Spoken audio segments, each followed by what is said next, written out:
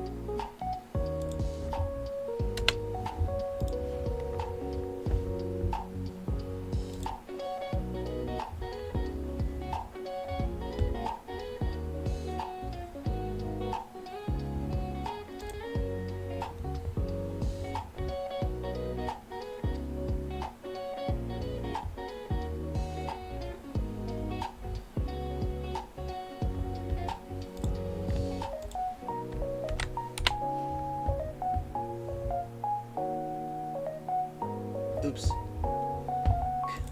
That's stupid.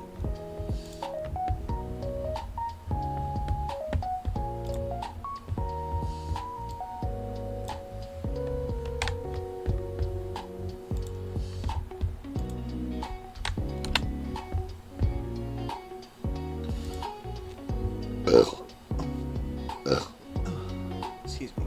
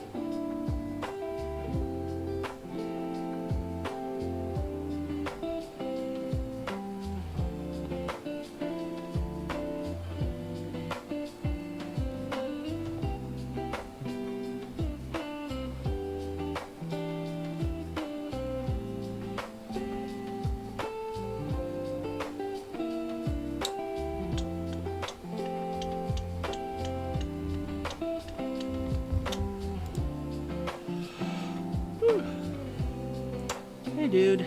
Hope you're doing well.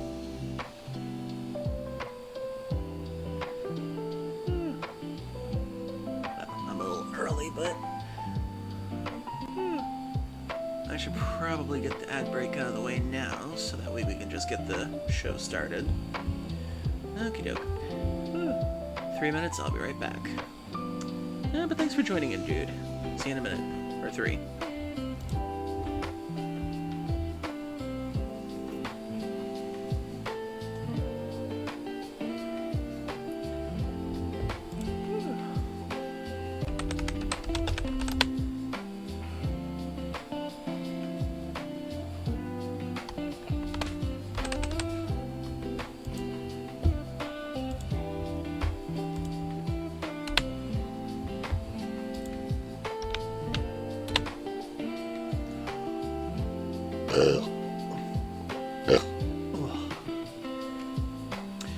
Hey, Andy. Hope you're doing well.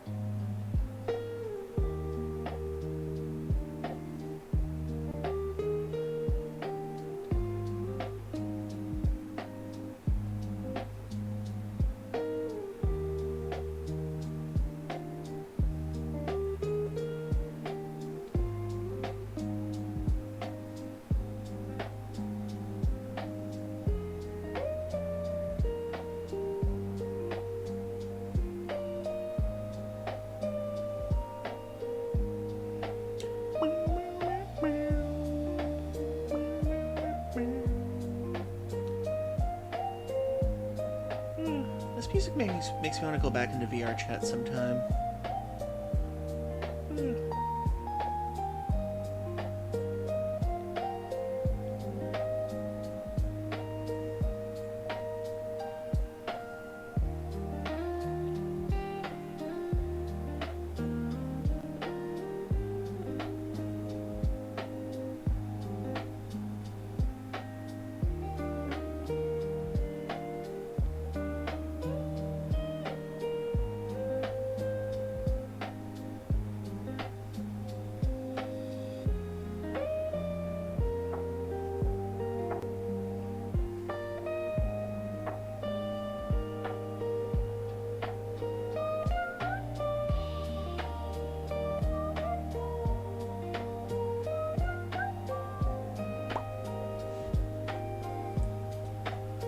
Okie dokie then.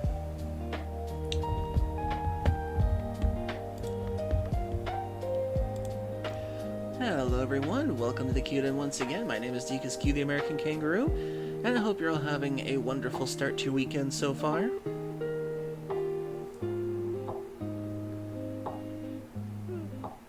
Yeah, I like the Meowjesty too. He's cute. We'll pay him a visit before we leave the area.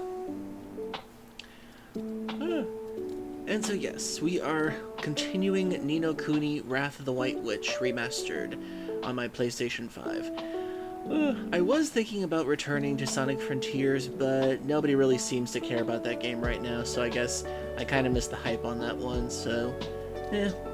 And then Ni no Kuni, everyone's kind of been wanting me to play it on Steam, on the channel for a while.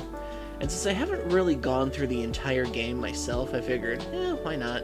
And it turns out a lot of you really wanted me to play this on here. So we're gonna keep going with Ni no Kuni until something else comes along, or we can separate them on the schedule. But for now, we're gonna go all in on Ni no Kuni for a while. Unless I can find another game to add to the schedule. Because I still want to get By Sweet Carol. I still want to play Pocket Mirror on here at some point. Also, I love the music that plays after you get the wand from him. Ah, yeah. I gotta look up some more game soundtracks sometime. Oh, and speaking of soundtracks, if you like what you're hearing right now, this is let's see. Oh, this is another playlist from Hanamori, a channel on YouTube that allows you to use their music on your channels as long as you properly credit them. So let me get the link here. Oh, no wait, I may have actually... No wait, did I get that right? Yeah, I think I got that right. There we go. Yeah, the YouTube one. This is Hanamori, and tonight's flavor is chocolate mint. Cool flavors with a sweet chocolatey twist. I love chocolate mint. Especially chocolate mint ice cream. God, I haven't had it in a while. It's like, I like the sweetness of having chocolate, and then like with the mint, it kind of feels like it's giving you like a fresh like breath of air inside of your nose.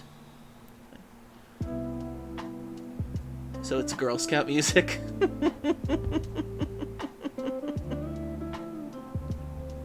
Girl Scout cookie music. I'll take a look at the picture on the thing, you'll see. And so hopefully everybody's doing good tonight. But as usual, before we get into the game, we talk about some things that are happening in the game sphere right now. Let's see. So one of the big things that's been happening in the game sphere recently is everybody is coming out with their opinion on the new Pokemon Legends ZA game. We were talking about this yesterday with Andy in their channel. And also, congratulations to Andy. Thank you very much for letting me be a part of your stream yesterday, and congratulations on getting affiliate. And this would be so much better if I had this on a sound alerts thing. Congratulations. You deserve it. And some belly pats. Anyway, so congratulations, Andy, once again on reaching affiliate. Hopefully we can do some collabs together in the future so our channels can mingle every now and then. And we'll share games, and we'll just do comments on each other or play multiplayer with each other. It'll be fun. So everybody make sure you're following Andy sometime. And let me give you a shout out.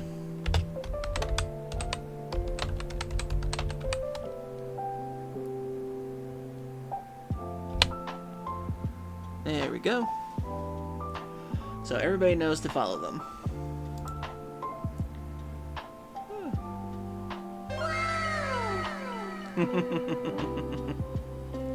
I keep forgetting I have that sound effect on here. Thank you, dude. Okay. So, now that we've got the congratulations done. So, one of the things I've been seeing recently since yesterday is Andy and I were talking about how the Pokemon ZA fiasco is starting. We're seeing so many different videos right now. We're seeing some of the ones defending the game. We're seeing some of the ones making editorials about why this game is just comfort food, why it's not that great, why the series is still in decline. And there are the videos that compare Pokemon Legends ZA to Digimon Time Stranger. And I gotta say, it's really interesting seeing that there's much more of a discourse this time compared to last time, because when it came to Scarlet and Violet, the Pokemon Defenders were out in full force that time. And a lot of them were just, like, praying that the updates, that they would fix the game, that they would be able to do everything, but sadly, most of those updates came in paid DLC, sadly. Oh, boy. Because Nintendo doesn't usually do, like, or the Pokemon Company doesn't usually do, like, regular updates or anything with some of their stuff. Once they put out a game, they barely ever do patchwork half the time, but after fans complained about it with Scarlet and Violet, they sent in some patchwork, and then they announced paid DLC after that. So it seems like this time around, fans are really starting to get fed up with the Pokemon Company right now, because the games kind of feel more like an advertisement towards whatever products they're shipping now. And as far as the anime goes, as far as I can tell, I don't really hear much about it. Ever since they retired Ash as the main character of the show, it seems ever since he was like taken out of the show, it feels like a part of the Pokemon brand kind of just vanished. Because I kind of miss that, because I liked Ash. I liked Jesse and James. I liked Brock and Misty. I liked all those characters. But sadly, as we all know, the voice actress for Misty and Jesse passed away. Ugh, such a talented actress. And she was around for everything. She was video games, she was voice acting, anime, everything. But as time went on, they decided to make a new character for the anime. I'm pretty sure it's some girl, but I can't remember what her name is. I know that she gets a Cativa, I think it was, for Scarlet and Violet, I think. Yeah, Jesse and James were so iconic, along with Meowth and like every other Pokemon they ever had on their team. I still miss the fact that Arbok and what was the other one called? Arbok and it wasn't Coughing. It was it Coughing?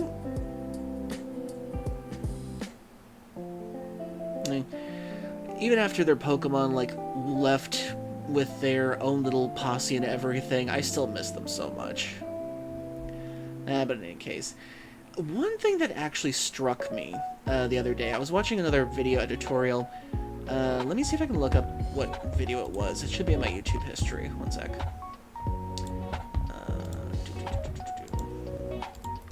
There was something somebody said that really resonated with me as to why the Pokemon community defends it so well. Let's see.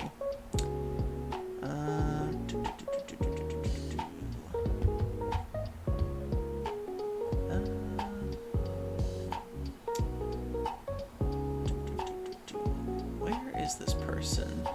I just watched their video last night.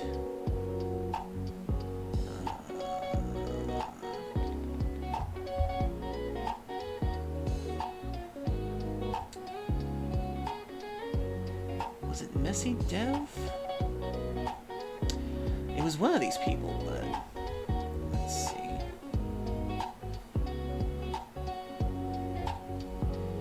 Sorry about this. I really want to get the name right because he said something really interesting. Let's see.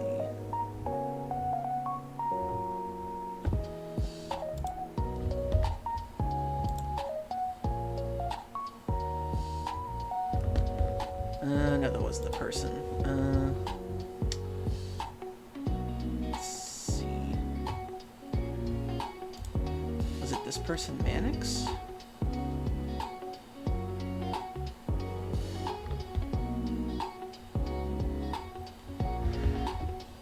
Ah, crap, I can't remember this person. Ugh. I was watching so many editorials last night about Pokemon ZA and people's opinions on it. I kind of forgot who they were. Was it this one?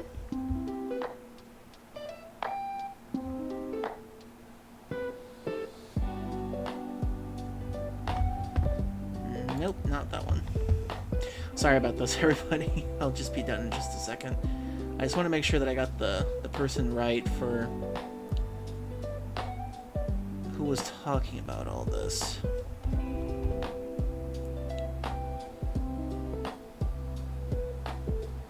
Oh, here it is. It was Omniarch TV. Here we go. So Omniarch TV said something interesting that I kind of found rather a bit profound when it came to describing part of the Pokemon community. And he said that one of the reasons why so many Pokemon fans defend the games vehemently is because it's part of a mental health thing right now. Because the world is pretty much on fire. We're all pretty much looking for any kind of comfort we can at this point, and Pokemon kind of represents a lot of people's childhoods, part of mine included. but I don't really defend it as much. But there are some people who just want to go into a Pokemon game, find comfort, and just remember better times, which makes sense to me and everything, which I can understand why some people would defend it vehemently, as they do. But it still begs the question, if you're such a fan, why can't you say that it still needs to be improved? Why can't you ask for more from it? And I guess that's just up to different people for different things, but oh well. Okay. So really quick, aside from that, as of now, the Metacritic score for that is still...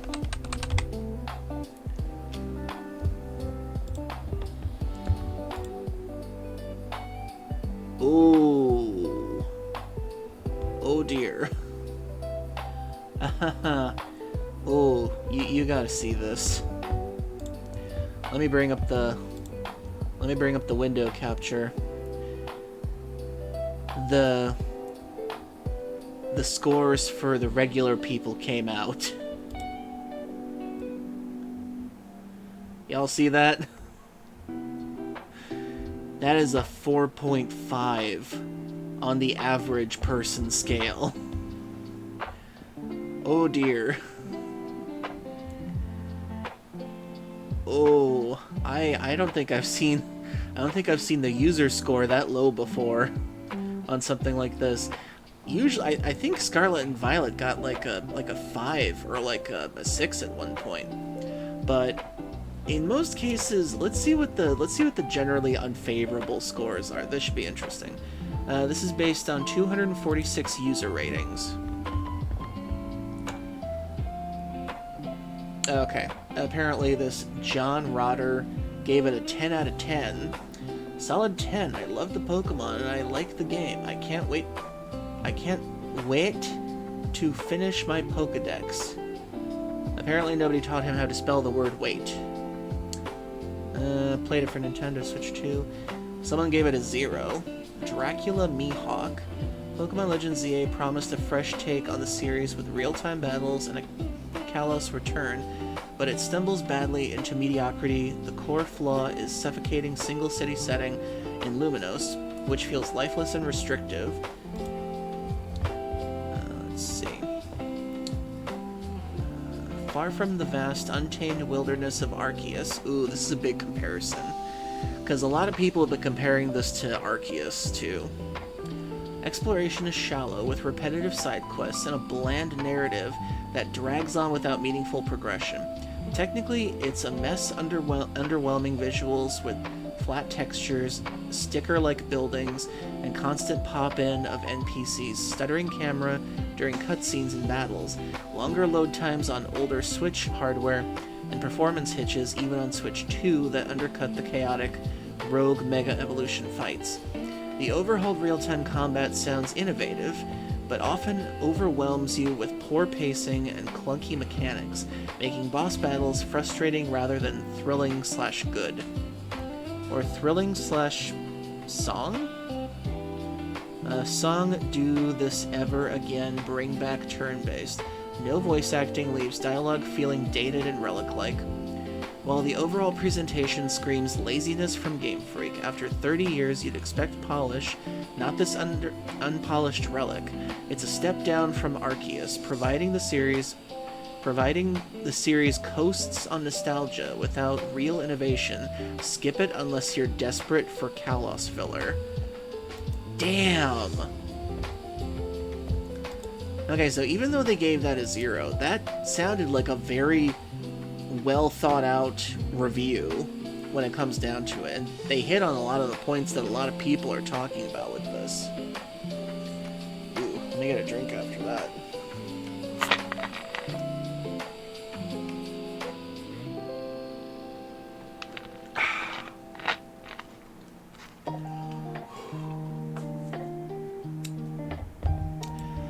Let's see. We got another 0, a 3. Yet another phoned-in lazy title by Game Freak. This game is lacking in almost every category. The price tag they're charging is shameful. I wish refunding was an option.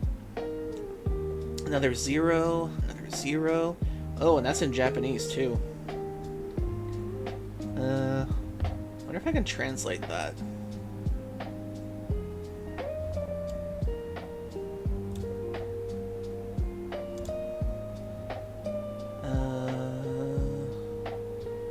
No, I can't translate. But that's gotta be bad. If someone from Japan gave this a 0. At least I think that's Japan. I think that's Japanese. If I recognize it as kanji. A 3 out of 10. It's so sad that the higher grossing company in the world puts the smallest of efforts into their games. 0 out of 10. 4 out of 10. 0 out of 10. 0 out of 10. 10 out of 10. 10 out of 10. I'm interested to see what these 10 out of 10s are. Probably the best Pokemon game since DS era, although it doesn't deserve 10 out of 10, just given it to combat review bombing, actual game is like 7.8/10, given how bad graphics are, but game has actual soul. I didn't need to slog through it like through Scarlet and Violet. Action combat is best thing that happened to this series. And why did you give it a 10 out of 10? That doesn't make sense. Generally some of the fun I've had in a Pokemon game. The ending was absolutely fantastic and made me tear up while also giving me a spectacle. The gameplay is amazing and had me finishing side quests. The narrative is also cool. Customization is the best I've ever seen. And I loved changing my looks for different sections of the story. The first time I wanted to replay a Pokemon game immediately. We got a 1, we got a 9, another 10. The game is a 7 out of 10, but gave it a 10 to combat the international review bombing. Oh, I get it. So we've got a lot of the Pokemon fans trying to give it 10s so that it counters the review bombing it's been getting right now for a lot of these things. But some of the review bombs don't seem like they're doing it out of complete hatred, but more like concern half the time. It's not perfect. Let's see. Another 0 out of 10. 6 out of 10. Yeah, this should be interesting. Pokemon... Oh, I think it's French. Pokemon reste un best seller mais resemble d'annoncer en année toujours et un projet. Yeah, it's French. I can't read it. Let's see. I know some users will think about what I'm rating it too high because I did 10, but I kind of like it because I was bored on only playing Mario and Zelda. So I tried to start to play Pokemon game with this game, and it gave me new feelings. Is it just me, or do some of the 10 out of 10s sound like either Pokemon defenders or bots half the time? Because I kind of feel like that's the thing going on. 0, another $70 for a 3DS looking game with no voice acting in 2025. Pokemon was ruined by Nintendo. We don't deserve such bullcrap of a game. I asked my 15-year-old son if he cares for Pokemon and any of his friends. He said no. My point is Pokemon has an older fan base, and yet they keep making games soft little kids who don't give a crap about Pokemon. This is actually something I've been kind of curious about lately too. Because when I tried playing Pokemon with my nieces and nephew, they didn't really like it at all. They hated the fact that we had to get through all the story first and everything. They hated the fact that there was so much hand-holding, and they just wanted to play with the Pokemon. And you barely got to do that at the beginning of Sword and Shield. I was playing Shield with them at the time. And they were praying for me just to skip all the story so I could do it, but there's no skip button in the game. And they just gave up. They didn't want to play it anymore because it takes too long to get into. So it feels like it feels like Pokemon is kind of losing the younger audiences too, and they're just kind of holding on for dear life with the older audiences who have been with the franchise since like the 2000s at this point. Let's see. Another 0, a 1, a 5, an 8, a 10. I was a bit confused as everyone seemed to love Legends Arceus, where I couldn't get into it. I don't mind the single map, and I love the new battle system. Would have given 8, but bumped it up to 10 due to review bombing. So it seems like all of the Pokemon defenders just came on here just to give it 10s to counterattack the review bombing. Cough 90s cough. Hi. Well, yeah, I'm a Gen 1 too when it comes down to it. But, yeah. Spoiler alert, this review contains spoilers. Ooh. The graphics aren't good, the bugs are awful, and the map is so small. Literally would rather play Scarlet or Violet than this game. Nintendo really screwed us on this one. I have a bad time understanding how you can profit $38 1 year, or wait, $3 billion 1 year, then come out with this game the next without even giving any effort to the game itself. It is really just sad. Yeah, so it seems like even the zeros and the lower scores still put in a lot of effort as to say why they don't like the game. Man, we're even getting reviews from, I think that's Spanish, and then we got another French one right here. And it seems like the majority of the good reviews are American.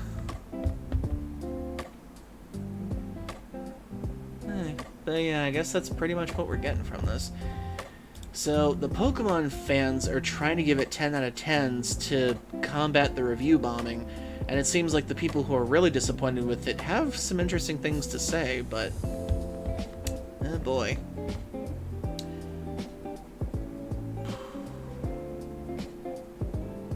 So yeah, when it comes down to it, we're pretty much gonna get this song and dance for a while.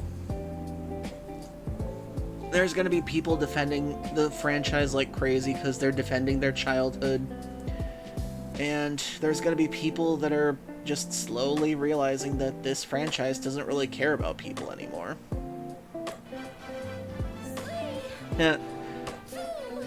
What a surprise, the US complains. The balloons!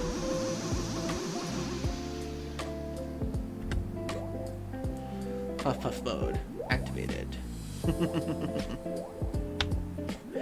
Okay, so I think we're done talking about Pokemon at this point, because we've pretty much said all we needed to say at this point, so we'll get into, let's see, okay, we'll get into other news, we'll see how that goes from there. But yeah, it seems like at this point there are a lot more people that are kind of frustrated with Pokemon at this point. They're pretty much saying that this... didn't know you can do this with this PNG. Yeah, it's a part of a tradition. Ooh, took me a bit to get the soundbite for this, though. In any case. So, with Pokemon Legends EA, it's basically comfort food, but not very good comfort food for a lot of people. So we're just going to have to see how this goes and see how Pokemon responds. But apparently, we found out something interesting from those Nintendo leaks that happened recently. Also, the puff sound a bit reminds me of something from Dragon Quest. Actually, it's from Dragon Quest XI, specifically. That's where I got the soundbite from. It's from a very specific part in one of the games that I really wanted to use for this. So I edited the sound effects for that. So anyway. Crap, what was I saying? Something about... oh, right. Now I remember. The budget, apparently, was revealed by two former Nintendo employees. The other day that Andy and I were talking about this, and apparently the budget was leaked. It was $14 million went into Pokemon Legends ZA. And the next game's coming out, Pokemon Wind and Waves, is supposedly, according to the leaks, costing the company $30 million. So, considering the fact that this already looks pretty cheap looking for all the millions they spent putting into this game, it kind of makes me wonder, can't they at least put in a bit more effort or give it a bit more budget? Because if this is what Pokemon fans are getting for $15 million, imagine what they could do if they gave Game Freak the money to do like $100 million for a budget or something like that. Or what if they licensed it out to another company that knows how to make games like this? Because Game Freak seems to have run its course with this franchise at this point, because as we all remember, Bandai Namco was the one that actually made the latest Pokemon Snap game. That game came with voice acting, it came with really good animations for Pokemon and everything. And it had an overall good story, surprisingly. And it feels like, by comparison, Game Freak is just kind of coasting at this point. Then we found out that apparently the director for the last bunch of games, Masuda, has actually been blocked from ever directing a Pokemon game again, so we're gonna see how that goes. Okay then, let's see what else is going in the headlines right now. So we'll bullet point this, we'll see how it goes. Arc Raider server slammed is blowing up on Steam. Demon Souls gets a new update for October 2025. Ooh. I imagine the Bloodborne community is kind of pissed hearing that right now, considering they're still begging Sony to put Bloodborne on PC or PS5 at this point.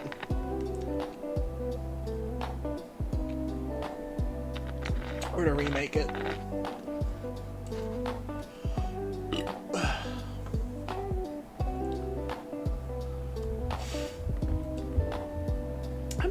I'm still wondering why Sony never put Bloodborne on PC, because it seems like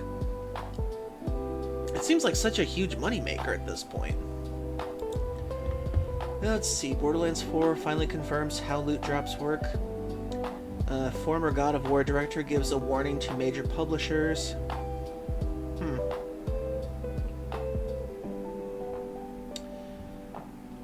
Kind of wondering what this warning is. Let's see. Former God of War studio head Megan Morgan, Junio, has warned major publishers not to focus solely on big-budget AAA games. As the gaming industry has grown, so too has the scope of games themselves. The big players in the space have also struggled with disappointing sales and financial difficulties. Now the former God of War director has offered some insight into how companies might avoid the worst consequences of these trends. God of War itself stands out as a massively successful AAA franchise. The current-gen revamp that kicked off in 2018 was a small hit, and now there are signs of a new God of War in development. Possibly either a mainline game set in Egypt or a spin-off that may drive into another genre. While the details are still a mystery, hype is high for the franchise, but one of its former leaders has suggested that the industry may need to move away from such big AAA releases, at least a little. Former Santa Monica studio head, blah, blah, blah, blah. In a conversation with game developer, Junio, who served as Santa Monica Studios' co-head and director of the product development until 2015 June, said major game publishers have become too focused on AAA titles after the pandemic. That's actually very true.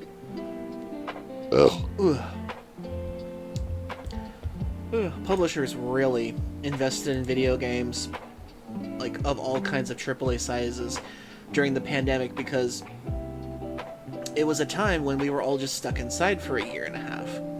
And people played video games so much that the sales went up like crazy. And the industry thought, hey, this could keep only getting better for us. But then people finally had the pandemic over, and then they finally realized, well, we don't have to play video games all the time. We can finally go out now. And that kind of ended that, and so we've been seeing the effects of that big bubble burst for a while now. Junio expressed belief in the power of creativity and innovation in gaming, saying that looking beyond big budget projects to explore lower investments but more experimental games could yield the kinds of results studios want. It's easy to see where that line of belief comes from, as in past year, Split Fiction sold more than 4 million copies in mere months, while EA's major titles like Dragon Age The Veilguard and EA Sports FC 2025 fell short of expectations. I still need to play Split Fiction at some point. I still need to play It Takes Two at some point too, but I don't know if I'd have the patience for those right now. At the same time, Junio did not write of AAA games entirely highlighting a potentially really large payoff when an expensive title with a long dev cycle does perform well. However, she stressed that pouring more resources into these kinds of games without diversifying into others, perhaps more creative projects, may not help break the cycle of layoffs, closures, and cancellations sweeping the industry. Despite some massive recent launches, times have not been kind to the gaming sector, with Microsoft laying off thousands of employees in 2025 and many developers seeing their doors shut and projects canned. Well, the reason why Microsoft is doing so many layoffs and everything is because they spent a massive amount of money getting Bethesda and Blizzard, or Activision. I mean, they spent more than $100 billion getting those two things exclusive to them, and what happened in the end is they ended up costing them so much more. I mean, when it comes down to it, the reason why Microsoft had to lay off so many people that were outside of those studios is because they paid $40 billion for Bethesda, and I think it was another $40 billion for Activision. And when you put that kind of investment in those studios, you're thinking, oh, well, they're gonna make some money for us eventually. But the problem is, they're turning out shit. They're not turning out the profits like they used to. And so what do? They axe every other smaller developer they have in the process, just to save money from those ones. Because they thought Starfield was going to be the next big, evergreen game, but not even modders want to make anything with that thing. And that's one of the biggest problems that Microsoft has, is that they haven't been able to judge good games for a while now. And at this point, they're kind of just floundering with games. They've been investing more in smaller studios, but now they're just closing those studios down now, which is incredibly sad. And then, when it came to Sony with Concord, they bought the studio that was making it for like $100 million, I think it was. And they spent 8 years and nearly $500 million trying to get that game to work, after rewrites and redesigns and everything, and it turned out to be one of the most mediocre games of all time. Oh my goodness. And they said it was supposed to be like the next Star Wars. And that's the thing that's happening, is the fact that a lot of these game studios think that if you pump more money into these things, that's just going to appeal to everyone. It's not going to appeal to everyone. It's a tried and true formula at this point. The most successful games we've seen in the last year, actually the last 5 years, have been indie games, AA games, with like Silksong, Clair Obscur, Hollow Knight, the Like a Dragon series, Persona. We've seen Metaphor Refantasio. We've seen smaller horror games make millions on like paper clips and shoestring budgets.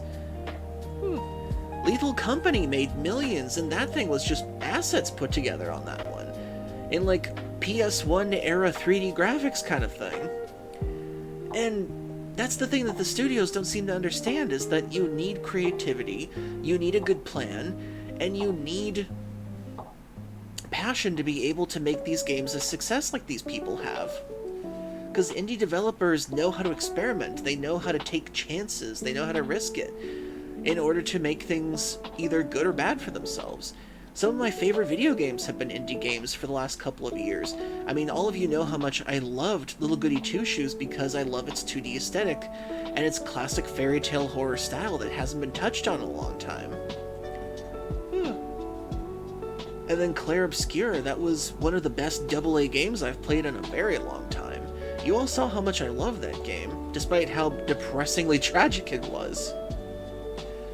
And the thing is, with a lot of the AAA game industries, they're either sticking with IPs that they know to be successful, that are safe for them, or they're going to do something that is so generic and so bland that it will literally lose them money because they think it's safe. Ooh, excuse me. So, when you really think about it, the AAA companies shouldn't be pooling all their resources into one thing that is not going to work in the end, because that used to be the big play back in the 90s and back in the 2000s. That was the plan back then. There used to be this thing where these companies would experiment with smaller games, and then those profits would lead to the bigger game, and then the bigger game's profits would leak out into the smaller game experiment ideas. And that used to be the good way to make video games in your companies. But then as soon as the 2000s, the late 2000s and the early 2010s started happening, then suddenly all the game companies were like, well, we should only invest in these cinematic games where you can see people's pores on their skin and the spit when they talk to other people. And then we saw how that happened. The cinematic games were good for a while, but then we got tired of them because we saw the formula over and over again. But when it comes to indie developers, they know how to take risks. They know how to be creative within limited budgets and everything. They know how to plan these things properly. While as AAAs, they just think, oh, we'll just throw money at the problem and it'll go away. And what's worse, they're thinking that they can cut out the compassion and the creativity altogether and invest in AI at this point, which is incredibly stupid. Because the only thing AI can do is copy what other people have done, mix it together in an algorithm, and make what's safest and popular. There's no creativity there. It's impossible. So I do agree with her. AAA needs to focus more on smaller titles and less giant budget video games. Set precedents, do experiments, lower the budgets. Make it so that game directors have to be creative within a budget, because some of the greatest films of all time were created on budgets. Alien originally had a $120 million budget, and they went over it, and they had to lie to the film studios in order to get the film complete. Steven Spielberg wasted most of his budget renting out Martha's Vineyard in order to shoot most of the scenes there, and the Mechanical Shark, they had to make like 5 or 6 of those, and that ate up the budget like crazy, and that became one of the greatest summer horror films of all time. Yeah, creativity feels like it is starting to die in a lot of the AAA space because they don't know how to be creative. They don't know how to take risks anymore.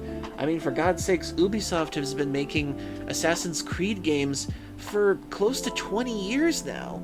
That's a franchise that some people just buy into at this point because of out of obligation, because they love those games. I mean, sports games have to be one of the most least creative I've ever seen in years, because now they're becoming gambling things now. I mean, there was that one soccer game that tried to give like a story for a soccer game, but that's pretty much all I heard about it. But when it comes to the AAA space, they've only focused on what can be safe and what can be tried and true. And after a while, your fan base does recognize that. Your fan base does understand why that's happening.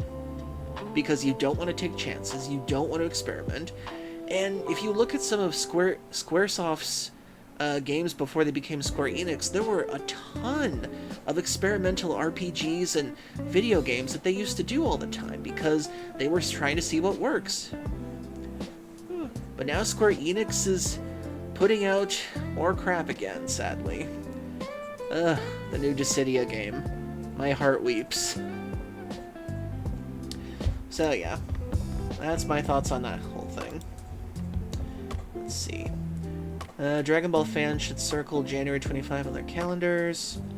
Xbox Game Pass Ultimate adds surreal Day 1 game from Microsoft Studio. Ooh. Sony seeks injunction against Tencent's alleged Horizon knockoff. Ooh, dear. Let's be honest, you can't do much with sports games when it comes to creativity unless it's extreme sports. Very true. Very true. Yeah, because recently I saw this thing called, like, Superhero Soccer or something on Steam. Giant muscle lion man for a character? Yes, please. Let's see. Let's see. Sony seeks injunction. Okay, I remember the story was happening before.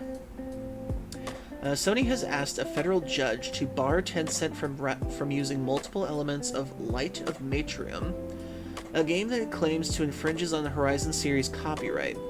The company wants its preliminary injunction request against the alleged Horizon knockoff to be heard before the end of 2025. Ooh, this should be interesting. Okay, so originally when I first saw this, my first thoughts exactly were Sony was probably going to sue them because it sounds way too close.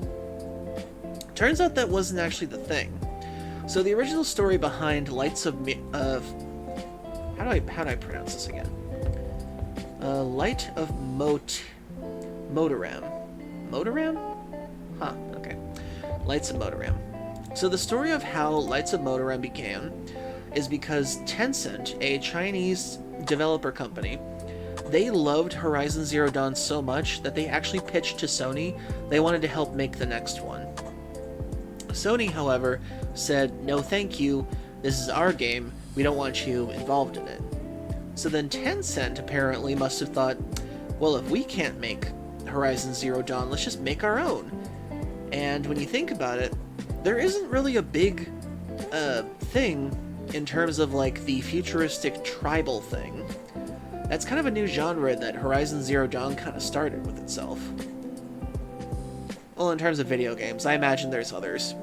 In terms of like sci-fi stories and that kind of thing. But in any case. So Tencent decided to make their own. Sony saw the trailer for it and was like, sorry, you can't do that. We did it first. But the problem is that Tencent kind of does everything slightly off so that you can't really sue them for it or try to block it because technically it's its own thing, it just borrows things from Horizon Zero Dawn from what I can see. So let's read the rest of this.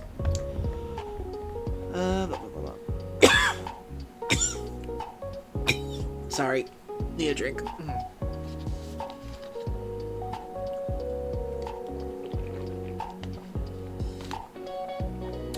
There we go. Okay. Social media users have been accusing Light of Motoram of copying Horizon since the former November 2024 announcement. Sony appears to agree with the sentiment, having eventually sued Tencent for both trademark and copyright infringement. The complaint filed for the U.S. District Court of the Northern District of California in late July 2025. Tencent filed a motion to dismiss the lawsuit 2 months later, arguing the Light of Motoram merely follows time-honored tropes, much like Horizon does. Which is actually a good defense when you think about it. Because the more Sony fights this, the more they're probably going to be more famous and people want to buy it, is what I imagine. The Japanese gaming giant responded to its Chinese rival's motion with a preliminary injunction request submitted on October 15th. Sony is asking Judge Jacqueline Scott Corley to force Tencent to redesign Light of Motoram's protagonist, a flame-haired tribal huntress that it argues can be mistaken for Horizon's Aloy. Let's see.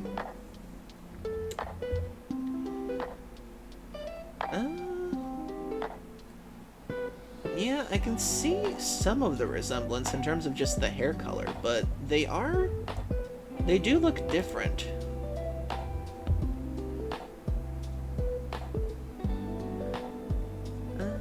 As far as I can tell, there are similarities.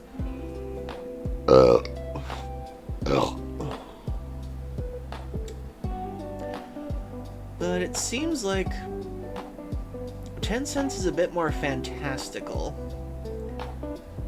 I mean, yeah, there are huge similarities in this sense, but when it comes down to it, it's kind of like the Nintendo versus Pal World lawsuit.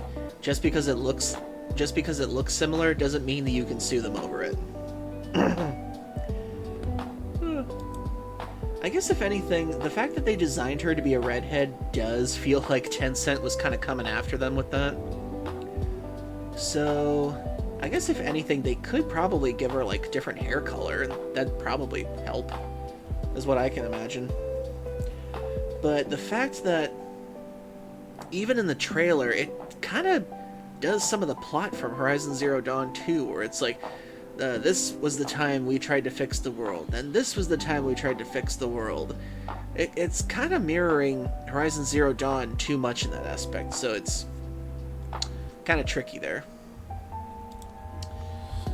Let's see. The filing further seeks to force Tencent from using select story and visual elements from Light of Motorim. Sony argues that the combination of animal-like machines, vibrant post-apocalyptic scenery, and tribes is a strong indicator of the game being a knockoff.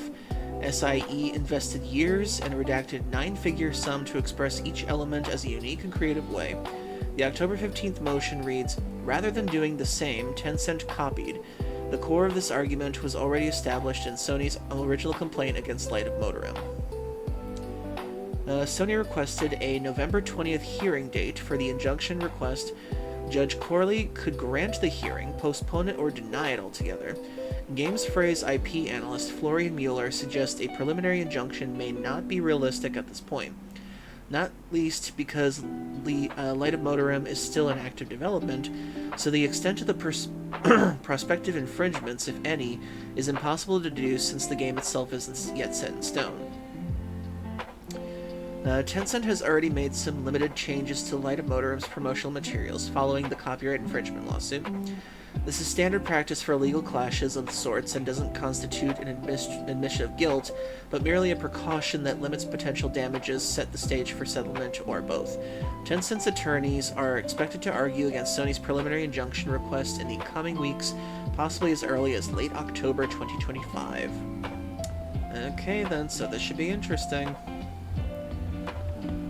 So what are your thoughts, chat? Do you think Sony has a case, or do you think China, or do you think Tencent was able to change things around a bit so that they could still do their own thing with this?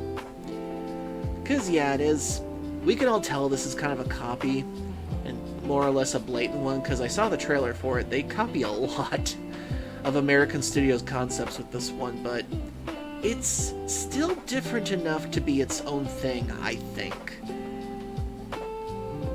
So this is a very, very controversial one, because I don't know if this is going to be...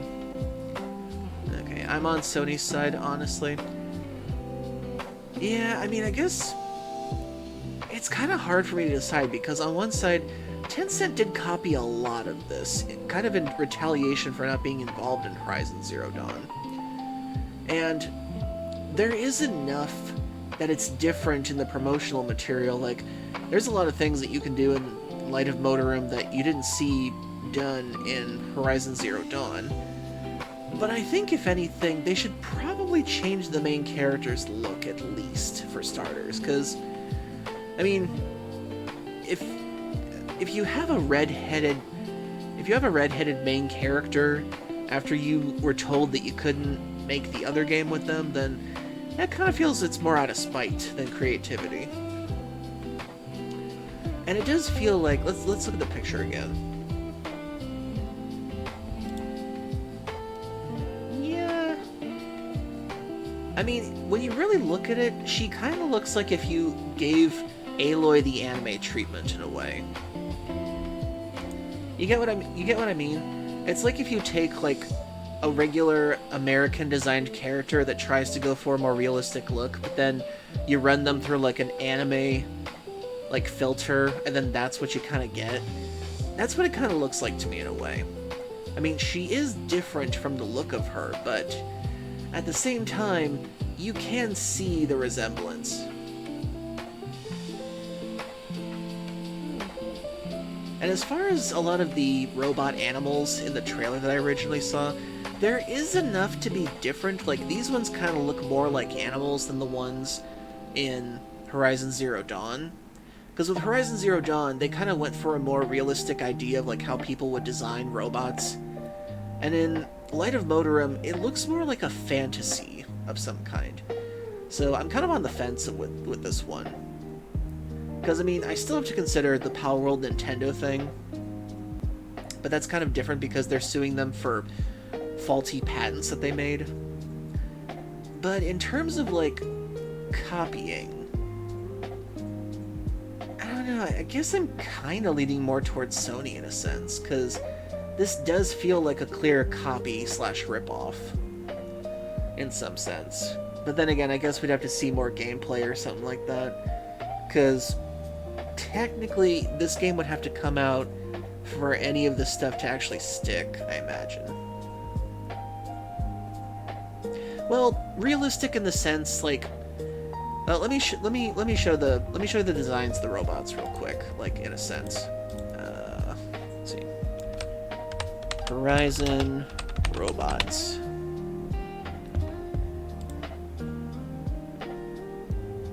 Okay, so with some of them, they do have the animalistic features in them, but it kind of looks more like it's more like on like a practical side in a way. Is what it looks like to me.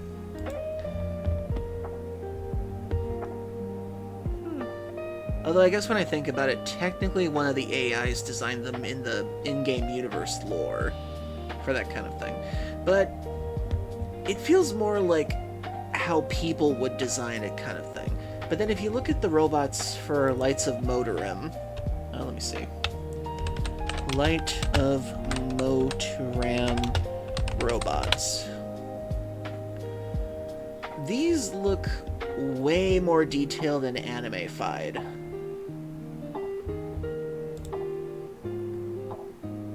Like, these have much smoother edges to them. They have much more detail in looking like animals than robots, I suppose. So it's like, there is some distinction. Ah, Gorilla one. Creepy. So there is some distinction in how they're designed in a sense, but at the same time, I can see how it looks too much like Horizon Zero Dawn. I don't know, it skirts the idea of like a complete copy or a trace for me. It's like, it's different enough to kind of be distinct.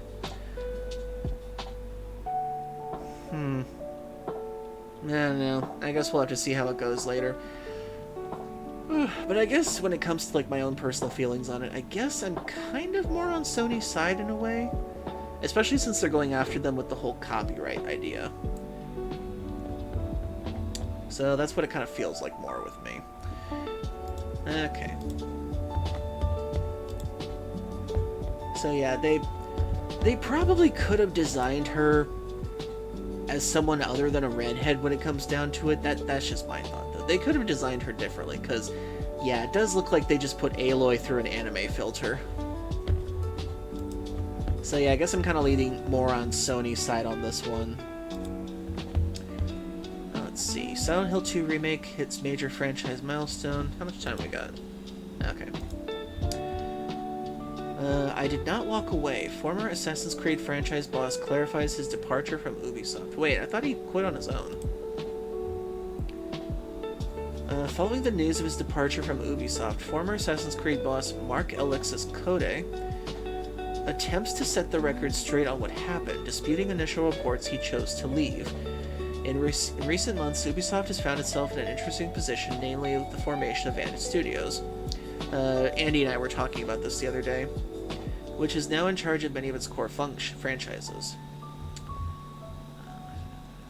So, Ubisoft leadership teams such as Vantage Studios co-CEOs Charlie Guillemont and Christopher Derenay disappointed. However, new insight from the Code himself seems to counter the initial report. In the new post on his LinkedIn profile, Kote attempted to clarify the events based on the recurring theme he has been seeing since the announcement. Essentially, Kote states that he did not choose to leave Ubisoft, and the franchise that he still has passion for. Kote claims that Ubisoft simply transferred the leadership of Assassin's Creed to someone closer to its new organizational structure. He also went on to reveal that he was offered a different position, but it was one that felt didn't actually have the same level of scope as to what he had been doing with the franchise as the franchise boss. However, even though all that, Kote reaffirmed his love for Ubisoft and that he has no resentment over how things seemingly ended. He reiterated that he didn't walk away, staying on as long as he could until Ubisoft leadership asked him to step down.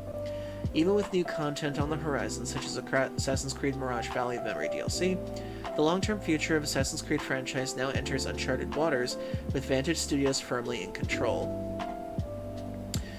And as what we talked about before, Vantage Studios is what Tencent invested in. Oh no, that's not what I meant. Oh, okay. Oh, we got a bot. Monumental Voicenu? Weird. Well, you're banned. Okay. Okay, let's see. Going forward, it's unknown how the franchise will be impacted by the void left behind by Mark Alexis Kote.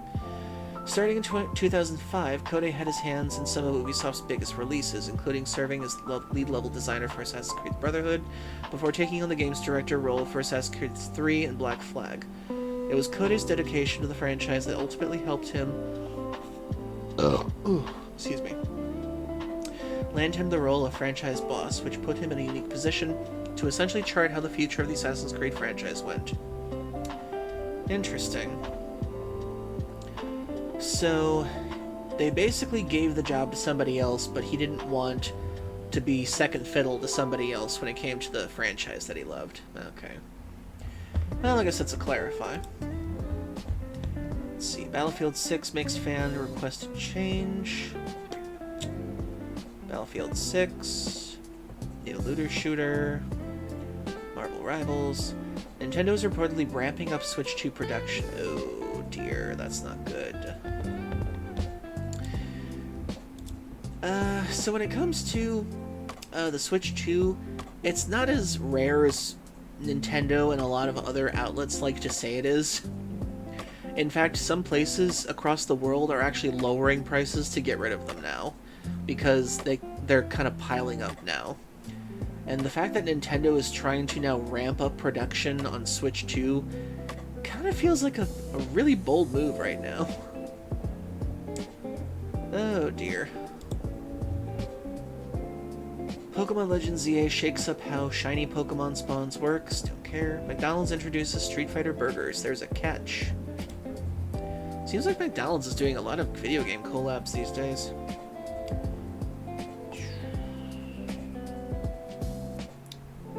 Street Fighter menu items. Oh, they have a post.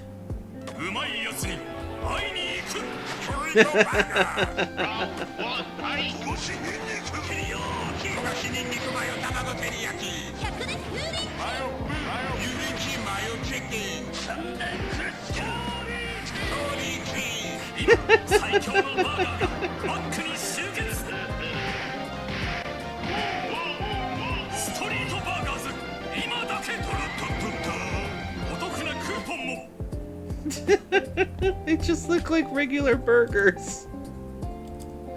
Oh god, that was funny. I didn't need to understand Japanese to know how funny that was. Oh my goodness.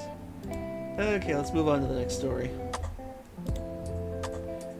Let's see. Glenn Schofield comments on the possibility of Dead Space 4. Oh dear. Boy, this is going to be interesting. Glenn Schofield comments on the possibility of Dead Space 4. Over 17 years after launching the original Dead Space, series creator Glenn Schofield wants to turn his sights back to the world of sci-fi horror, voicing an ambitious desire to pursue another sequel to Dead Space 4. While he was not involved with the development of the second or third installments, from what I've heard, that's actually a good thing. In the iconic franchise, Schofield is not giving up hope on potentially returning to Dead Space with a future release. Considered to be among the best action horror games of all time, the original Dead Space is beloved for its brutal combat, iconic necromorphs, and surreal space setting. Despite impressive critical and commercial performances of the first two entries, Dead Space 3 was widely considered to be a step down from its predecessors. From what I remember, wasn't Dead Space 3 like the one where you had to be playing 2 players in order to like do all the stuff you needed to do or something? And then it had like the worst cliffhanger ever or something. Looks like NS2 is still high in many places from what I'm seeking. With many years having now passed following the game's mixed launch, audience hope for a revival of Dead Space series with a brand new sequel has been reignited thanks to fresh comments from the IP's original creator. Will Dead Space 4 ever happen? My guess is no. During an interview with Gamescom Asia x Thailand Game Show in Bangkok, Glenn Schofield was asked about the future of Dead Space franchise, to which he responded optimistically about wanting to work on Dead Space 4. He quickly prefaced that he had already spoken to EA about the idea and was immediately met with rejection. However, the recent buyout of Electronic Arts has left Wait, when was EA bought out? Has left Schofield feeling like the possibility of Dead Space 4 is still on the table, so much that he is already making calls and trying to see if there's renewed interest in anyone buying the rights. Wait, when was Electronic Arts bought out? Did I miss that? EA buyout.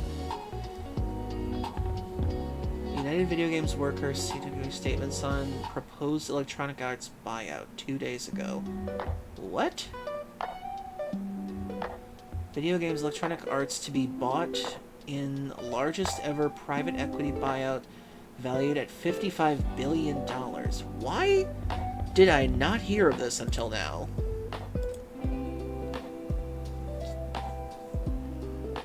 Huh. So EA is actually getting bought out?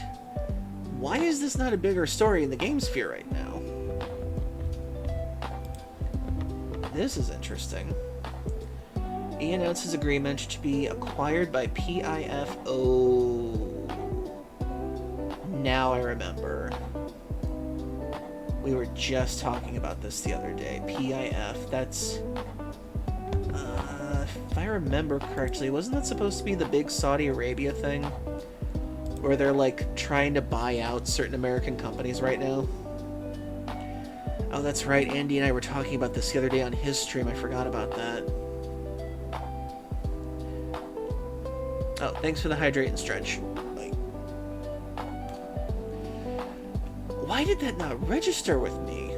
That is so weird. Okay, in any case.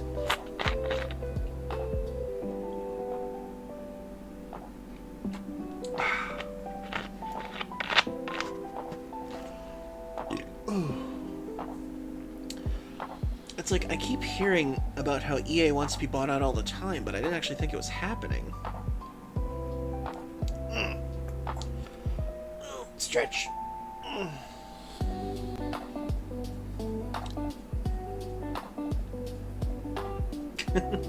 Ryo has food on brain, but belly with helium just mixed it weird. Okay, so EA apparently is getting bought out by the Saudi Arabia company PIF. Okay. So that's what he meant by that. So Schofield is trying to take advantage of the buyout in hopes that somebody will try to get it. One crucial hurdle for the enthusiastic ambitions of Glenn Schofield in the current political controversy around the EA buyout, potentially spelling trouble for any new pitches for Dead Space 4 or any other upcoming projects from the company. As it stands, there is currently no official indication that Dead Space series will be receiving any more remakes, let alone full sequels anytime soon. Man, I completely forgot about that with PIF. But yeah, the fact that they want to buy an American company is still kind of weird, and it's... I don't know how that's gonna go. Oh, crap. Looks like we actually have an ad break coming up. I pretty much used up all the time for the first thing. So, 3 minutes everybody. Get a drink, get a snack, use the bathroom if you need to. We'll break after these messages. We'll start up the game. Stay tuned. And I didn't have time to push the buttons, so we gotta wait for it to go.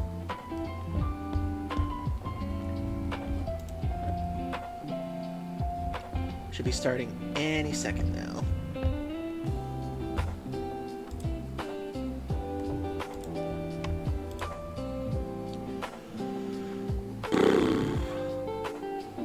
Come on, ad thingy. Start up already.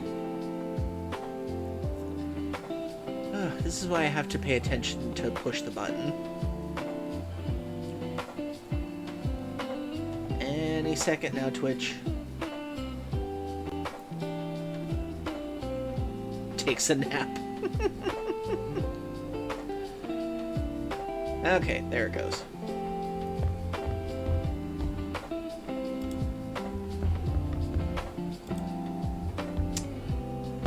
I guess that's pretty much everything for the... Oh yeah, that is it. Okay.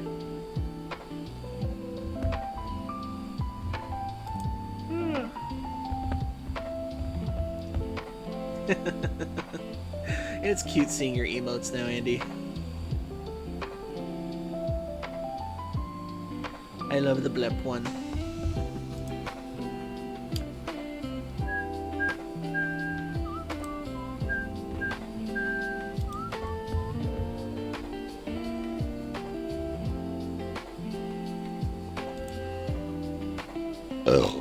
Excuse me. Oh, welcome in Fear and Deep Fried.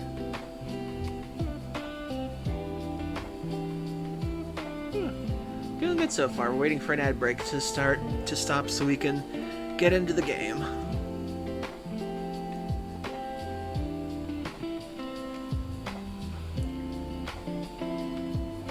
Interesting emotes.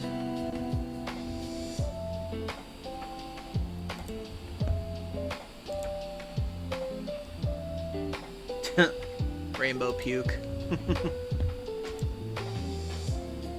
I'm about to be starting this game here in about 10. Love it. Rainbow friends. That reminds me, I gotta make a Cheers emote sometime. That was really cute the other day.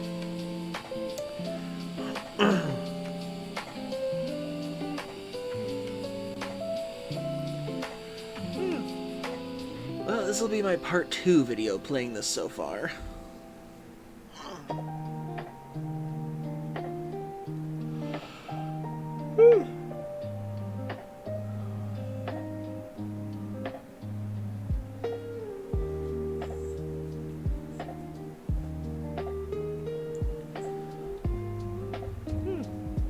Now, those are some cool emotes. Here are some of mine.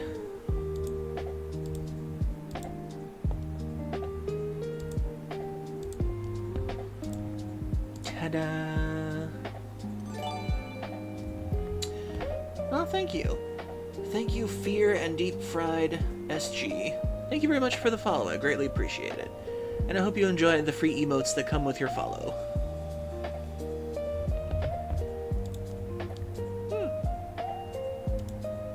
You get such wonders as... Wave, sad, anger, pets, and excited. Those are your free ones. You can call me Deep Fried. Nice to meet you then. And thanks for joining in. You are follower 564. Thank you very much. We're hoping to get to 600 by the end of the year. Or hopefully next year. Okay, now we're back.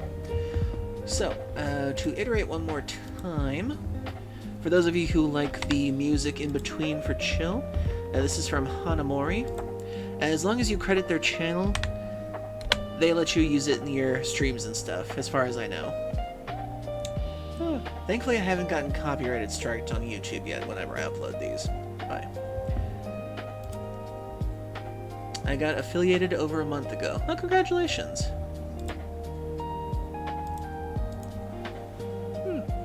Well, let me give you a shout out in return. shout out.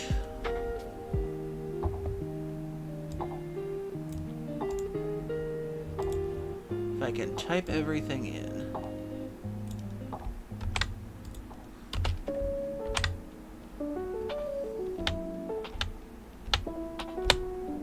There we go. And I'll give you a follow in return.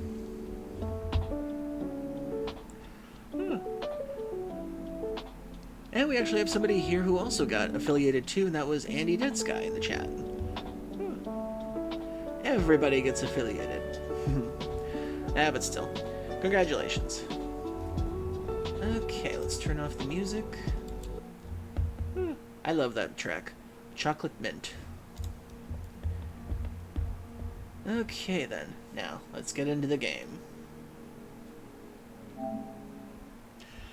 So this will be our part 2 of our current series.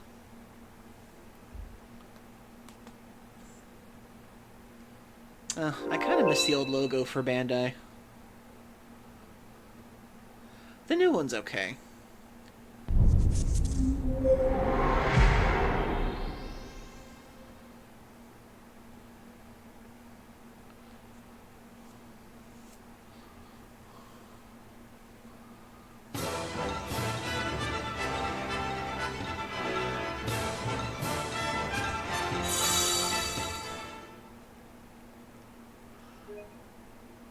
Kuni, Wrath of the White Witch. Okay then.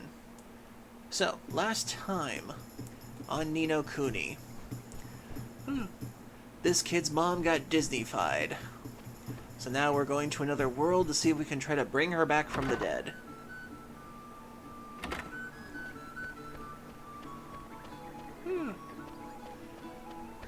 And so we did all of the exploration of Ding Dong Dell. Except I still can't get this damn treasure chest over here yet. Apparently I can't access green treasure chests yet. So far I can get blue treasure chests and red treasure chests, but I can't get purple or green yet. So I'll have to figure that out later.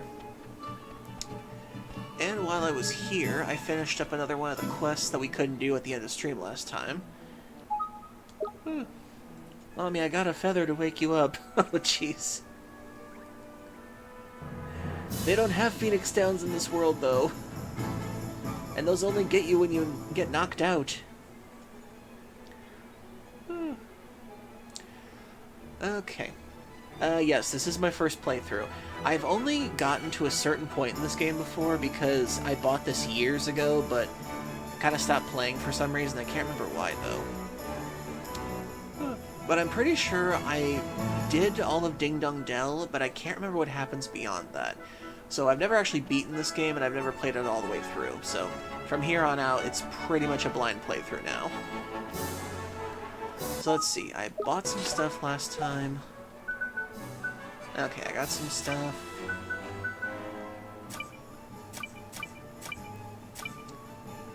And I still have these tickets, which I don't know what they're used for.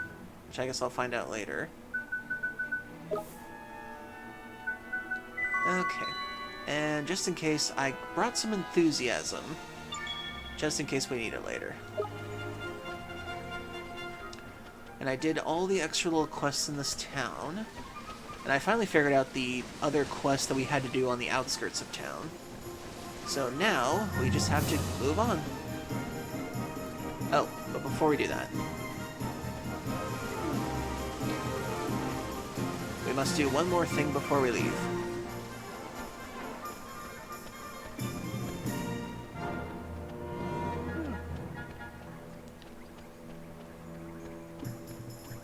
I do love the concept of being a wizard in games like this because I feel like that's not really a job that's touched upon a lot. Especially in the fantasy setting. You're usually like a warrior or a thief or something like that. But when it comes to like learning like complex spells and everything, I feel like that's not really a character job that's really touched upon much. So it's really cool learning all the different spells and stuff you can do in this game.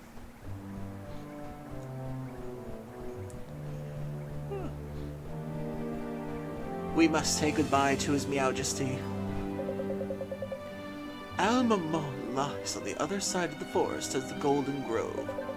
It is a city whose size easily exceeds that of one's own beloved Ding Dong Dell. Its ruler is also rather...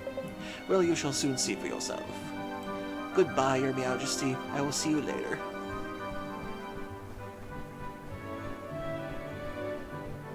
Oh, I'm sorry. I'm sorry, Deep Fried.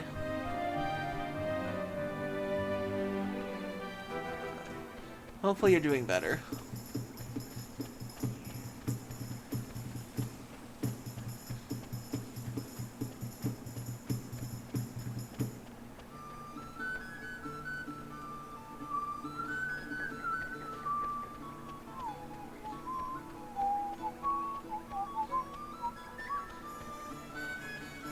Okay. So I believe that's everything we can do in here for now.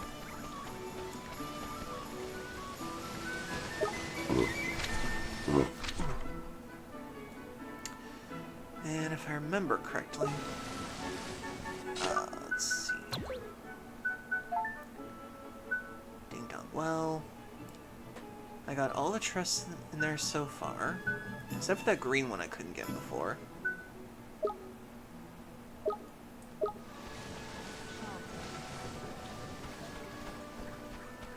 So I'd say we're good to move on to the next area now.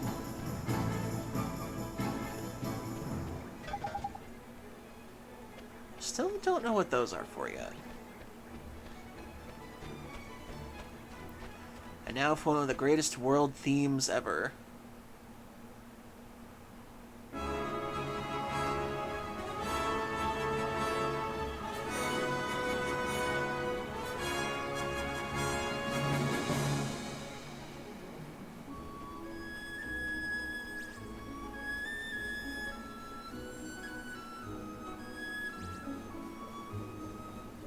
Now they run from me. I have become too powerful for this area.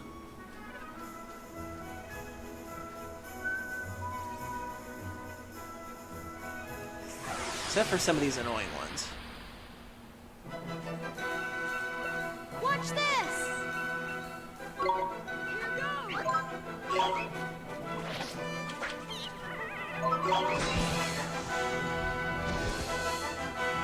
We won!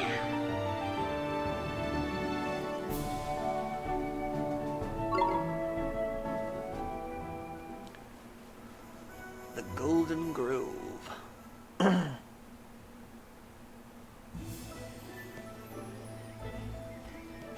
That's a good attitude to have, Deep Fried.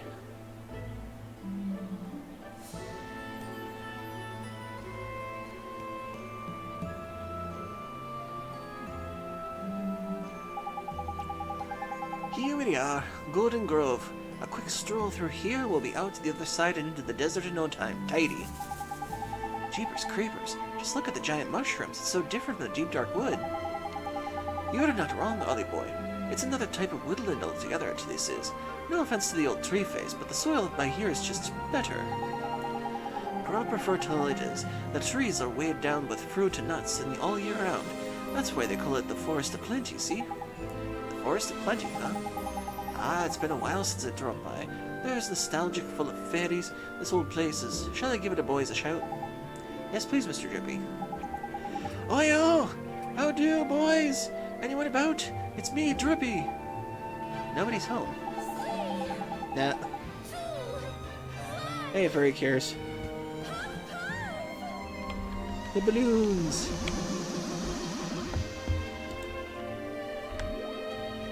Puff puff mode activated. Ugh. Hope you're doing well, furry cares. Yes, I got the benefit that lets me run faster in the overworld. No fairies in town and none in the forest neither. What happened to them all? Maybe we should go deeper in the forest. We might be able to find out more there. Well, since we're here at the way anyway, let's just push on through to Alma Moon and see what we can see, shall we? Okay. Boy, I sure hope we meet some of your fairy friends, Mr. Drippy. Let's see. Life lessons, dangerous places, progress report, creature compendium, journal.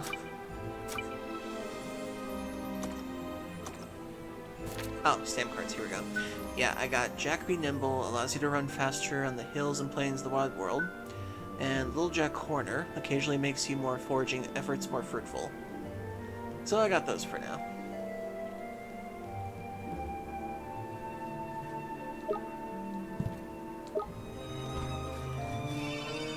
Okay, save on the way in.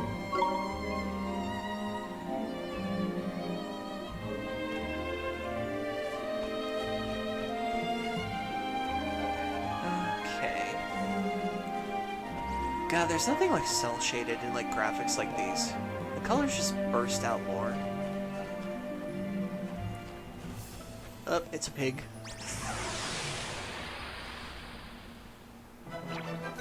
A sore boar and a nap cap.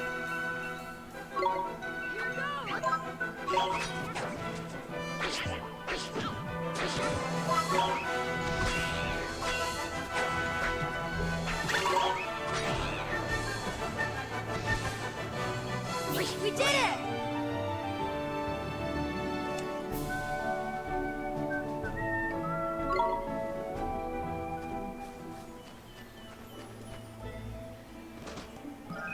A sandwich.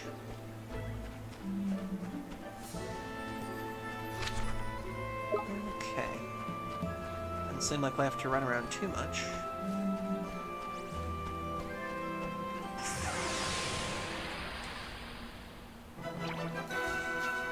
Let's do it!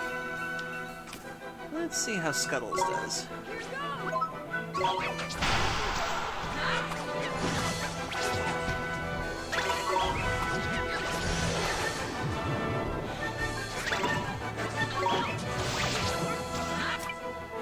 Let's take you back.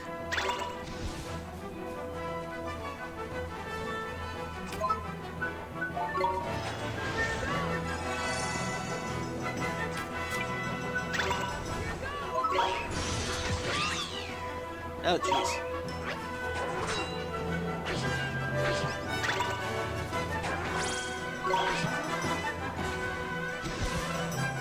We did it! Accidentally disconnected. I have to hop out for now until my laptop fixed. I'm limited on my phone. Glad to meet you guys. Hope to become friends. Well, thank you for coming along. And it was nice to meet you too.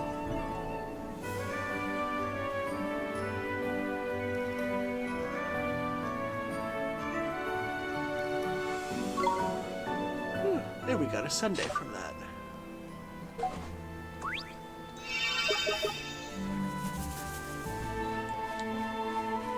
Whoa.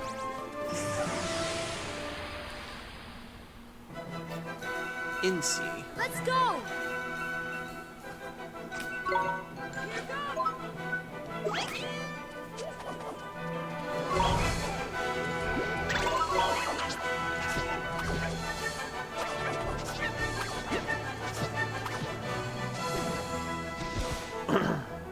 We did it!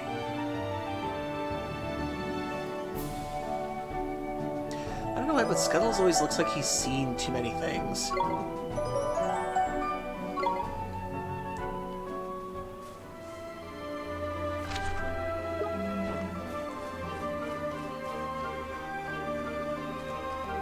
Oh, can't go that way. Interesting. Oh. When did you show up?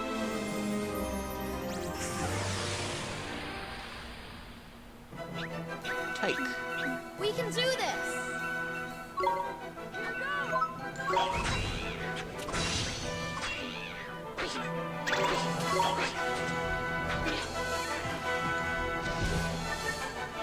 We did it! Excuse me.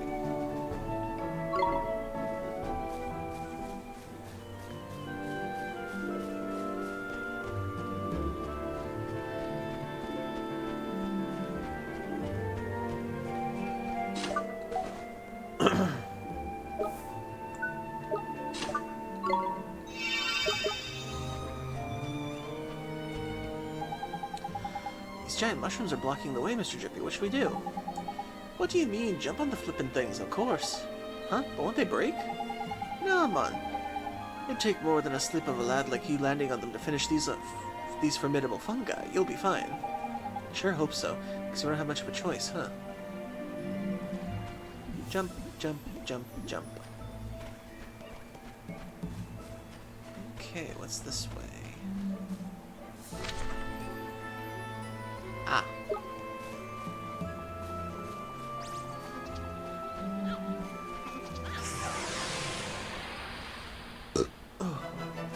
Worker Bumbler. Come on!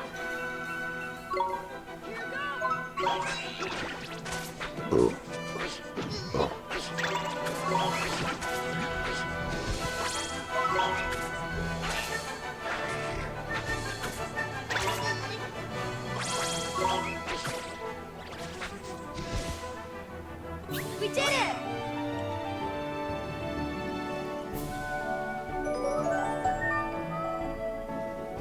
Actually surprised how much quicker he's leveling up compared to me. Slash, he reaches level 10. Slash, he learns Smash Hit.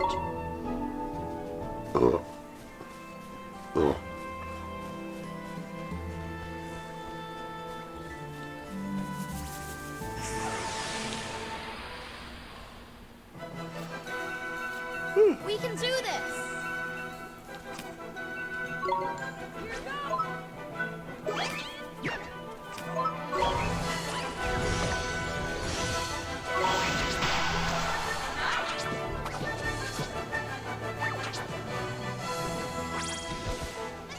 Nice. Nino!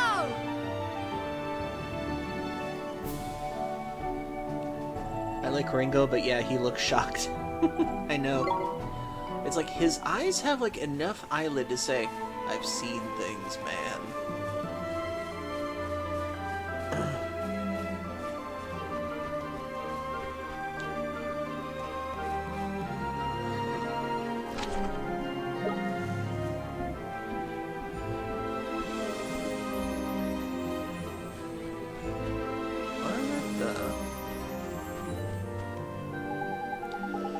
Boy, man, it's a blinking robot. Looks like we've been lying. It's been lying here this whole while, but well, it's not going to help us get through the forest. But best just leave it there for now, ain't it? Weird. Are we somehow in Castle in the Sky now? Obtain the set of beast fangs. Okay, who can equip that? The knife-like fangs are ferocious wolf. They are very sharp and excel at finding enemy weak points. Ooh, even better for you. Dang it. Well, all he needs is more.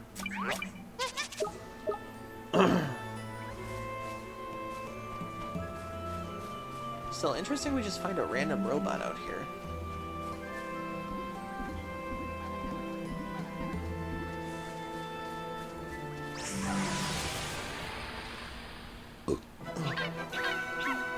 Let's go!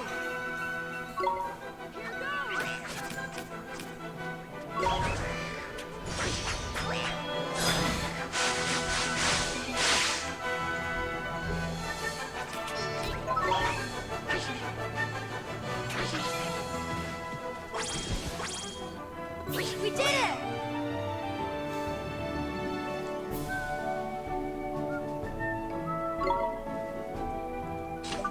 That's right, I forgot I need to... Let's see, instead of Sandblast, we'll try... Let's see... Pent-up energy pummels a single enemy, dealing physical damage. Now let's do it. Sandblast doesn't really do much.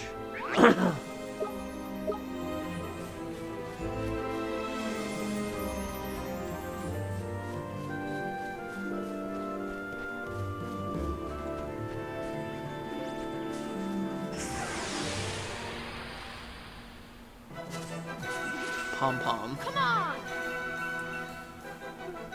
Pom-pom, way, way, way, pom-pom, way, pom, way, pom-pom, pom-pom, way, way, way, way, pom, way, pom, way, way. Sorry, that song got stuck in my head.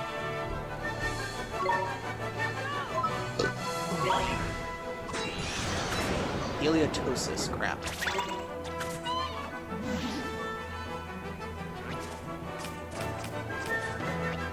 Okay, these items.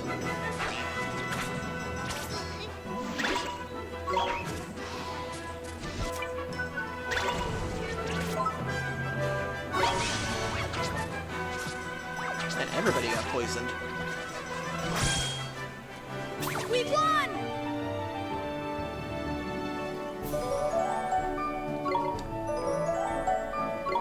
Yay. Okay, thankfully the poison doesn't last outside of battle, for the look of it.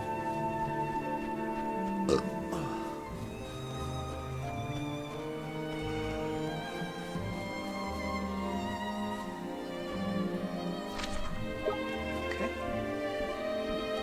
Treasure.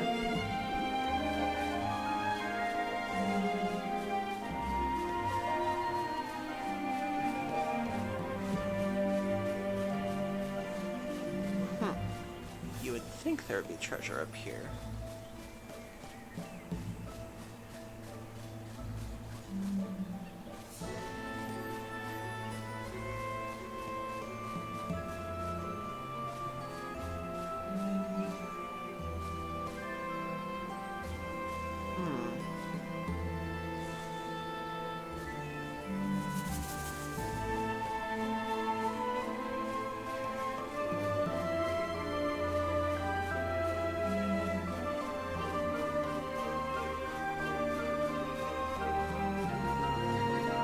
No secret path or anything. Why is this up here?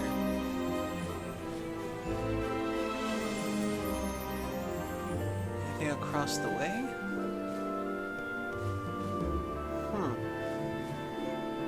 Or this is one of those you come back later and something happens things. Otherwise, it's just a weird waste of time.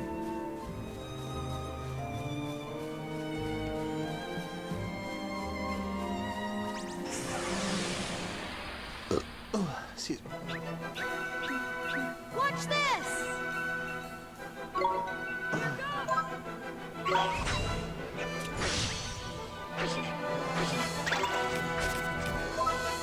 Do smash hit on you. We won!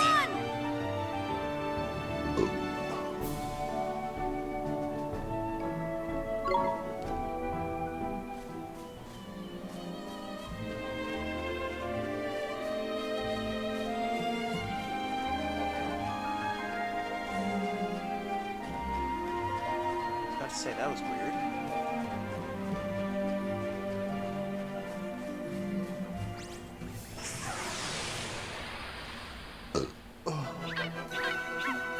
Let's do it! Here goes!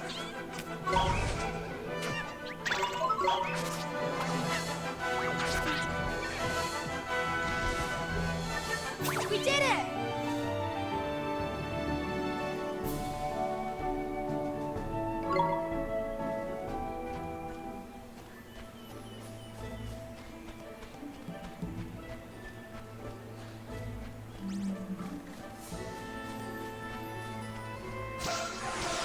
Haha.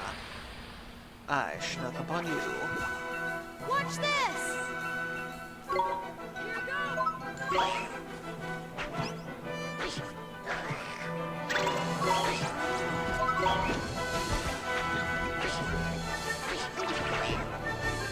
Dang, so close to untouchable. Nito!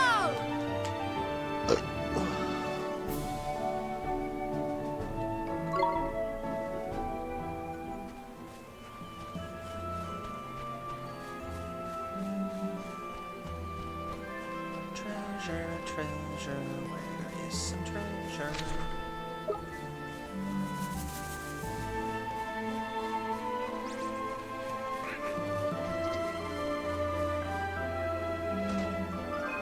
Another sandwich. Oh, completely disappeared. Okay, so this is just an alternate way.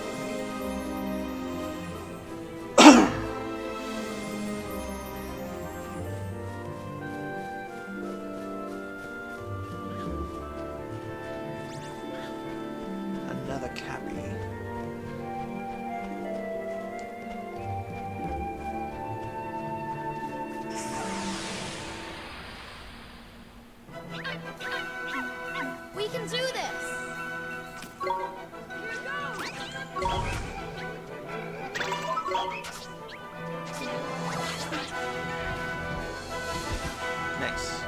Nito!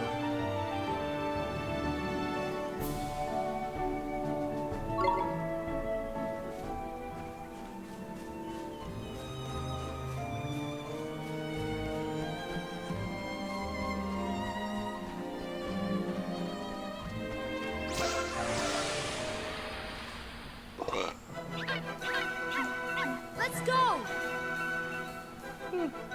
I think it's a little soon to be asking to collaborate right now. Deep fried.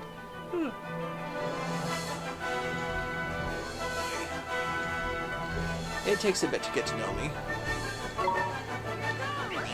And for me to know other people.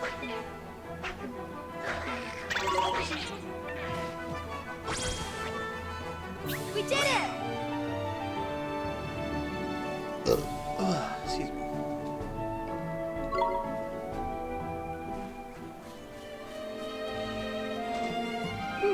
Bottle of iced coffee. Nice. Weird that those are 200 gold again. Okay.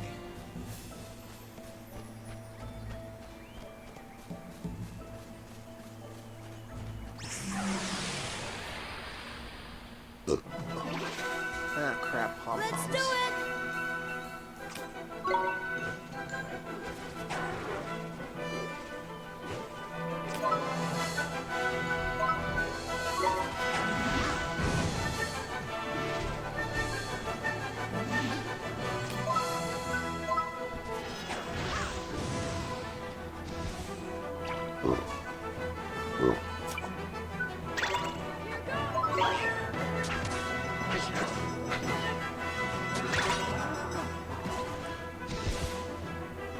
We did it!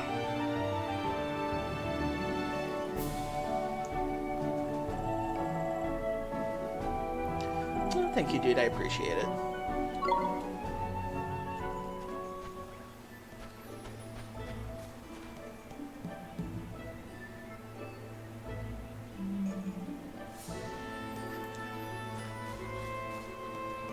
Okay, let's see.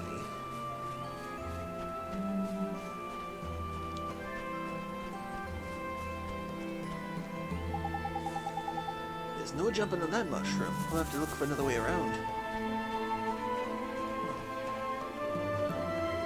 Any extra treasure bits or anything?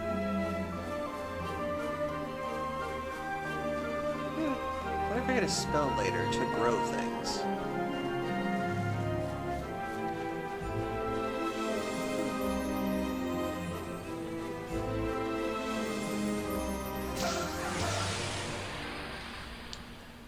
Anytime we get to know each other better in the Watch future. this! Looky doke.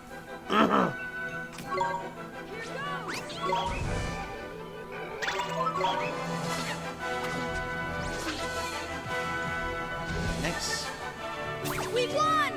Good Scuttles.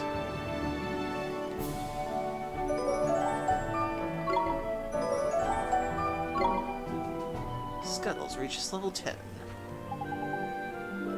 Okay, I wonder if I do get like a thing that helps grow them later.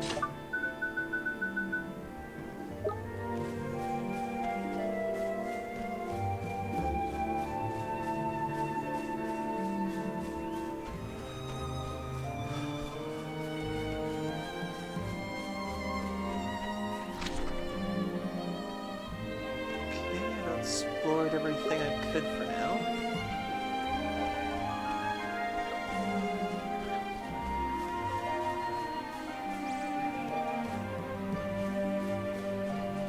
Oop, treasure.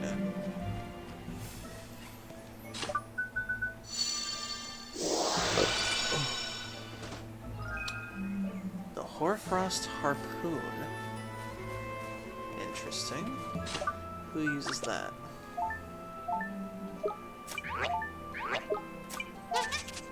Huh, nobody yet. Maybe a future familiar. A spear with a tip made from semi-transparent ice that is destined to never melt. Interesting.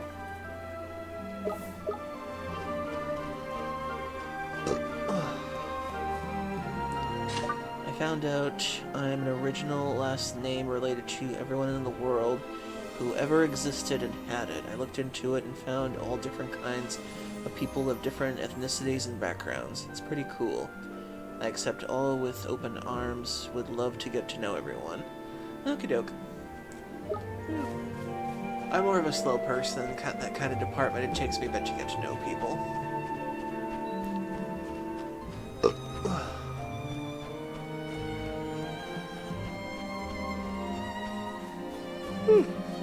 Ooh, pretty.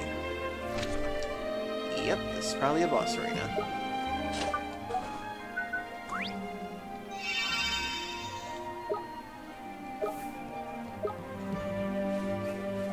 Oh wait, I do that.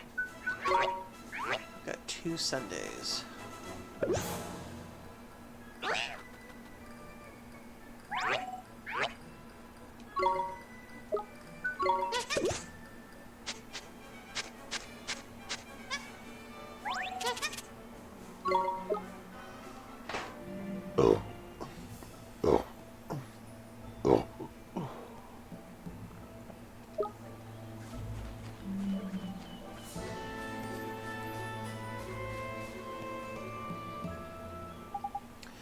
Jeepers, what is that? Tidy, it's a familiar egg. A familiar egg? But didn't you tell me that familiars come from people's hearts? That they do, my lad, but not only from there. Familiars can be born wherever there's a plenty of what you call life force, see? The sky, the sea, the forest, the field, doesn't matter where it is, Ollie boy. When enough life force builds up, out they pop. In fact, they can even be born from everyday objects if you use long enough and love hard enough. I know, mad, ain't it? Wow, life force sure sounds powerful. So this egg is made from that life force building up here in the forest, huh? There's quite you are. Life force is a mysterious and potent energy filled with wonder. But the results aren't always so magical. Sometimes instead of friendly familiars, wild and vicious beasties are born instead. You mean the creatures that are always attacking us? The very same, and the ones that teach them not to go around attacking people to fight back, innit? Don't look so worried, man. We don't kill the poor things. We just send them somewhere where they can't bother us for a while. Okay. That sounds like death, though. Wonder what kind of creature will come out of this egg. I can't wait to see it hatch. Well, you'll be waiting a while, Lolly boy. Look at the bits of tree around the edges of it. All withered they are. Seems like the forest life force has taken a turn for the sparse. That must be why the fairies have all cleared out, too, eh? Sorry, but if things stay as they are, this egg ain't hatching any time soon. Gee, that's so sad. There must be something we can do, Mr. Drippy. That is indeed, Ollie boy, and it's right there in your hand. Do you have a spell out? All you have to do is cast a spell that can unwither the withered bits, restore them to the former glory, if you know what I mean. Sure, Mr. Drippy. Let's see. A spell that can restore the withered branches to how they used to be.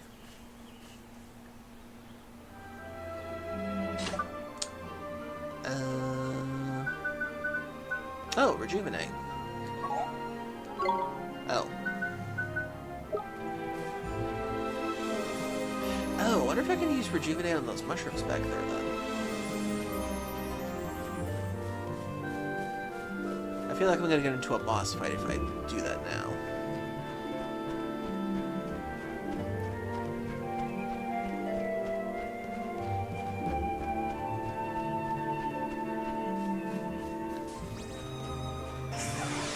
Dang it. We can do this! Don't tell modern day people with body pillows. What was that in reference to? Oh, I get it now. When you said if an object is loved hard enough.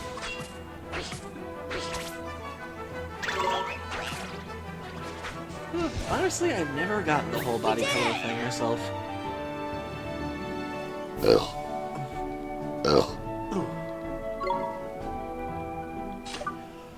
Technically, I do have a body pillow in the closet, but I don't have a cover long enough for it.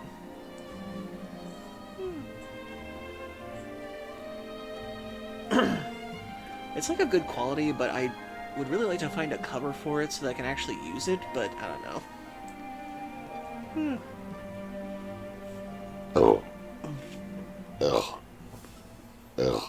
Excuse me. Need some water.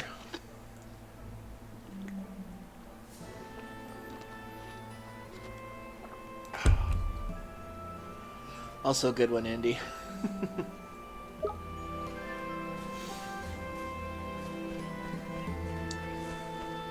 let's see if I can use the rejuvenate spell on those things.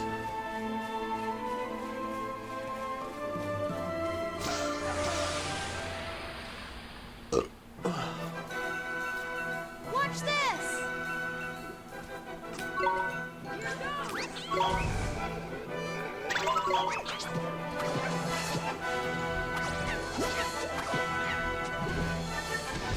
Nice. Nito!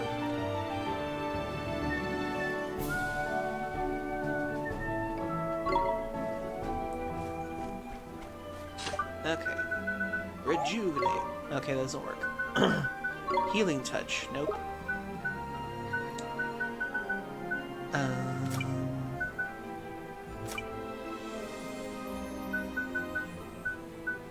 I thought rejuvenate would be the thing.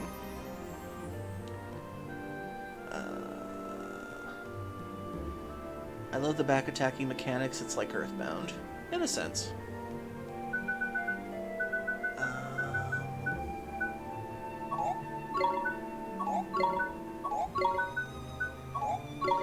thought rejuvenate would be the one, but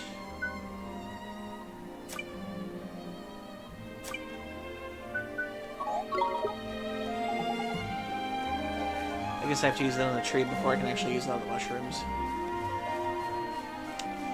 Story purposes. No! I don't like you, Pom-Pom. Come on! You'll creep me out.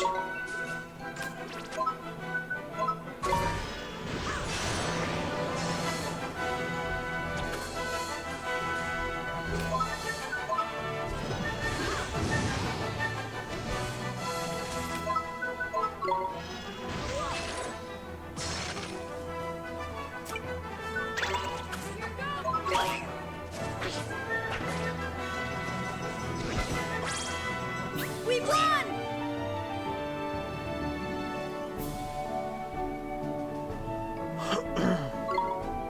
I think the only thing, though, I didn't like about Earthbound's thing was the fact that if you did get a back attack in, or if your level was higher than the enemy, it wouldn't auto kill them unless there was only one of the enemy. If there were multiple ones, though, then they would just all attack you at once, which I kind of thought was unfair.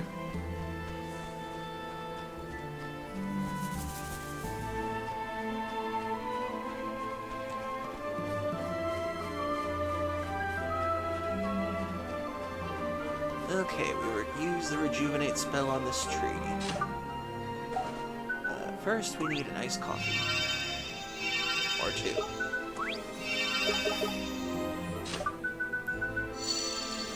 Okay, so we did need to use rejuvenate on this thing.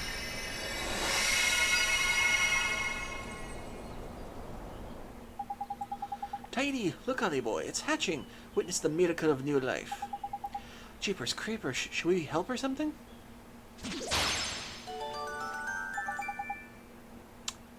Ah. Nito, it hatched. We did it, Mr. Drippy. Ah, there's beautiful. There's nothing like a good hatching to get me all welling up. Hee, stop it, it tickles. I think it likes you. Haha, he's cute. Okay, little one, we have to go now. Enjoy your life here in the forest, won't you? You ain't taking him with you, Ollie boy? Well, I just hatched, Mr. Drippy. I can't let him come with us. It's too dangerous. Yeah, you've got a point, I suppose. Fair enough. Right to you, Lily. Look after yourself, eh? Bye for now. Goodbye now, take care.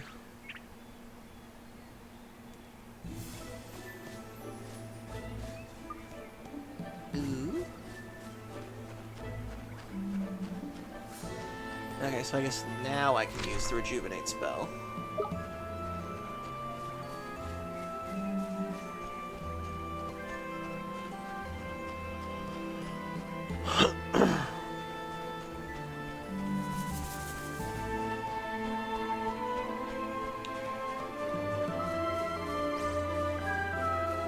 Oh, come on! Let's do it!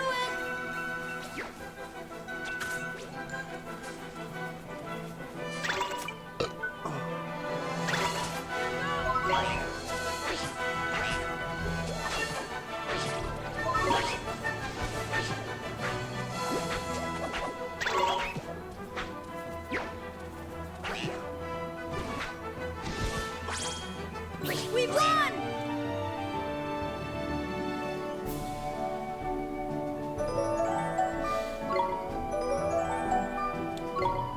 Slashy at level 11.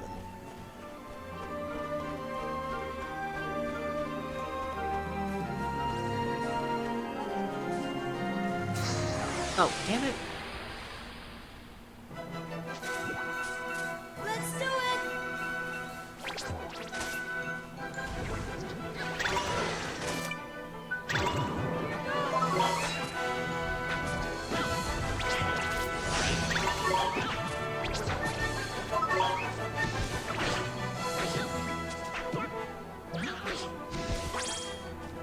We did it!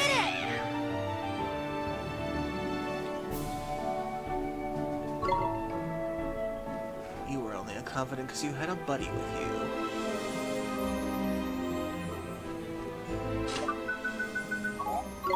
Dang it. I was kind of hoping that would have worked so I could create a shortcut.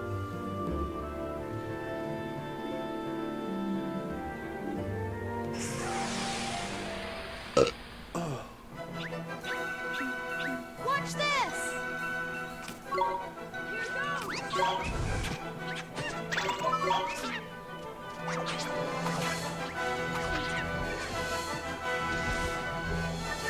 Neato!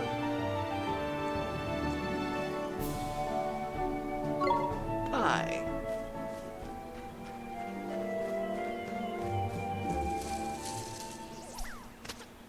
And it wouldn't be long before they came around. Well, look who it is. It's the little from before. How do you? Did he follow us? Looks like he wants to follow. Looks like he wants us to follow him now. Is there something he wants us to show us? I wonder if he's found some. If he's found some of my fairy buddies. Speaking of fairies, he looks a lot more like I imagined it, like a fairy than you would do, Mr. Drippy. Oh, he does he? Well, that just shows what you know, doesn't it? The cheek.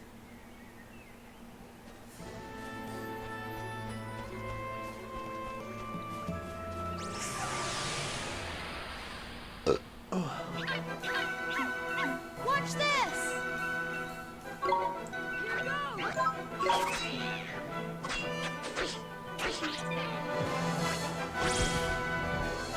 We won!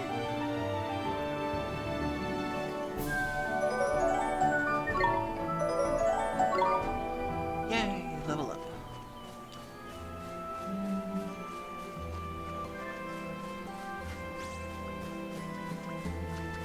Why is everyone faster? Watch this!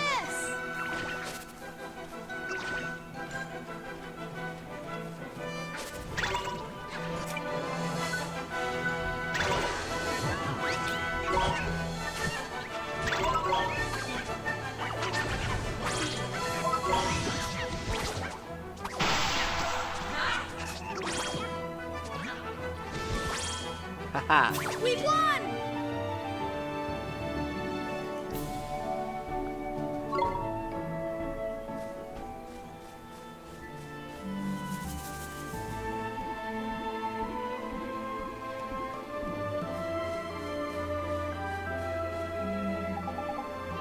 This looks kind of familiar. Of course it does, you plunker. It's a page from the Wizard's Companion.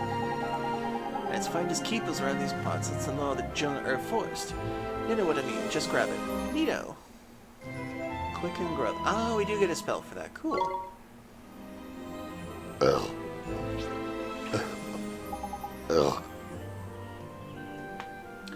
Thanks for showing us the way. What's that? He's saying he reckons he could be useful to Yali Boy. Wants to tag along for our journey, he does.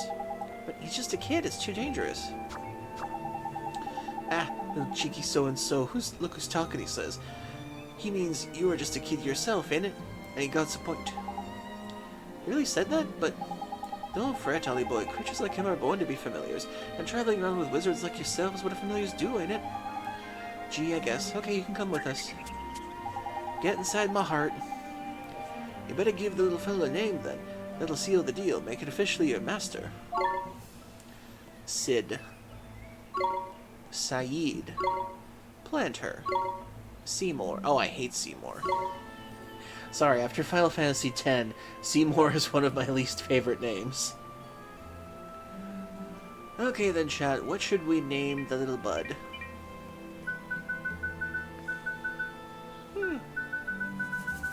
Although Bud does sound good right now. Nah, but still.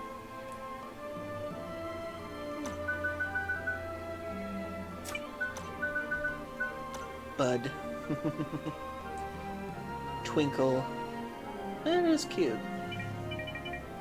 Anything else, chat? So we have Bud and Twinkle.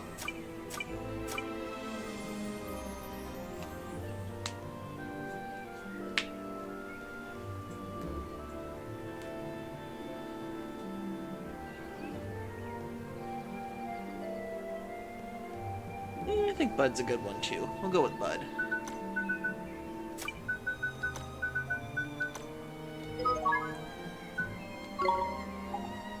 Sure, thanks.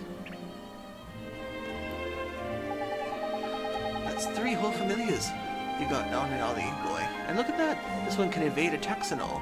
Evade? Is that some kind of trick? Yeah, I suppose you could call it like a defendant, only you don't take any damage.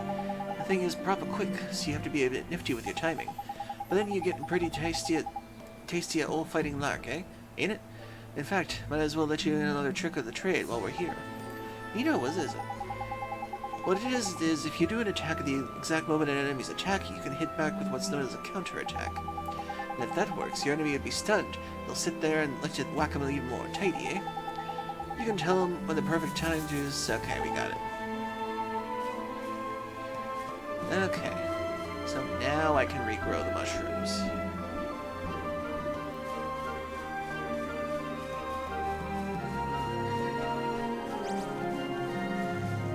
Run along, you little bastard Cap. You're only strong when your friends are with Let's do it! you. They're level 1, I can't really send them out yet.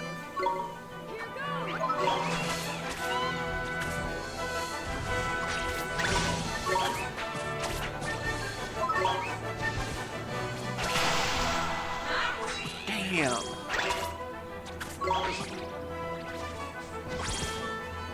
We did it!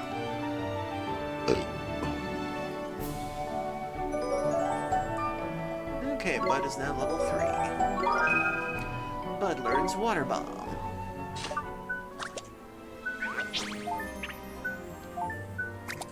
So they've got Evade, Attack, and Drowsy Drops. Miracle Move, New Dawn. The golden sun shines down, healing all allies and curing their ailments. Nice.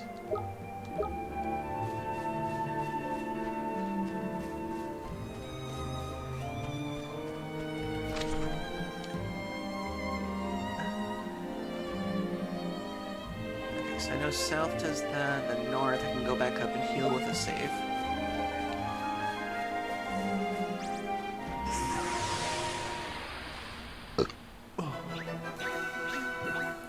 Oh, hey, Victor. Yes, I am swell. Here goes!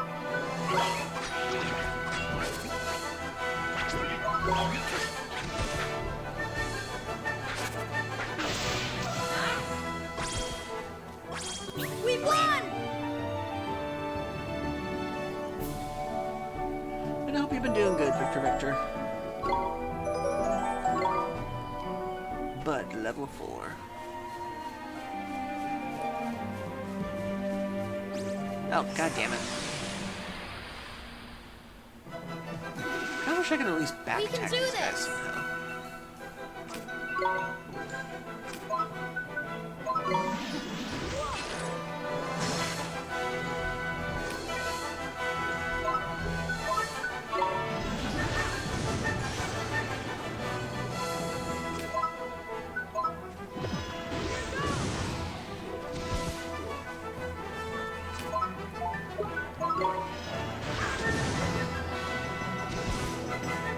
Nito!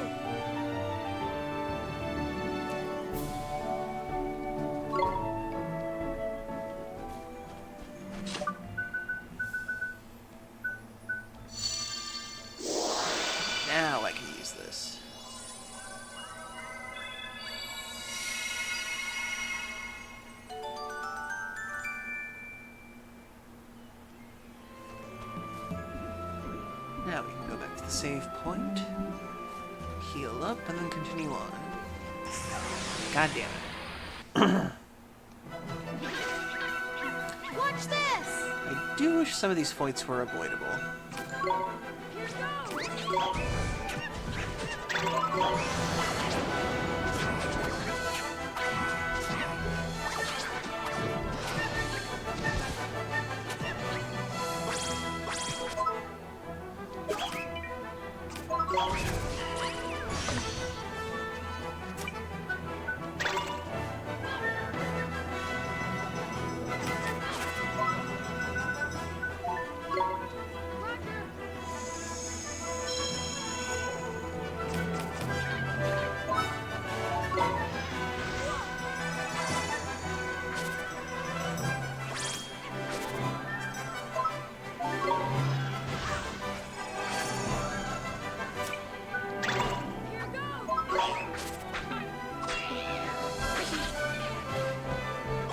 There we go.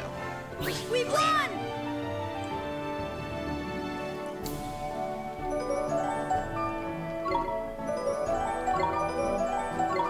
Nice, levels up all around.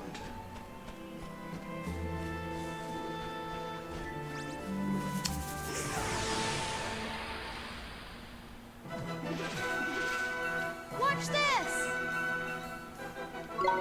Here goes!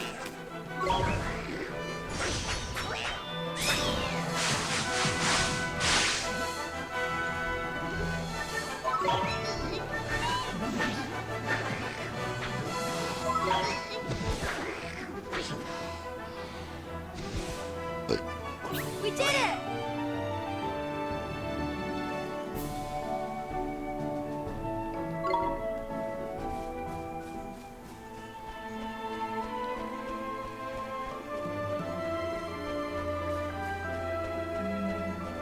There it is.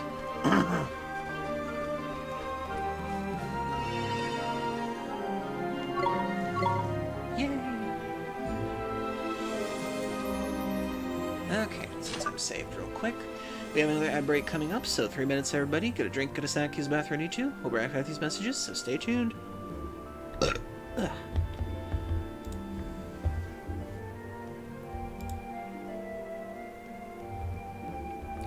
And for those in between, we'll listen to some music.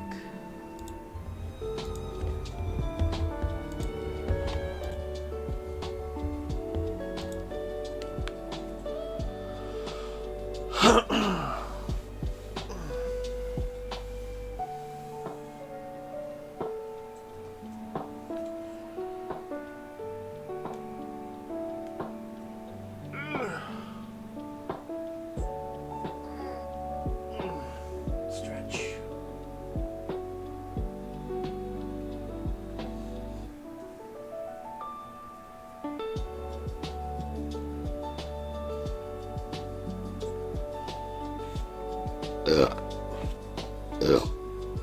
Excuse me.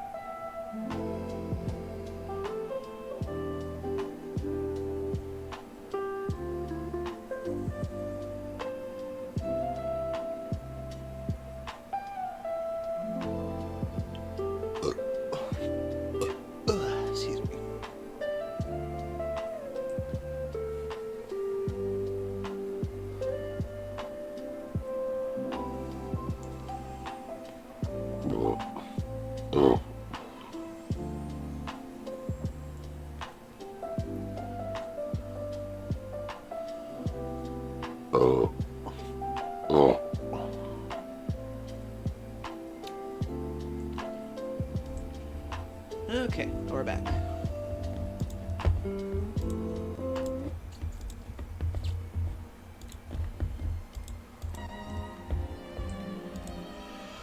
Okay then. We continue.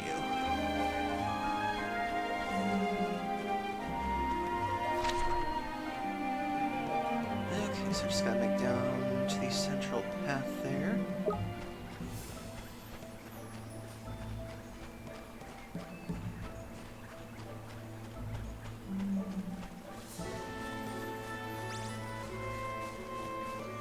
Go away, Cap.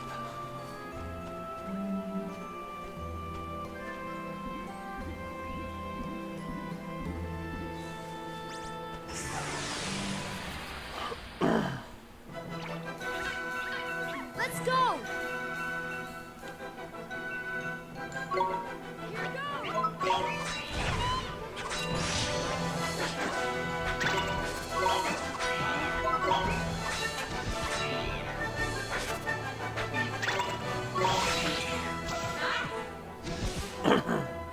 We did it!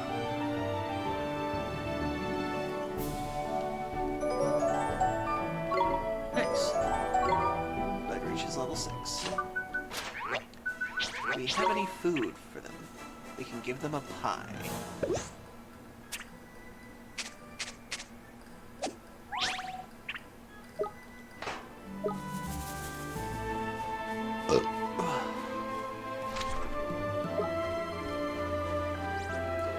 God damn it.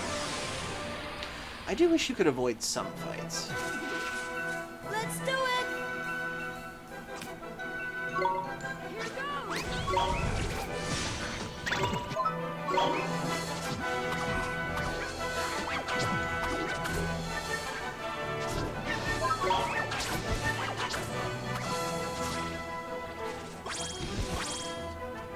We won!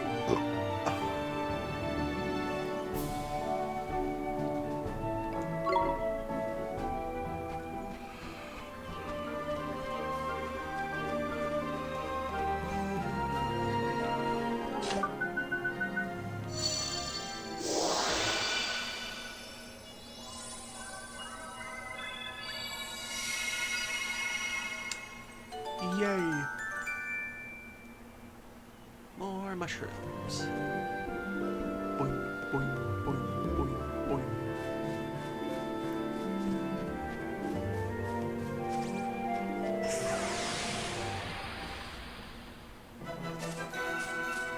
We can do this!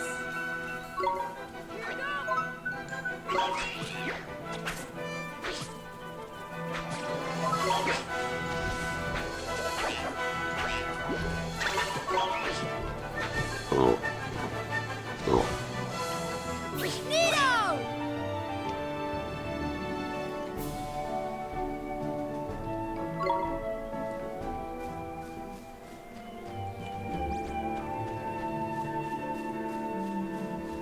I'm just gonna avoid you. I've fought enough creatures already.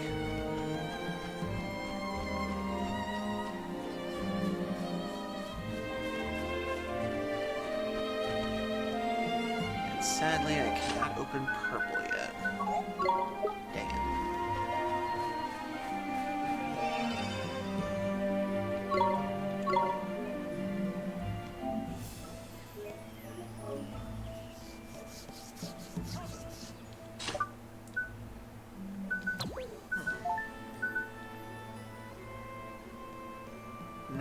%. So there still could be some green and other ones around. Oh. Hello? Okay. Thought there was something in there for a second. Now here is the boss arena, I imagine.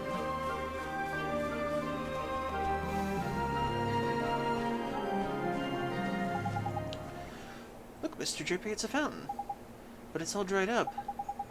Dearie, dearie me. This ain't too pretty, is it? But now we know what the problem is, at least. We do? Well, this is the spring of life, innit? It's to put a plenty of the forest plenty. The reason the fairies have scampered and the tree of the familiar egg was all withered is because the spring is here but run dry. Of all the low moves, who would do something like this proper, despicable, uh-oh. What's wrong, Mr. Drippy? I've got a feeling in my lantern that the culprit is about to appear. He is? Trust me, man. It's how these things always happen.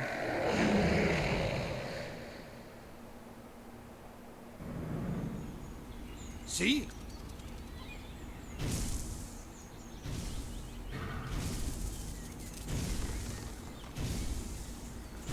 What? Oh! Jeepers! How do you sleep at night? Gladiator, guardian of the Golden Grove.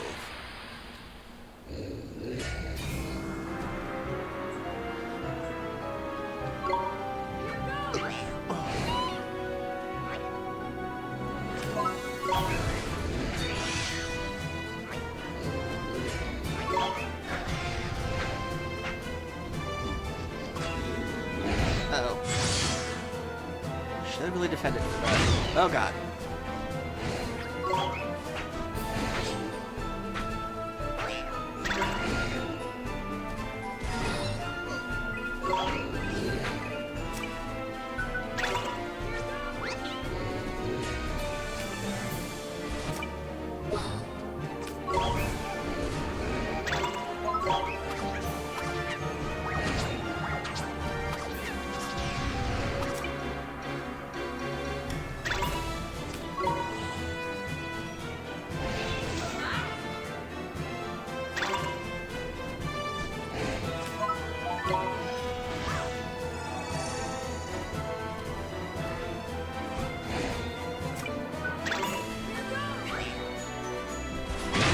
Oh, Jesus.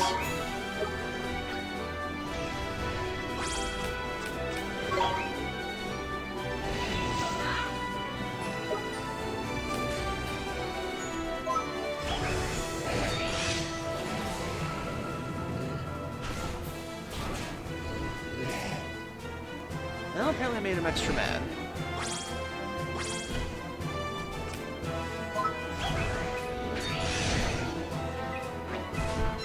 Nope.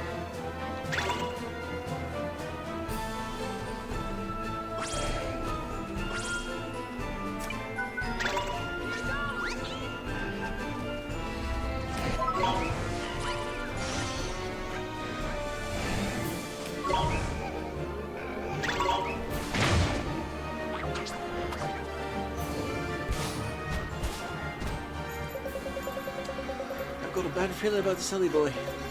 Put your guard up, man, quick.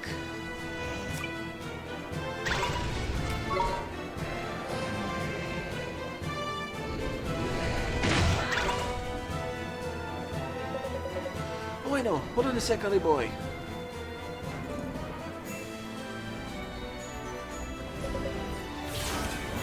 Take this, you big bully. Tidy, now's your chance, man.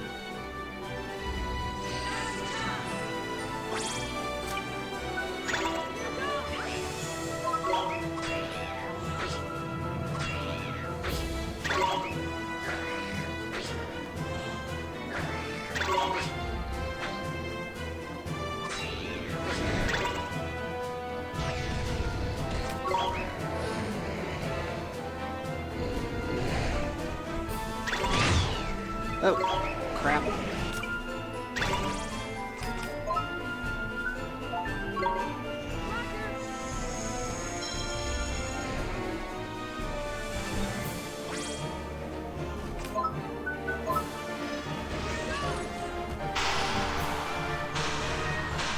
That was lucky.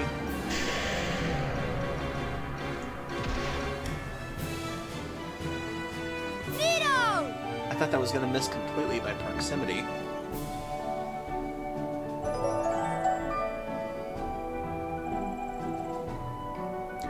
Spirit of the Glade. Nice.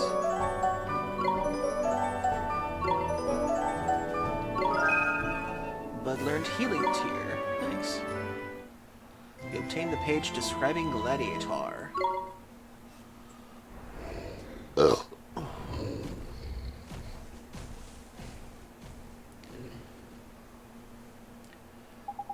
then he fucks off. Thank goodness, that was a horrible creature. Now that horrible creature is gone. That wasn't just any old creature, Ollie boy. That was the guardian of this here forest. Guardian? You mean like the guardian of the woods? What a do? Hey, Wallace. Hope you're doing well. Life force can make things pop up all over the place. In a place like this forest, the desire of the inhabitants to protect their home gives birth to the massive guardian beasties, see? Beasties like that are one you fought in the deep dark wood and the lad we just met. I don't know if you noticed, but his eyes were proper funny. Do you think Shadar? Wouldn't be surprised if he had a hand in the sordid little affair. Drying up a spring is just the kind of low-down trick he'd play. Knickers. Well, the Guardian is back to his old self, but what are we going to do about the Spring of Life, I've been thinking about that, Mr. Drippy. We healed the tree with the egg that was in the spell, didn't we? Could we maybe use the same spell to restore the Spring of Life? That's clever of you, Alley Boy. Reckon some of my brains must be rubbing off on you. Give it a try, my lad. Alright, Mr. Drippy, I'll see if it works.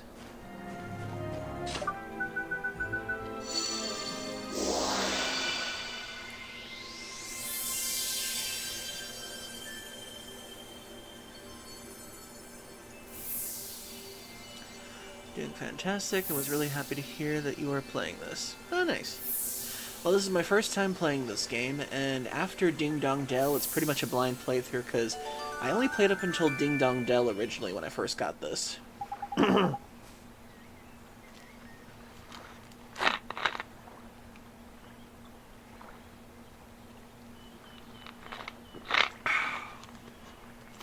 least that's how much I remember.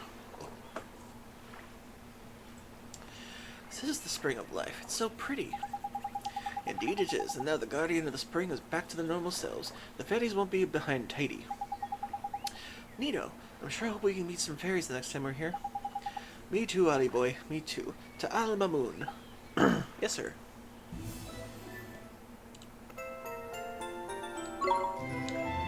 Obtained a new tale of wonder. The Lazy Sun.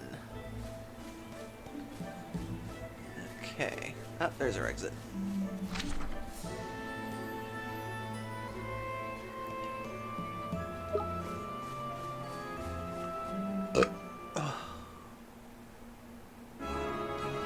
And I am enjoying this so far. Right then, Ollie boy, I reckon there's a proper nasty monsters around by here. Don't try to be hard and take them all on. Just hurry and get to El Mamoon, eh? But the shinies. I want that shiny.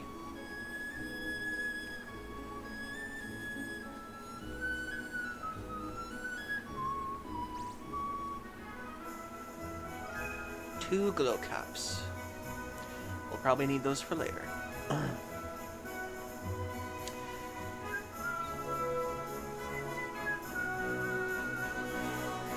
Is that a skeleton?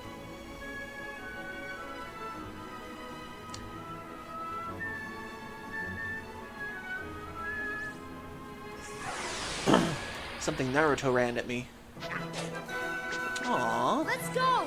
A clubber cub. Here we go!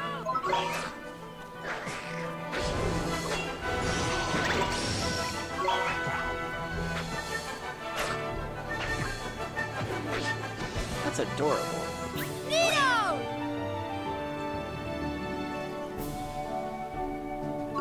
Ice cream. Any other shinies over here? Nope.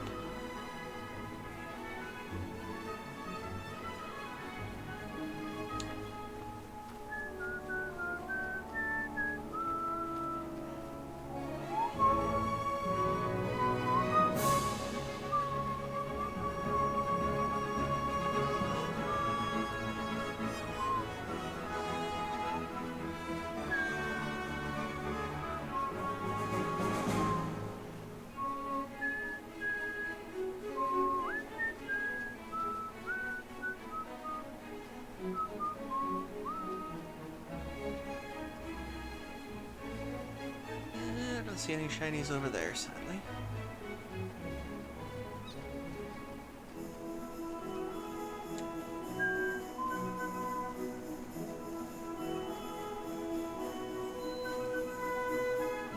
Ah! Another one Naruto ran at me. Sunshine. Come on! Here goes! Oh! Atman, thank you very much for the raid. And to celebrate, we dance.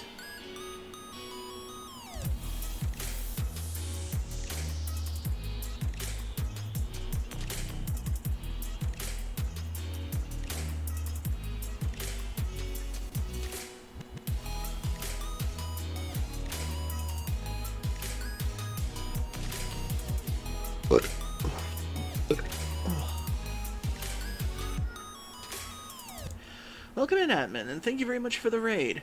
I greatly appreciate it. And for everybody else, I am Dekus Q, the American Kangaroo, variety streamer, and body positive channel. Hope you're all doing tonight. Can't believe this started out as a DS game. Oh yeah, that's actually very true. Originally, this was, I think it was a 3DS game originally, and then they ported it to PlayStation 3 with all the extra, like, the White Witch stuff added in. Which is pretty cool. Although I wonder why they did add her in, because if this was already on the 3DS, I wonder why they added, like, the extra villain, apparently. But in any case, thank you very much for coming in, and thanks for the raid. So what were you playing before? And let me give you a shout out while you're here.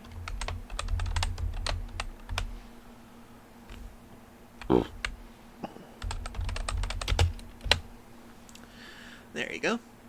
Go follow the good Demon Durg, Atman, Ryu. They're awesome. And I believe they just recently got through streaming part of the Ace Attorney Chronicles series recently. Very funny.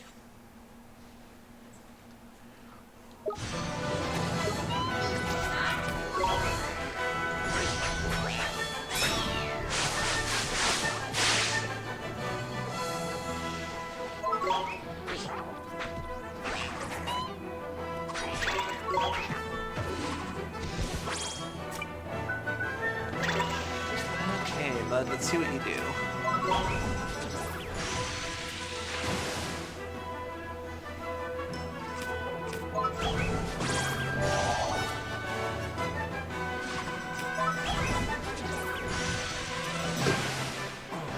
Nice. We won!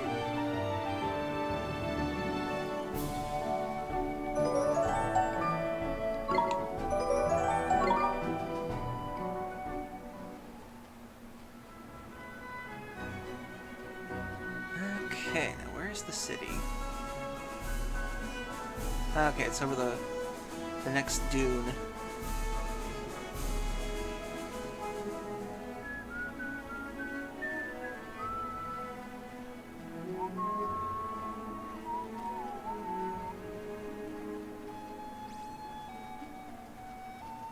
Ah, leave me alone, leave me alone, leave me alone. What was the point of me getting the faster thing if I don't run faster out here?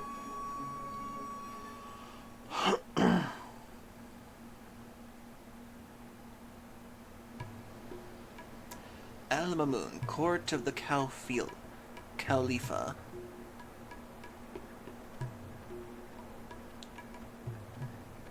Here we are, Al Mamun. Beautiful.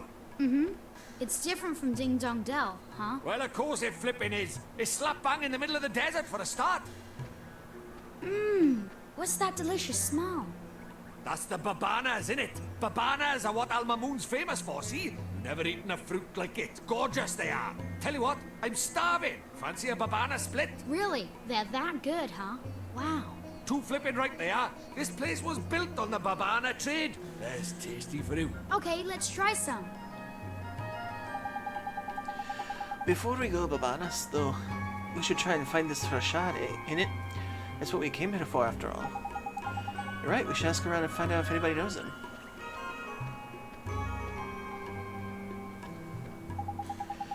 Excuse me, sir, do you know where I can find the Great Sage Rashad? The Great Sage Rashad? It's a long time since he was called by that name. These days, you would do better to ask after Rashad, seller of Babanas. He sells babanas? You mean he's not in the stage anymore? But getting him to teach me about magic was the whole reason for coming here. That is worrying. Still, we were after banana split anyway. We might as well stop by and see what's what in it. I guess. Okay, let's go find Rashad.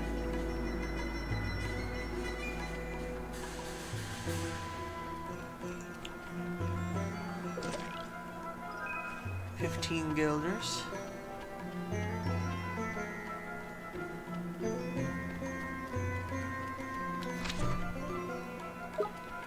Yeah, first let me see what's over here. Aha! Treasure. 3 loaves of white bread. Collecting data in these arid climes can be a struggle even when the most dedicated scientist, but I think you'll find it pays dividends.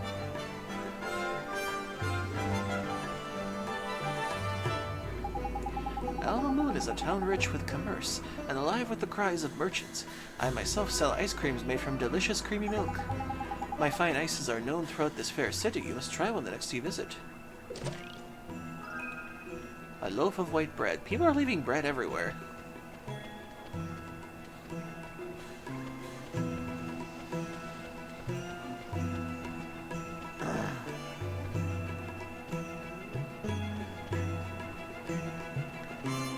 Actually, a weapon store.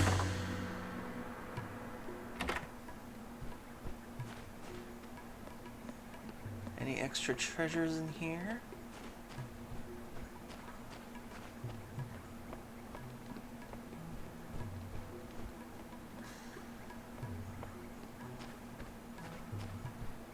Okay, what you got?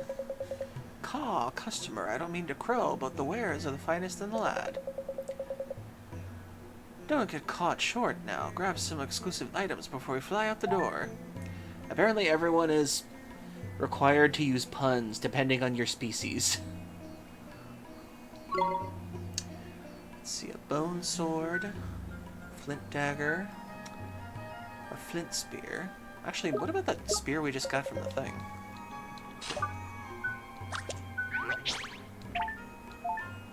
Ah.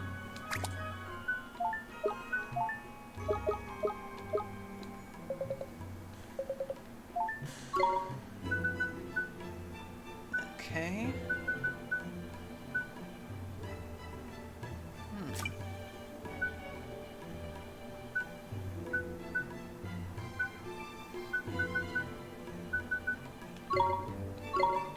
Get that.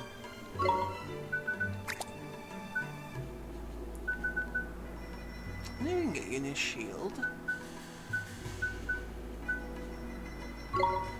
Snakeskin cloak. Nice.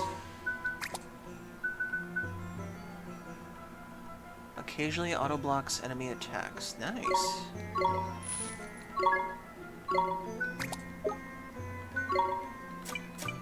And we can sell some of the stuff we don't need anymore. Unless there's another system in place. So I'm just gonna keep that stuff for now, just in case. Because everything seems way too cheap to try to resell it somehow. Okay, let's see. Adamant Badge. Prevents knockouts when HP is high. Bravado Badge. Badge that provides a swell of self-confidence so necessary for successful spellcasting. Battler's Badge. Made for very sturdy materials, this badge helps protect its wearer from enemy blows. The Braggart's Badge. A badge that compels wearers to always give their best, raising their spirits and strengthening their muscles. Huh. I'll think about the accessories later.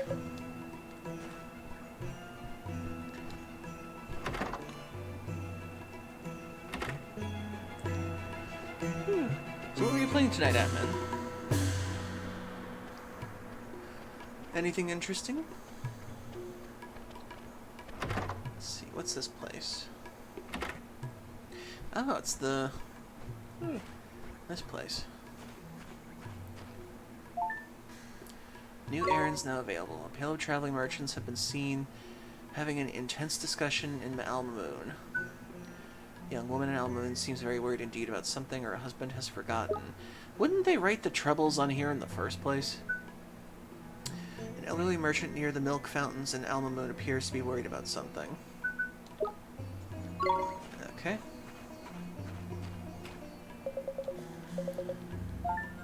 And do you have any bounties? Nope.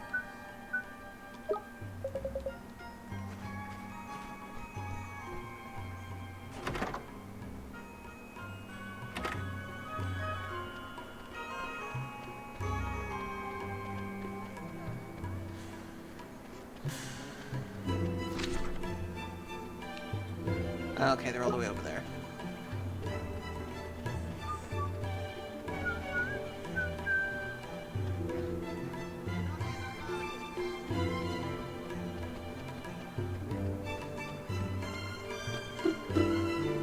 Regular item shop.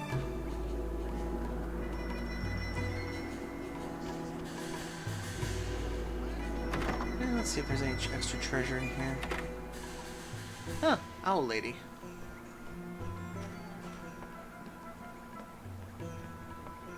Oh, you do have a treasure.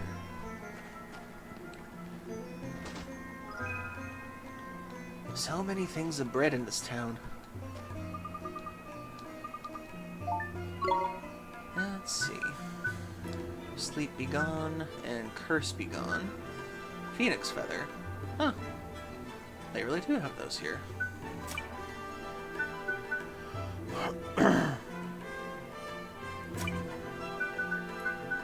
Still have no idea what these are for yet. And I guess for now we should probably get some stuff for the little ones. Some defense. Magical attack. Magical defense.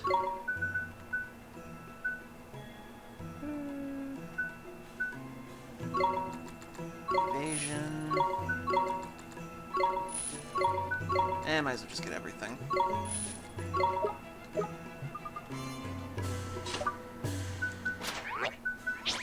Okay, since you're mostly a magical defense thingy,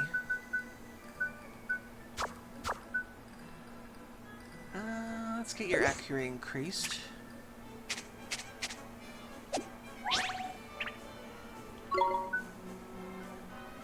Increase your magical defense.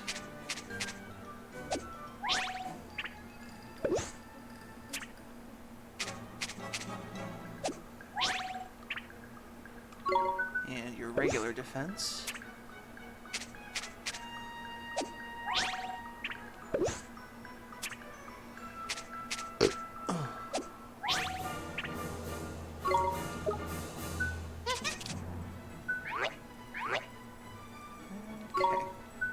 Let's increase your defense.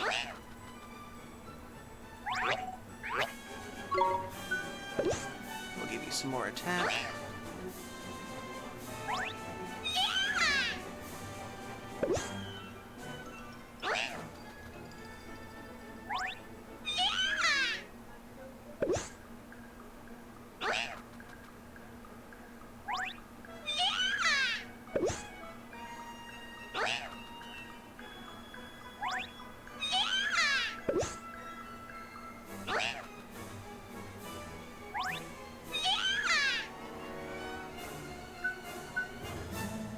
Okay.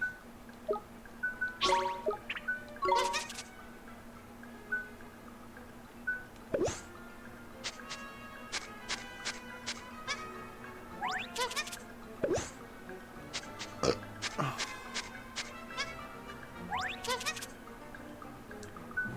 do accuracy.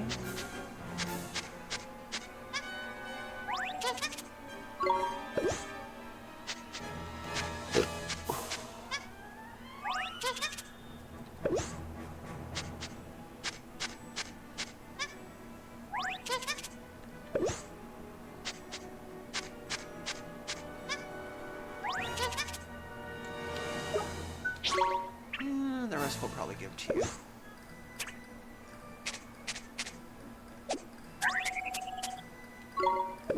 Okay, so you like cupcakes the most.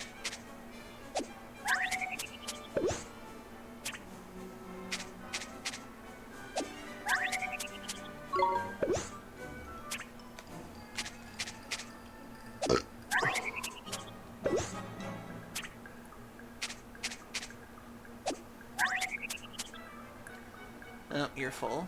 Okay.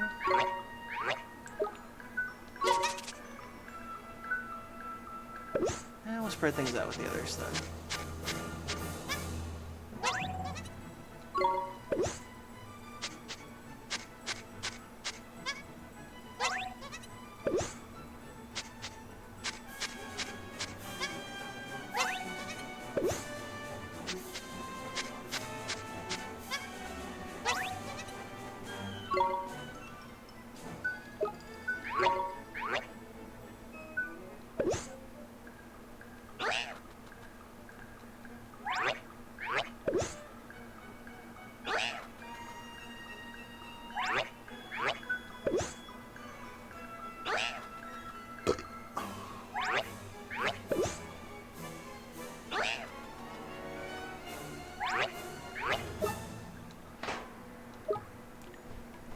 Okay, that's all we can do on that for now.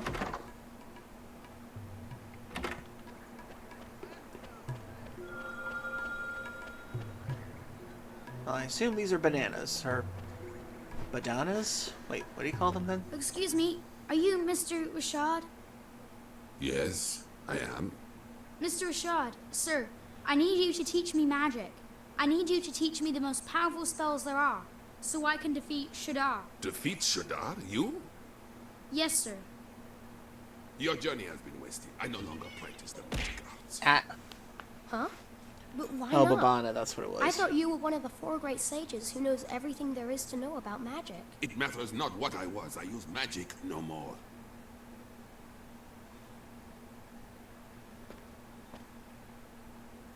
Is she...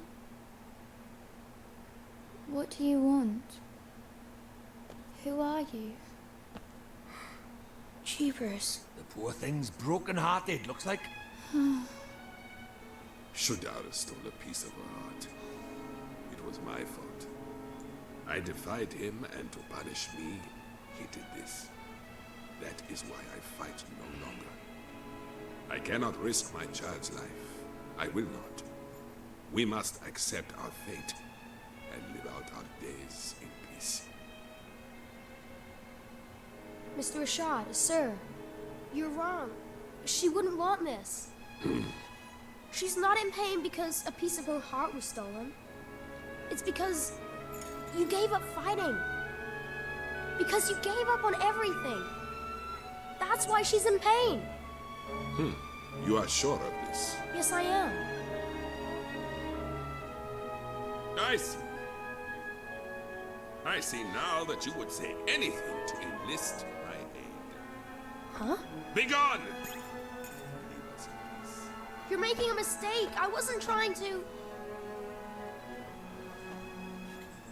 Well, he wasn't wrong. It looks like Shadar's stolen a part of the poor dab's heart. Then we have to help her. We have to make her heart whole again. Nah, looks like, I said. This is different. Huh? Her heart's not just broken, it's closed. Clothes? What does that mean? It's like this, see? She's not just had a part of her heart stolen, she's closed it up tight too, to keep the rest safe like. So, before we can think about replacing what's missing, we'll have to open it back up again, innit? And how do we do that? We go to your world. If we find whoever she's connected to by there, we can work out what's going on with her by here. So, we head over your way and find her soulmate. Alright, let's do it. Righto, back to your world it is.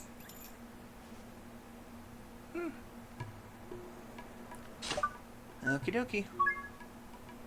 Oh wait, before we do that though, is there an inn?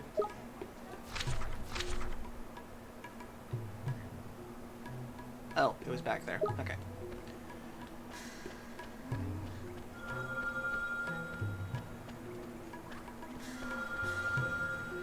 Oh.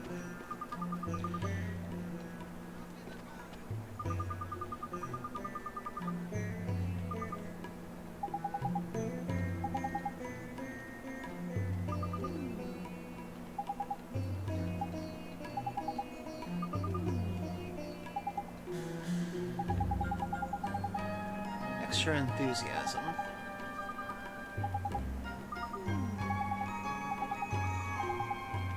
No, we've already got enthusiasm.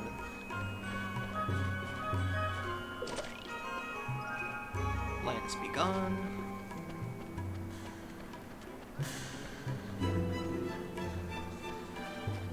Oh, hey, it's the dead kid.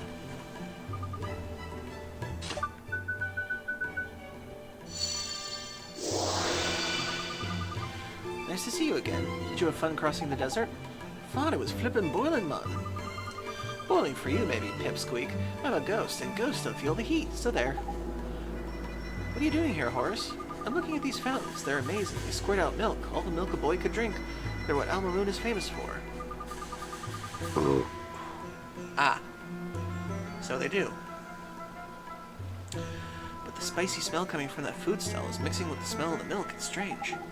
Hey, you think so? I kinda like it. Hey, there's all loads of spells you don't know yet. Aren't there, Oliver? Well, I am trying. It's just that my Wizard's Compendium is kinda... most of the pages are missing. Missing? Oh yeah, I had to give you this page for Spirit Medium, didn't I? Hey, Zippy. Hope you're doing well. Uh-huh. When Mr. Drippy first gave it to me, the only spell inside was Gateway. Really? So the pages have been torn out. I bet it was that idiot Shaddar's doing. Alright, I suppose it's better to help you fill back up again, hadn't I? Tidy. That's generous. Maybe I was wrong about you being a stingy little midget after all. Well, I'm not going to just hand it over all the pages over, if that's what you're asking. Oliver will have to prove his wizarding companion skills first. The Wizard's Compendium isn't just full of spells, there are old stories in there that were gathered by the sages over the centuries. But those have probably been torn out too. Stories are very powerful, after all. They might inspire people to stand up to him. Right, I'm gonna give you one of those to get you started. Have a read, it's one of my favorites. The Cowardly Prince and the Lion. Did you read the story I gave you? Well, I hope you read it carefully because I got a question for you. Ready? I guess I'll read it. How long is it? The Wizard's Compendium. 12 Tales of Wonder. The Cowardly Prince and the Lion. Let's see. In a certain country, there lived a prince named Tumalo, who was sharp of mind but weak of spirit. His father was a brave king, strong, wise, and loved by his subjects, but the noble example he served was only to weaken Tumalo's spirit. On the occasion, his father told him thus, "Soon, my boy, shall be my time to retire, upon which thou shalt become king." How many pages is this exactly?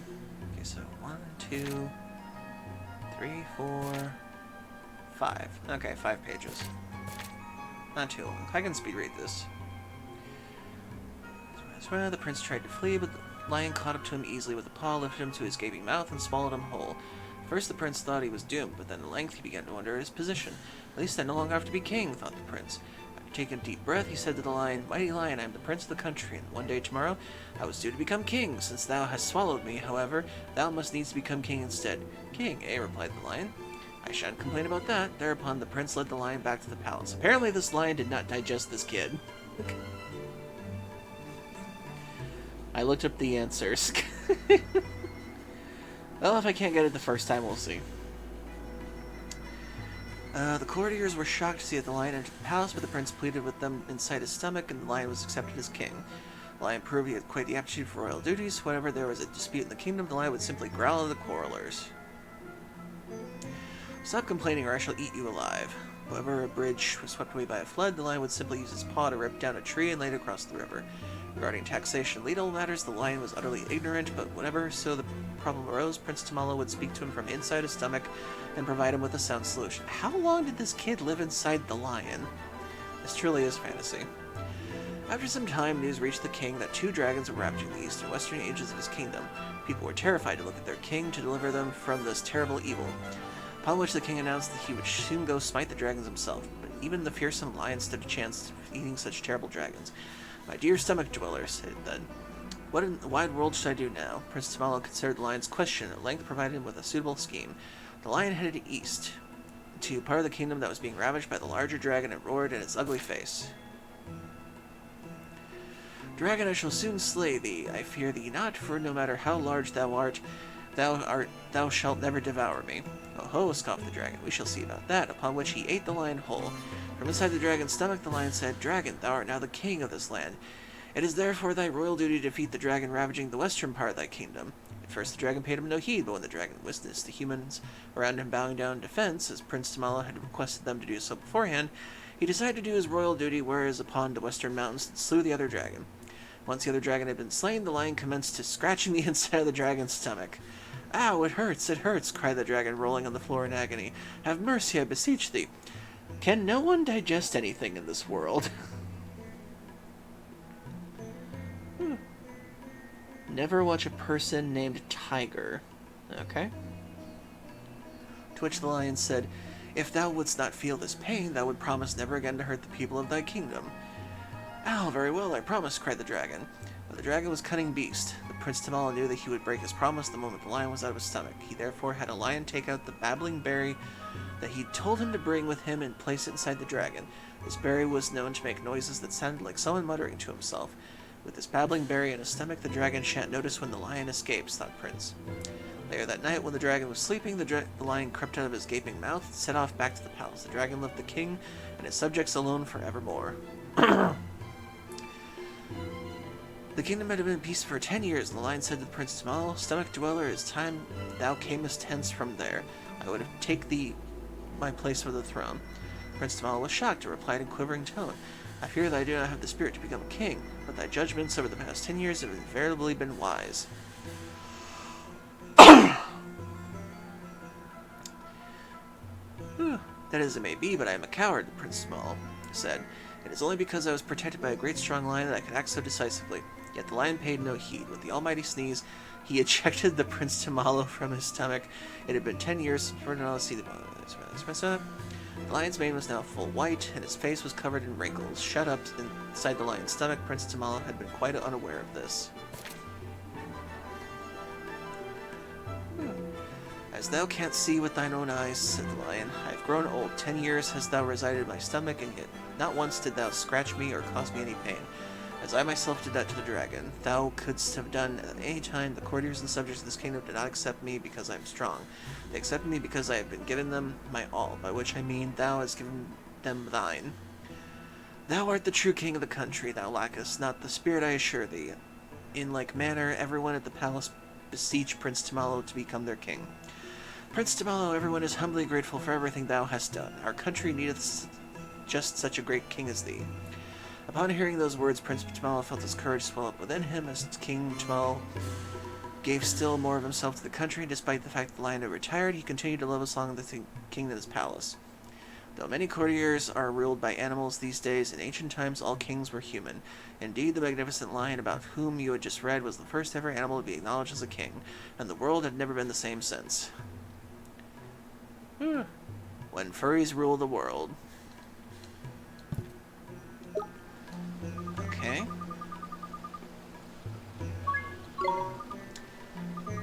There are quite a few characters in the story. Can you remember them all? Tell me, who was the third smallest out of the Prince, the Lion King, the Dragon of the East, and the Dragon of the West? It was the... Wouldn't it be the lion?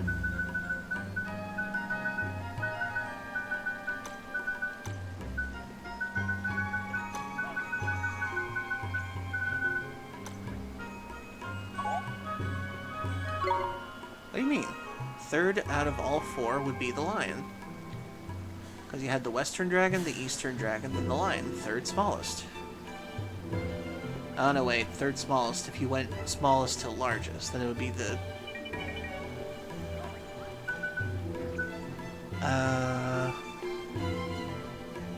Dude, I need the answer. I don't want to spend all night thinking about this.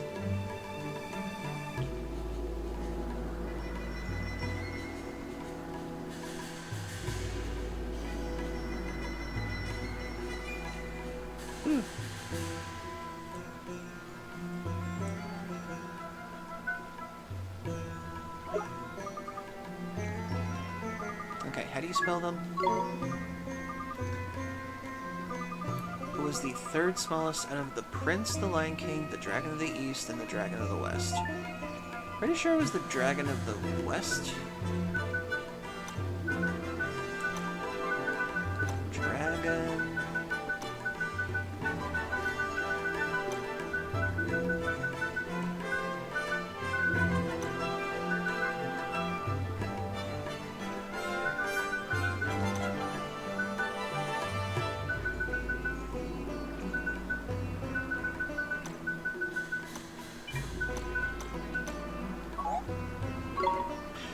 Do I have to completely get the answer right?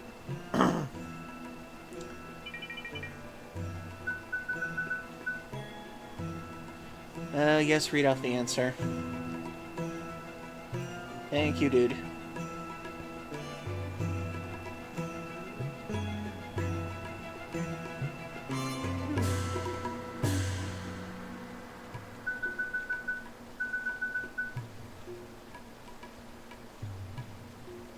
Oh yeah, can't take shortcuts. Okay, so what do I have to spell exactly then?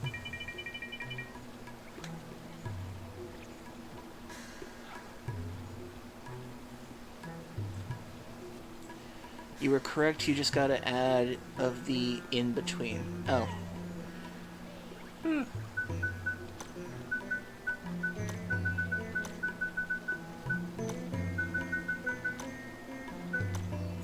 Dragon.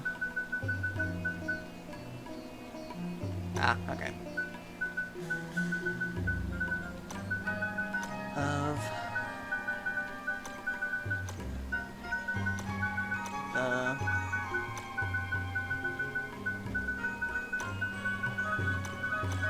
West. Okay, at least I got it right. I just had to spell it correctly.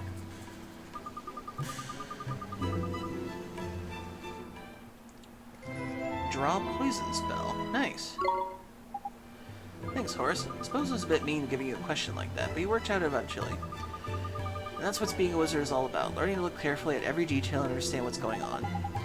Shut up with the wise old man talk, will you? You're no flippin' older than Ollie Boy here. I'm not? No, I don't suppose I am. At least I don't seem to be. What's that supposed to mean? It's strange. I feel like I'm forgetting something. Something really, really important. Never mind. I can't believe how much this place has changed. I'm gonna go see if there's other towns in the other worlds are different these days. I think I'll head somewhere with the bracing sea breeze next. I'm not able to feel the wind on my face, but I can still enjoy the view. See you soon. Okay, we've got the little side quest things to do too. Oh. Poison be gone. Nice.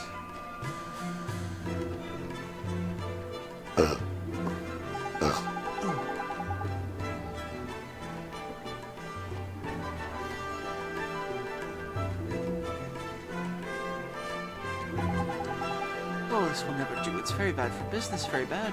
What's the matter, ma'am? The desert is filled with marauding boneheads. Traveling merchants who bring us fresh goods are being attacked. I fear that soon our lines of supply will be severed entirely. If only there were someone who could rid us of those skeletal scoundrels. Seems like they're in a proper pickle, Ollie Boy. Shall we offer a helping hand? Yes. We must kill boneheads. I'll help you, ma'am. I'll beat those boneheads for you. Come now, child. You're not so much trouble that we need to send the likes of you to your doom. Nah, Mom, you don't understand. He's got me drippy. Lord of the Fairies. Looking after him. He'll be right as rain. What exactly will you do, little man? Gnaw upon their shin bones until they hop away? Well, you flippin' cheek of it. Flippin' shin bones indeed. Ollie Boy, our pride is on the line here. We need to batter these bony beggars good and proper. Sure, let's do it, Mr. Drippy. Very well, defeat 10 boneheads. That will be enough to allow our supplies to reach us. Okay, 10 boneheads. Oh, it is a tragedy. How will my poor darling dear ever survive? Something the matter, love? My soul, my one, my only dearest husband has traveled to Golden Grove in search of delicious mushrooms, but he has forgotten to take his lunch. Knickers, that's disastrous. Yeah, I guess it's kind of bad, huh? He must be real hungry by now. He must, and the wild beasts of the forest prevent me from delivering them to him myself. Oh, whatever shall I do? Okay, make a delivery.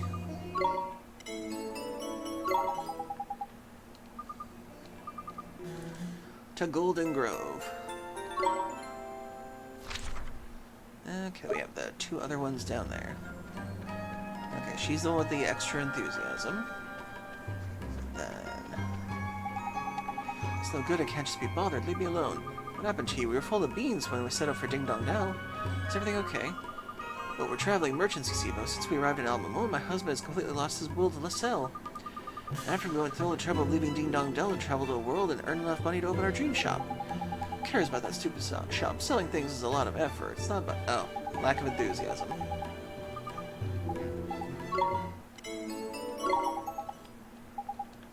Thankfully, I've got some enthusiasm right here.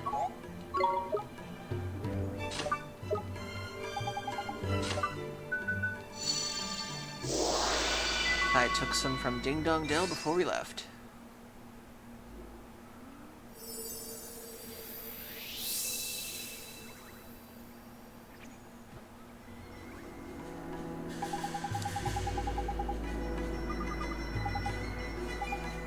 And now he's got enthusiasm.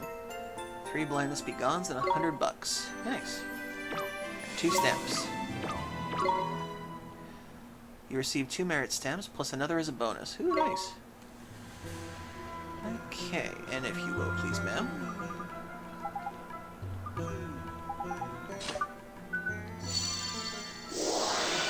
We'll take your enthusiasm for later.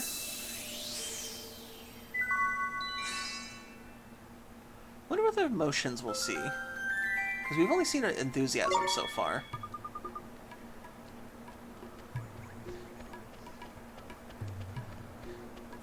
Okay, that's all the side quests in here for now. Let's do them. Then we'll continue on with the story. Actually, I wonder if any bounties have come up.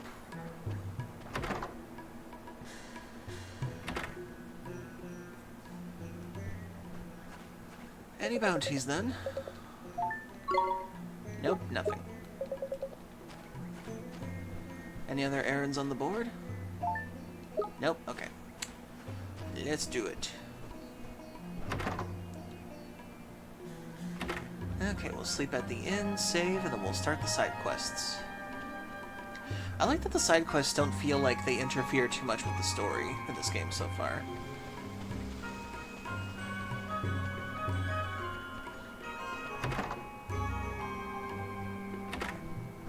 Ooh. Shiny, shiny. Salted ice cream. And spring lock. A cup of strong coffee.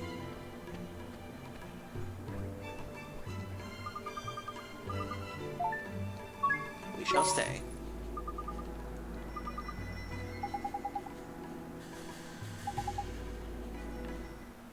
The Summerland South.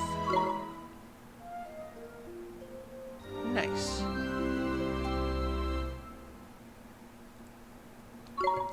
And save our progress.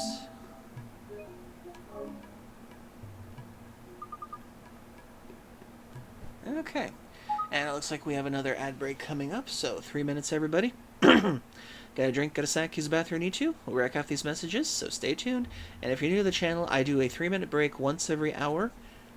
That way everybody can use the bathroom if they need to, and I please the Twitch gods by doing all the ads at one burst.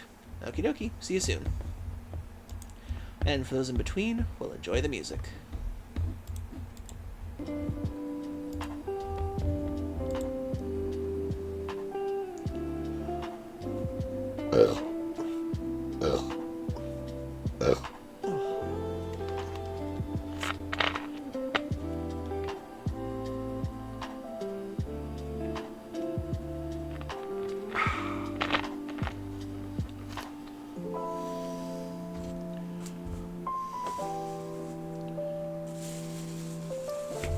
Oh. I did have an extra one.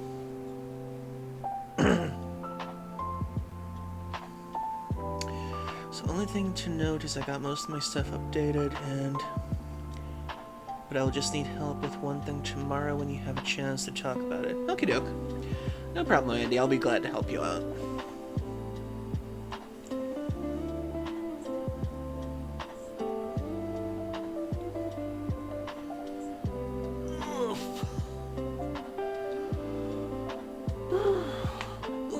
Stretch.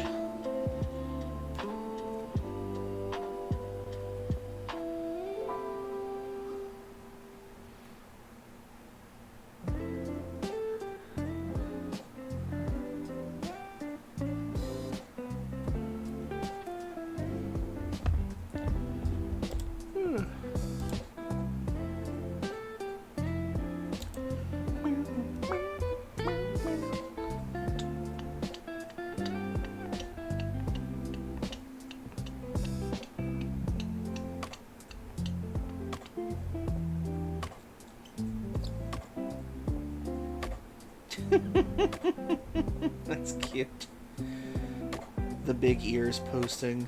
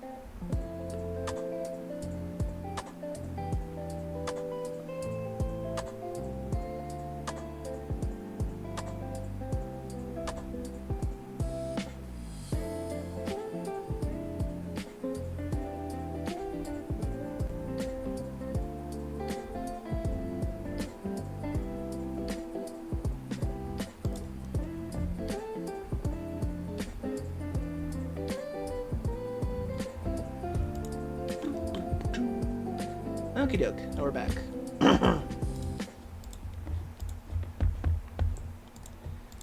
Okie dokie. Now let's continue some side questing, then we'll do some storying. You know, the more I think about it, we don't really see... we don't see the desert fantasy vibe that much anymore in terms of aesthetics when I think about it. Because I do love, like, the aesthetic of this kind of world building. Very thin clothing for summer days. Open windows and doors in order to let the breeze go through. Living in an oasis. I've always liked this kind of aesthetic. Ever since I saw Aladdin as a child. I imagine living in the middle of the desert would be terrible, but I do love the idea of being in one of these places. Okay, boneheads, boneheads, boneheads. Need to defeat 10 boneheads and get to the grove.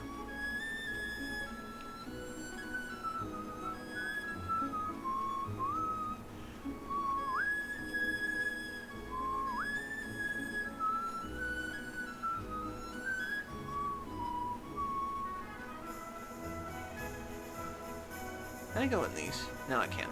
Okay. Oh, there's one.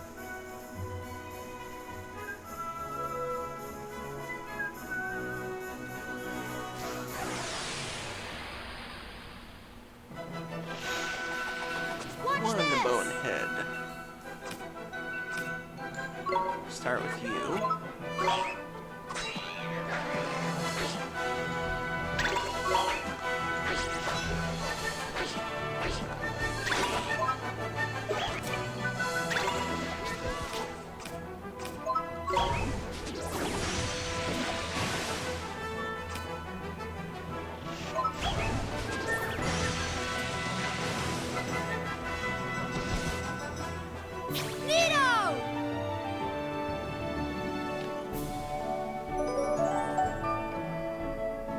Stone. Cool. Okay, 1 down, 9 to go.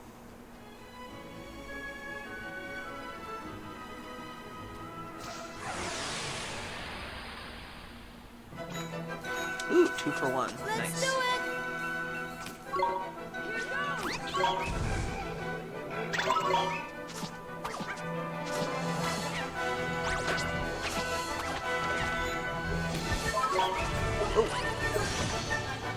Get it.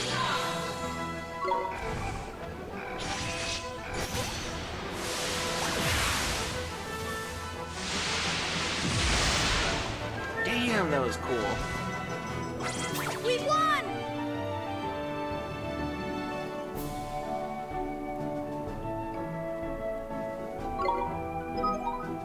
Okay, 7 more to go. I'm so glad they keep track of that really well. Oh dear. Saw a shiny and that thing saw me. A floret. We can do this!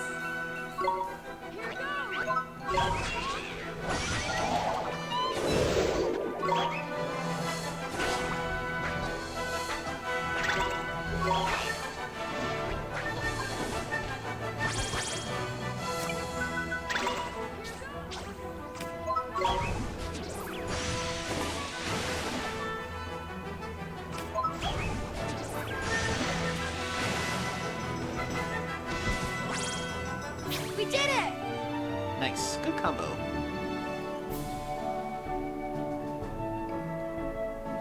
So chat, what do you like about this game so far? I gotta say, it's a little slow paced compared to what I'm used to, but I feel like the slow pacing is intentional, and it does give me time to actually, like, breathe with the story so far.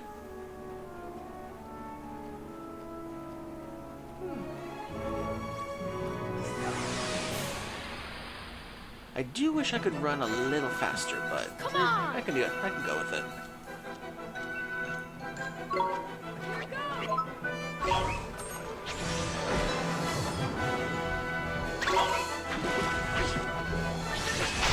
Oh, jeez. Okay, I very much underestimated that thing.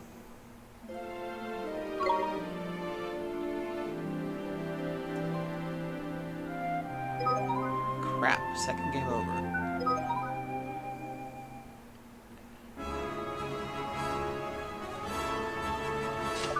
Yeah, I can agree with that, dude. The game isn't perfect, but it has enough charm to be its own thing.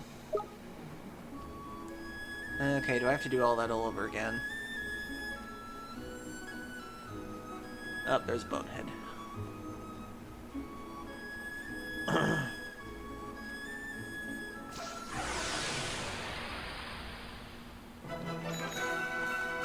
Let's do it!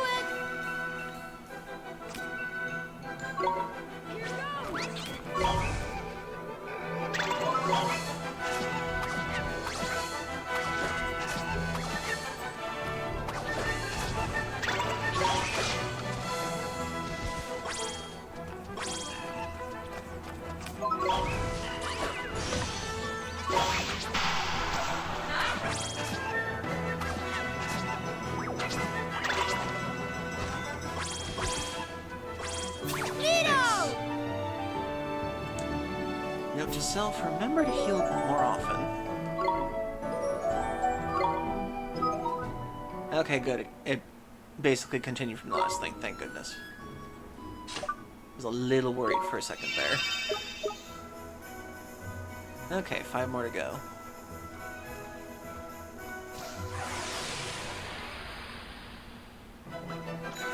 A Tur-Bandit. This!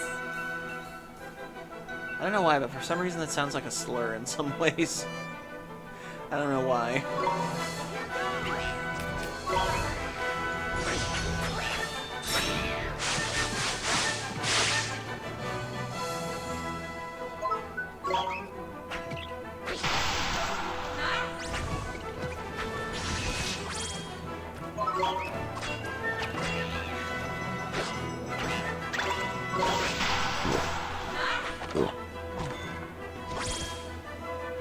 We won!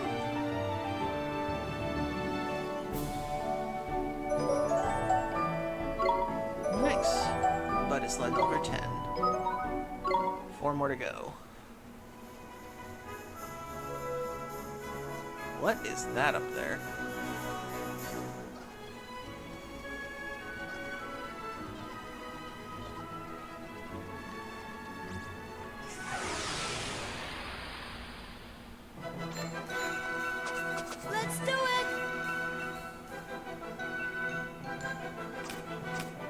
wonder if you do more.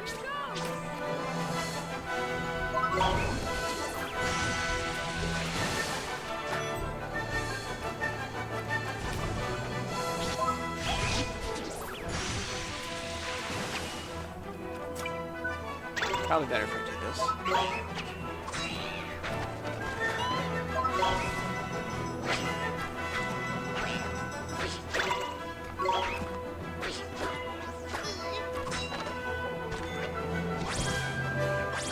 We did it! Nice. Ollie leveled up. 2 more to go. What is that? That looks cool.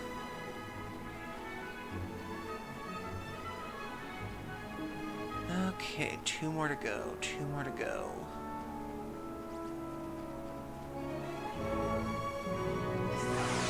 Dang it. Let's go!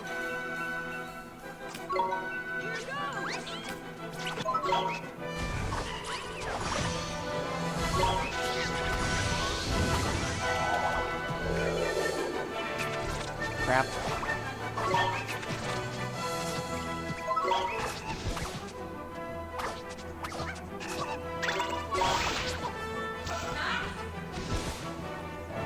We won!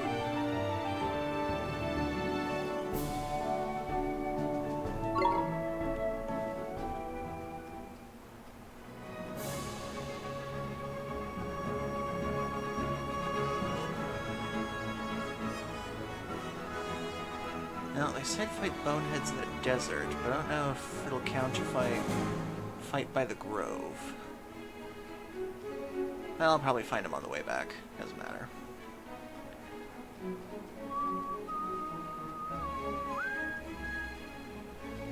I'll fight that one over there and see if it counts.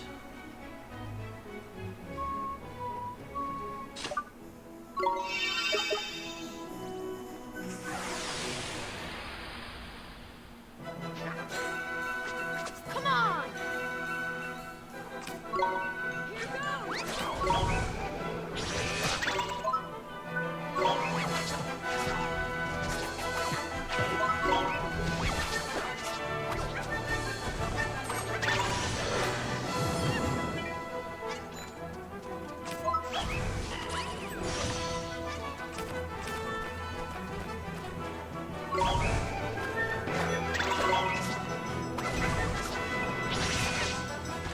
Haha. We won!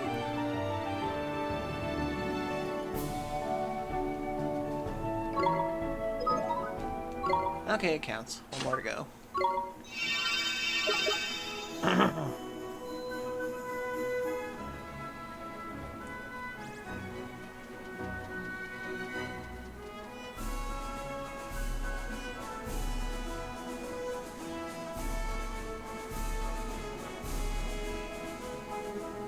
Saw one more over here this time.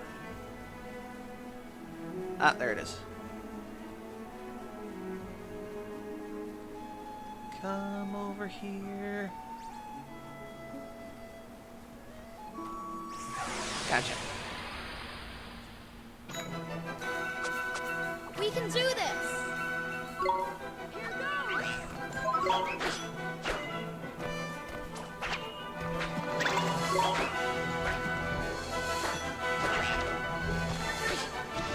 Nice. We did it! And last one down.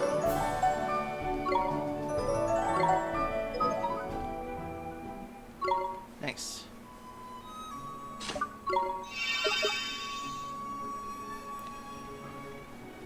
Okay, now into the Golden Grove. Ooh, let me get some of those shinies first. I can see Ding Dong Dell from here.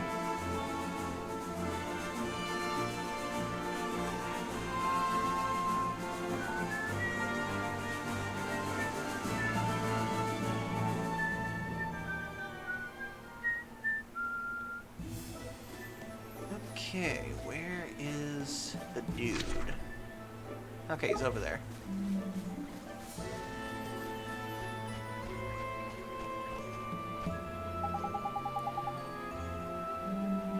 it just me, or are the monsters here looking a bit lively? Huh? What's going on?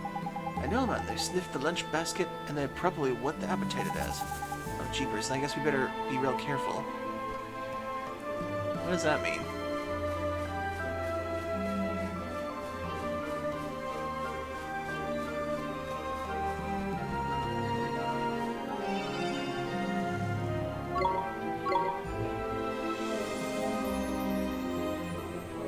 This better not mean that if, like, I have to avoid fights or something like that, because I can barely do that as it is.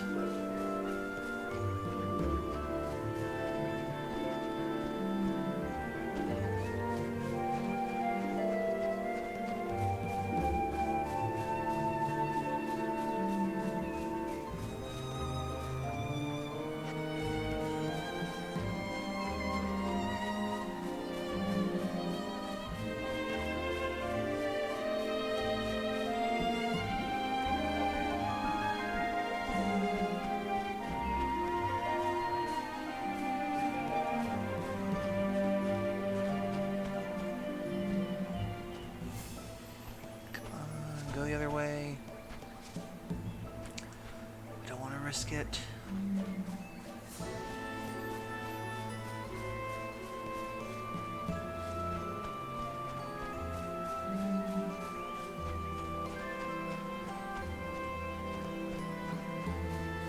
He's up there.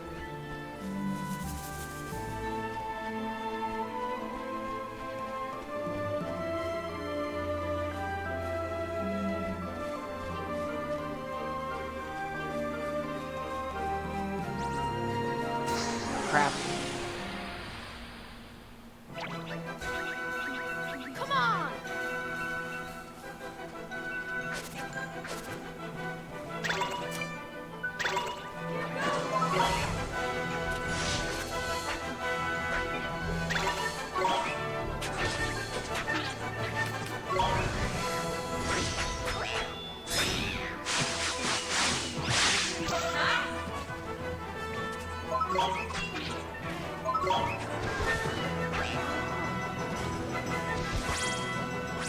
We did it!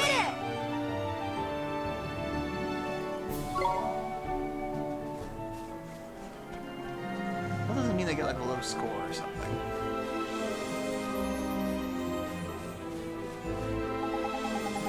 An aroma? Surely not. Could it be the lunch basket prepared by my darling wife? Looks like we found the lady's husband, Ollie boy.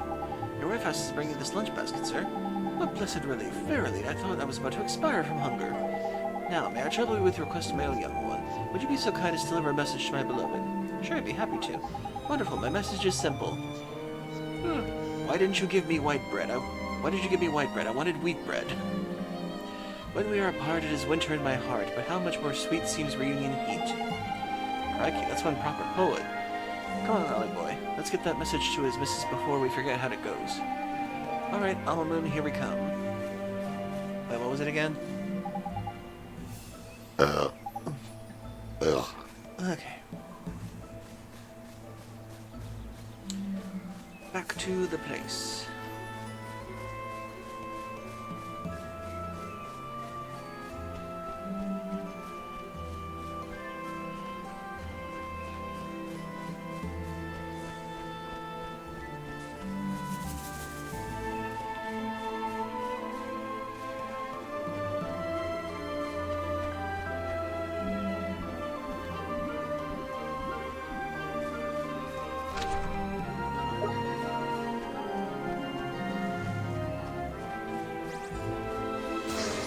Come on, you usually run in a straight line. Let's do it!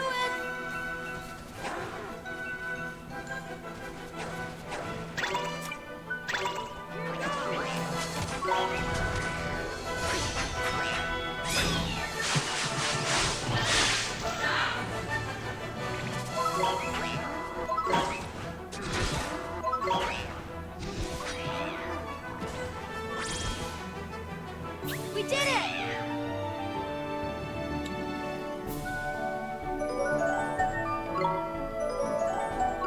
Bud is now level 11. Nice. Run away from me, Mushroom Cap. Run very far.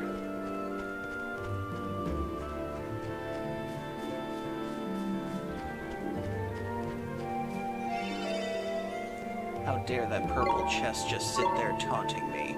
I will open you one day. And the fact that it's purple only makes it hurt more.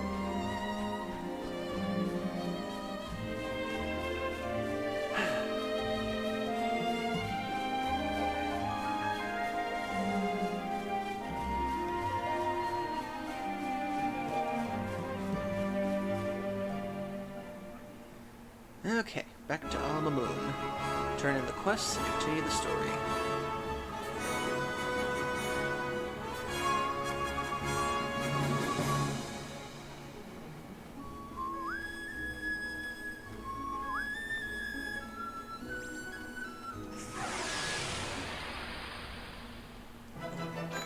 A crow hawk. We can do this!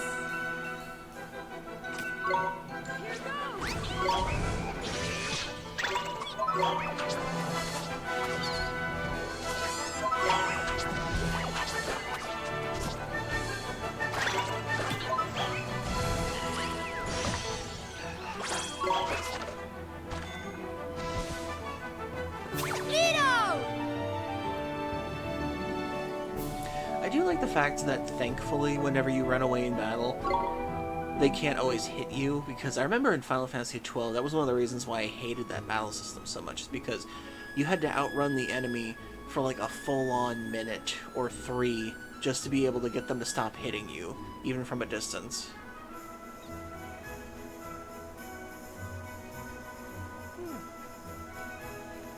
So I do like that you can move around in the battlefield to dodge most of the attacks if you can.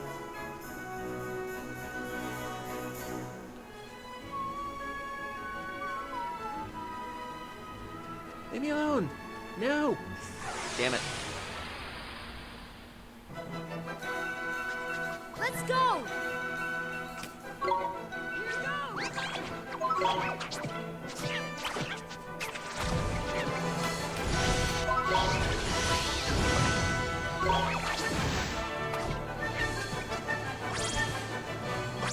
We won!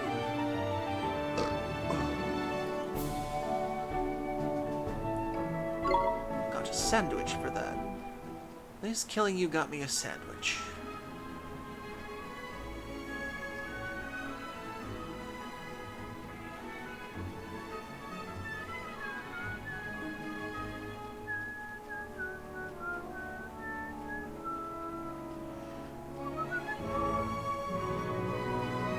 Ooh, there's a shiny in the water there.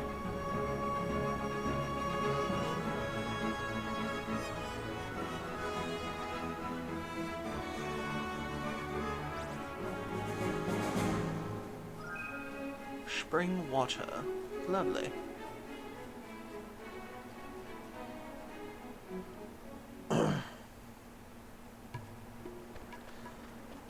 Okay, turn in the quests. Save at the inn, continue the story. 10 guilders.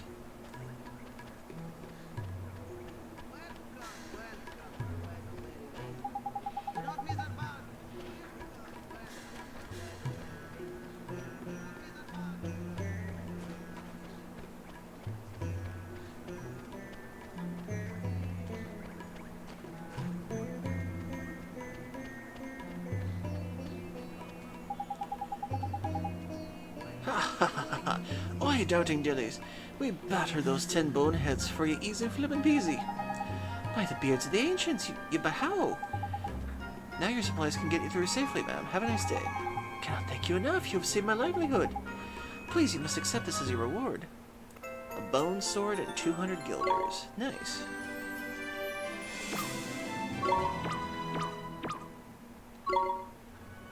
Okay, where was the last one? Oh yeah, this person. We delivered your husband's lunch, ma'am. You did? Oh, marvelous, marvelous boy. You truly are my little hero. Maybe something I should tell you is, when you're apart, it's winter in his heart, but when you're together, it's proper nice. Oh, me, oh my darling dear. Thank you so much for giving me this message. My heart is all aflutter. I must thank you somehow. Here. 3 glow caps and 200 guilders. And another card filled out.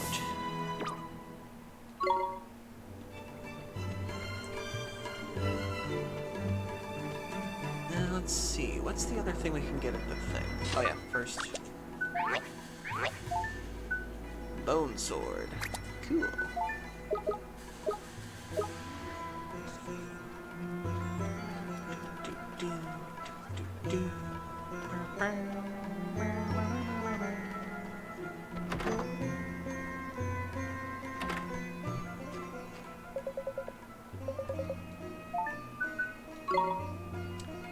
Okay, so I can either do jumping jack, or I can save up for make it easier for you to sneak up on enemies from behind, or causes additional restorative glimpse to appear during battle. Ooh. Well, I don't care about jumping right now, since it's not very useful right now, so I think I'm going to save up for the jackpot one. Any bounties? Ooh. A duel in the desert, in the northern shimmering sands. A bony beast keeps challenging travelers to duels in the desert. Looks like a fierce opponent, but it must be dealt with. Shinbone shield and 200 guilders and 2 stamps. Let's do it. Any other new errands? Nope.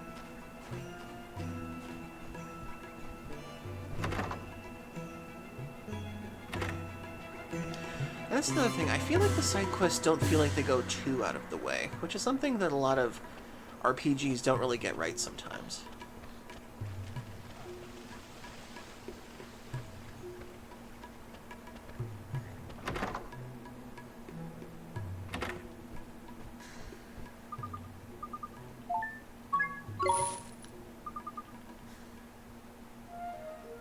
Save, go to a duel, turn in the reward, then continue the story.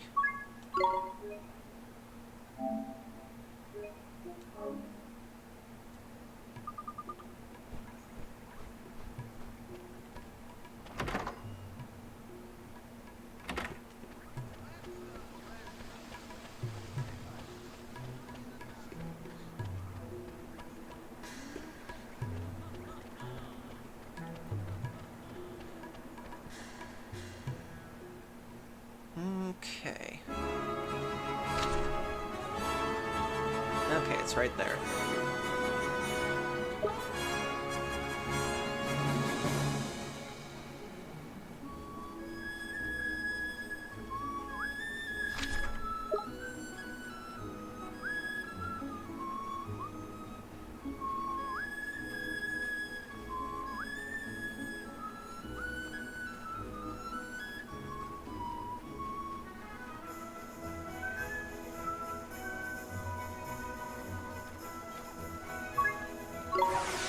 Take on the Bone Brigade.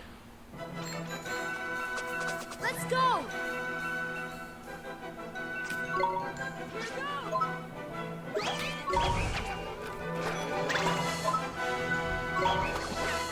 The little ones out of the way first.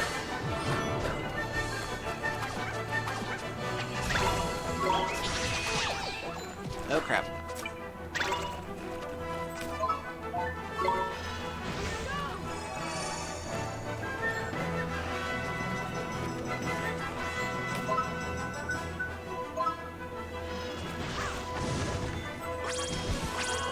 Okay, that's one.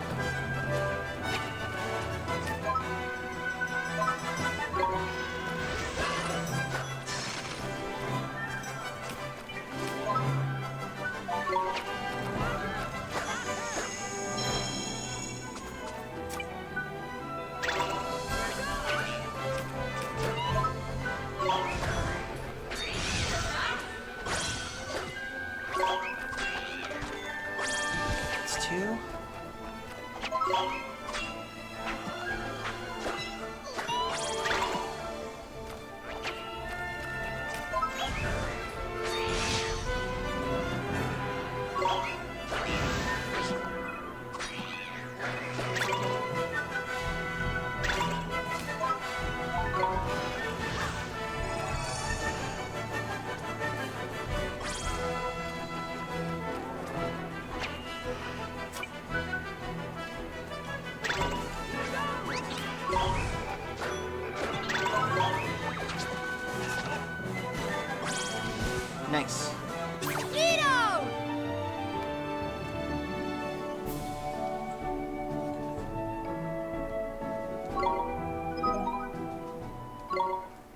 Bounty complete.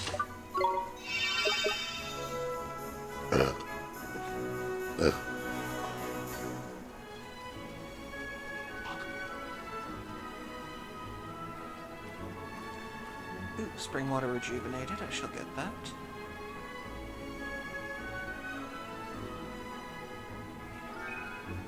Two bottles of spring water.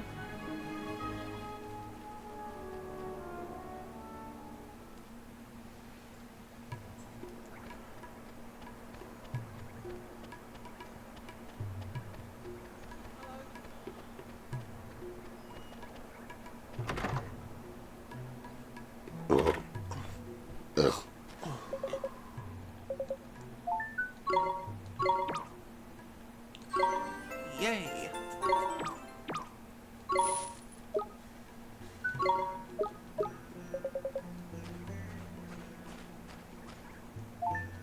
Okay, nothing else for now. Save at the inn. Continue on with the story.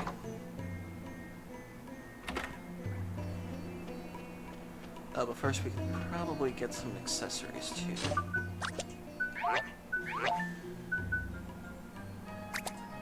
New shield. I do need to get him an accessory.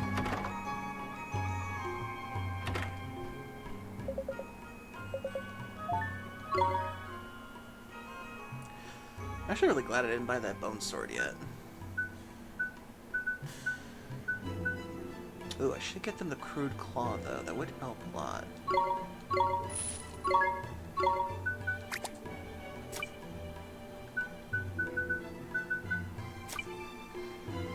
Sturdy scale. Waterproof scale that's admired for its toughness, being very difficult to break or bend. Badger provides a swell amount of confidence and necessary for successful spellcasting. Guess I could get it for Bud. Accuracy and speed increase. Oh, thank you for the hydrate and the stretch. Oof. Thank you, dude.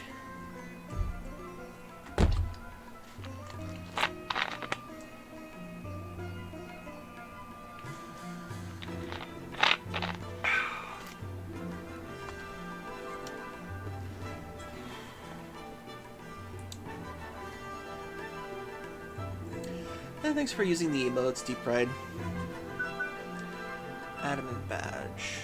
Prevents knockouts when the HP is high.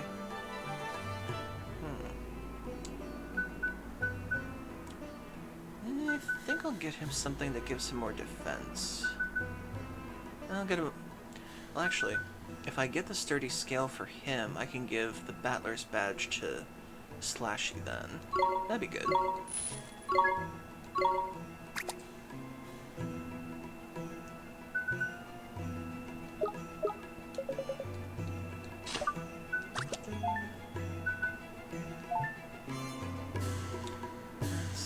Giant's Tooth. Then you can have the Battler's Badge. And you need something too.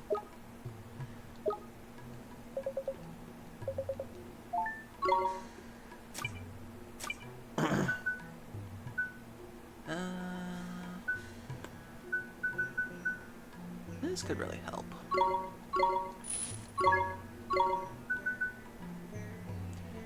Well, it is for spellcasting, so... I'll give it to this one.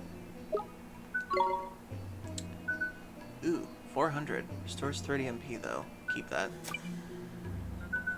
I'll figure out what to do with these eventually. I have an idea that...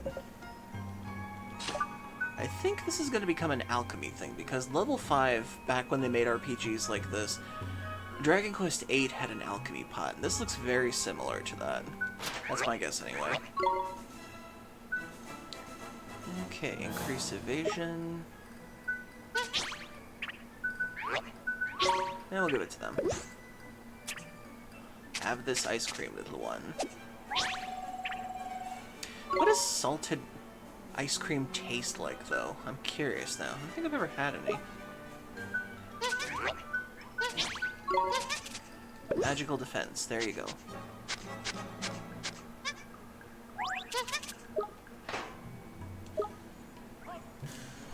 Okay, that should be everything for now.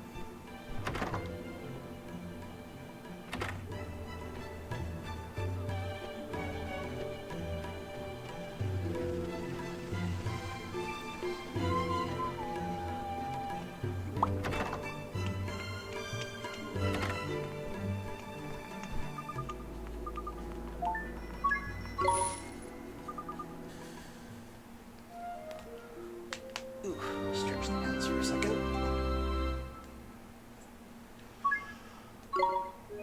Okay. Oh, thank you for the hugs, Fur Cures. I appreciate it.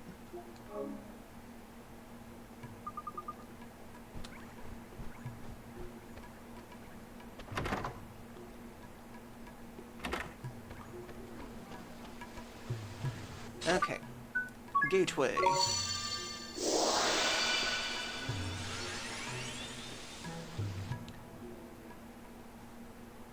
Okay, now to find the girl's soulmate, and I believe it's Starry Mary. So, where to start the search, eh? Do you remember how this works, Santa Ollie Boy? It's all about spotting the similarities. Thanks for the pokes. Someone around here is someone who's similar to young Esther in some way. Now, what girls do you know? Girls? Well, I don't really talk to girls. I mainly talk to Phil. Crikey. Well, that's no good, is it? How were you to do this, then? I'm sure there's somebody she reminds me of. Can't quite put your finger on it, eh? Is it? Never mind. If brain work won't work, leg work will. Let's go for a stroll around town and see if we can spot Esther's soulmate and away, shall we? Okay, Mr. Drippy, let's go find that girl. Okay.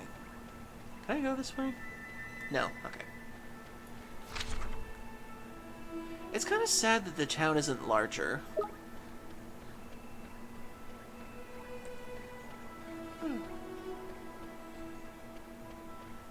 It's a very cute town for being called Motorville, or whatever they called it before. Motown Motors.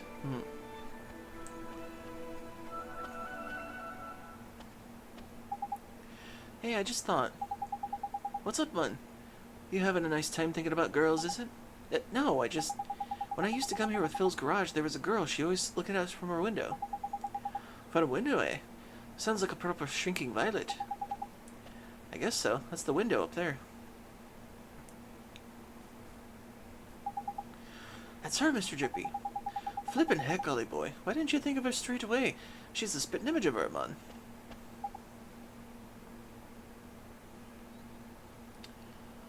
Oh, Hotroid, that's the one. Yeah. Don't get almost hit by a car again. Yeah, 3 times I've done that so far. Yeah, they make the other world more adventurous than Motorville. I kind of wish Motorville had a little more to it. Who would you flippin' think, you blockhead? The great sage's daughter in it. The one who's obviously flippin' soulmate.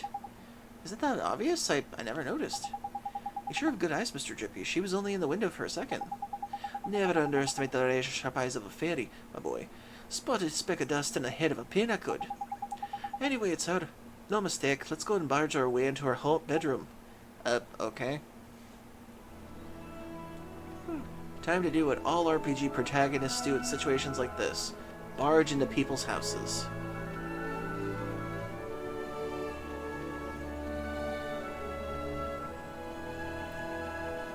I mean, I kind of wish that they would let you do more in this town, from what I can see. Because I feel like all we're going to be doing here in this town is just doing some legwork. I'm kind of hoping there's some, like, puzzles or something eventually.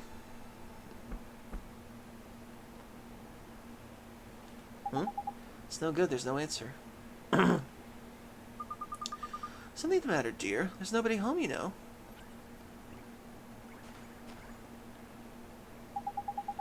I need to speak to the girl who lives here. You're a friend of Myrtle's? Oh, you poor dear, you must be awfully worried about her. Huh? Oh my, you haven't heard? Well, just between you and I, things haven't been going so well for Myrtle's family lately. How come? Her father works every hour, every single day. Nothing but work, work, work. He's never at home anymore. Such a shame. Rusty was such a devoted father. But something has happened to him. He's changed. I hear he's shouting in through the walls. I don't know how poor Betty copes, let alone young Myrtle's such a shame. Betty is... That's right, dear, Rusty's wife. She's every bit as devoted to him as she always was. Why, only this morning I heard her promising to bring his lunch down to him in the garage. All the love she pours into the sandwiches. It's enough to break your heart. Why, I'm welling up just thinking about it. Such a kind soul. Poor, poor Betty. I have half a mind to tell that Rusty Cartwright just how lucky he is. Jeepers. Oh, just listen to me gossiping on and on. Don't ignore me. Do ignore me, dear. I'm just a silly old woman. Say hello to Myrtle for me, won't you?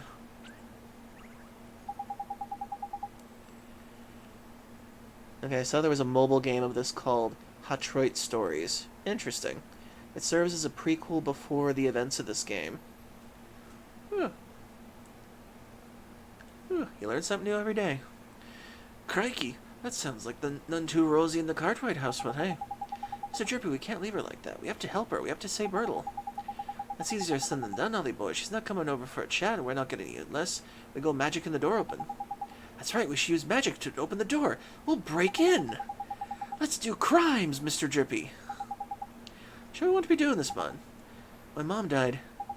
If you hadn't taken me over to your world when I thought I was all alone, if you hadn't helped me, I'd still be alone right now. That's why we have to help Myrtle. If we don't, she'll be left staring out her window forever, all alone. That's justification enough for a bit of breaking and entering in my book. Let's get in there. Let's do crimes. Okay, Mr. Drippy.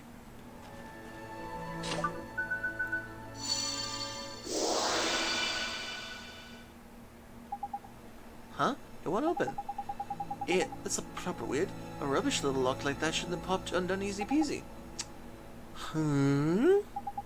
What's wrong, Mr. Drippy? It's this door, man. There's an evil power protecting it. Your spell didn't fail. It was repelled by a malevolent force. What, repelled? Jeepers. Must be the girl in it. She's the soulmate of the sage's daughter, after all. You think so? So what do we do? I'll tell you what we won't do. Carry on trying to get by in the front door. It's not exactly polite just barge into people's houses anyway.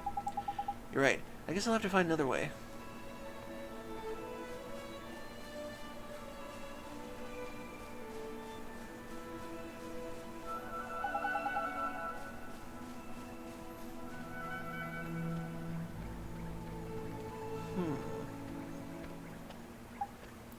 That was... P. Hey, maybe. What's going on, Ollie boy? Maybe P knows something. What the flippin' heck's going on?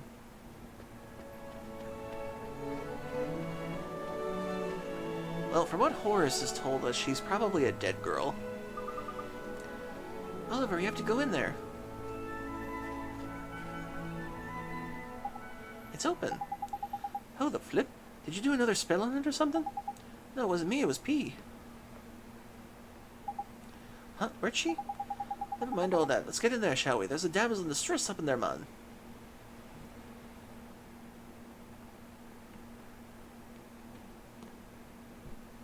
Who are you? My name's Oliver.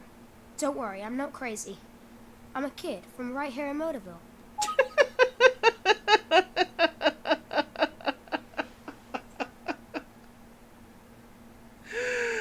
Oliver, that is the worst thing you could say to someone after you break into their house.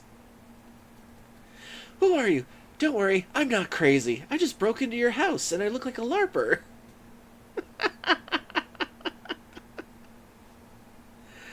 Oh my goodness. It's amazing how things can be unintentionally funny. The mobile game follows Oliver and his friend Mark, who create a custom car by finding parts around the town in Detroit, eventually making their way to an abandoned factory in their search. They are accompanied by a cat. Throughout the search, Oliver and Mark encounter creatures similar to the familiars in the main game, which they must fight to proceed. There's no magic in the game. Interesting. Just like you. I know. I've seen you. You have? I'm sick. I can't leave this room.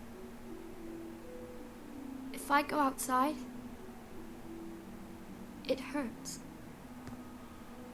So all I can do is look out at the world from my window. That's why they call her Stary Mary. Shh! Don't worry, man. No one can hear me by here. I can talk as loud as I want. Yes, that's why they call me Staring Mary. Huh? Crikey, can she hear me? That's what they call me around here. But you knew that already, huh? I bet you think I'm weird, don't you? No, I don't. It's okay. I don't mind. You should go before my father comes home. Oi, come here a sec. This is proper weird. I've looked as hard as I know how, but she doesn't seem sick at all. She's as fit as a fiddle, in fact.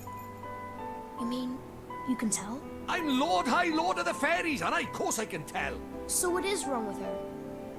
Well, whatever sickness she had might be gone, but something still got a hold over the poor dab.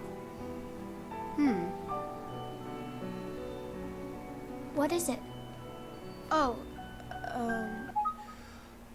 Wildlarper throws dice at them or tell them about the real world to make them leave. By the way, Mark is the Japanese name for Philip, and said cat looks like Timmy. Oh, okay. Unfortunately, the game only released one chapter. Oh. Was it supposed to be like a storied series or something before the actual game? I mean, that'd be cool, but kind of sad they only did one chapter. nothing. I'm gonna come see you again. Okay, Myrtle? Huh? Well, if you can't leave your room, I'll come to you instead. That way we can be friends. How does that sound? Oliver, you can't. Huh? My father won't allow it. You should leave. But Myrtle... Just like you said, Mr. Drippy, it's almost like Myrtle and Esther are the same person. Ain't it, though? They could be twins, man. I knew they were soulmates the moment I laid eyes on her. But she ain't heartbroken. She ain't broken-hearted. There's something else stopping her from getting better. It must be her parents, her family is. If that old gossip is to be believed, yeah, sounds like her folks are getting on well. But her family squabbles really is such a big thing, we want to go and get mixed up in, Jolly Boy. Maybe not, but we have to help Myrtle. Family's important, it's everything. Well, since you put it like that, go on then, let's help the poor dab out. Next stop, Rusty Shop. Let's go, Mr. Drippy. You know, in a kind of sense, this kind of reminds me of Atelier Iris 2 in a way. It's one of my favorites in the franchise because it had this really cool back and forth where it split the item making between one of the characters and the other one explored the world, and they shared a backpack that would transfer items between each other. He'd collect stuff, and then she would cook all the items into the equipment and all the potions and everything that he needed in the other world. And I kind of wish there was something like that in here somehow. That was such a cool idea when I first played that game. I need to go back to the Atelier Iris series at some point. I'd love to emulate that one day.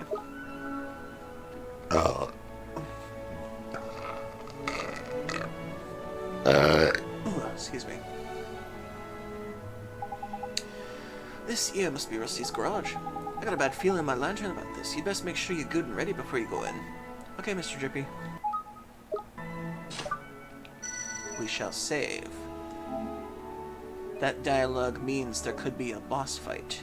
Am I about to fight... Oh. Am I about to fight some guy in this world? Oh. Sir, you are leaking purple. That can't be good. This must be Rusty's garage, yellow boy. That must be him over there. I guess so, huh? Excuse me, sir. Are you Myrtle's father? I came to ask about her. Can't you see I'm busy? Beat it, kid. Yeah, what's that swirling around him? No, it can't be.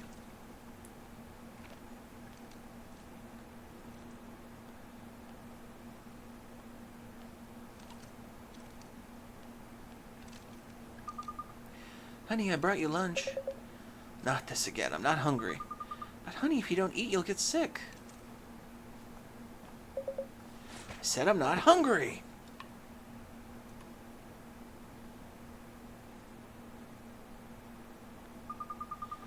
Okay, honey, just look after yourself, please.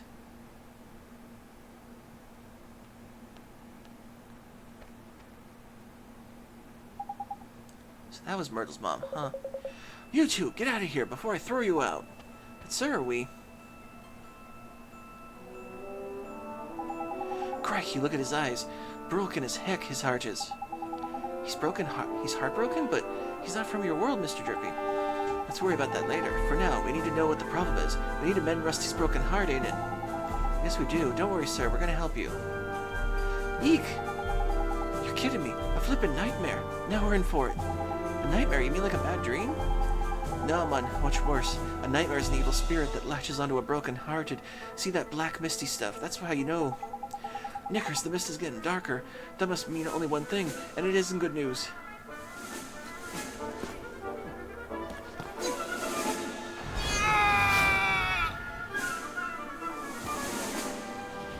Whoa.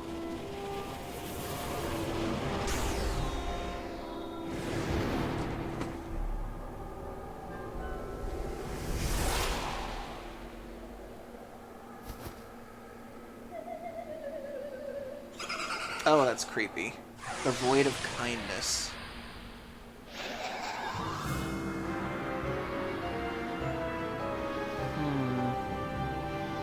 Let's start off with Scuttles.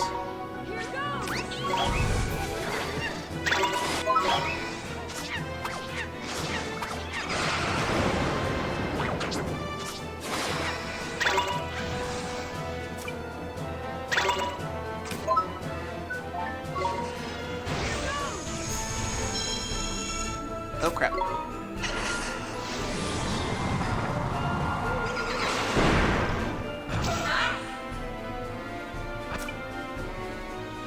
Oh crap, what was that?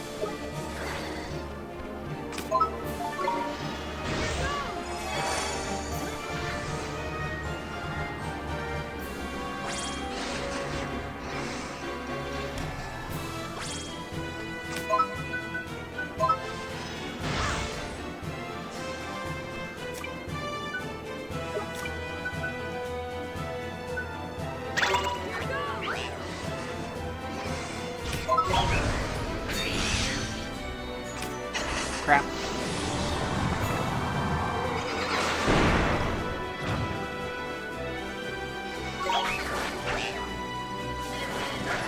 Oh, if you attack it, it releases those things. I was wondering about that.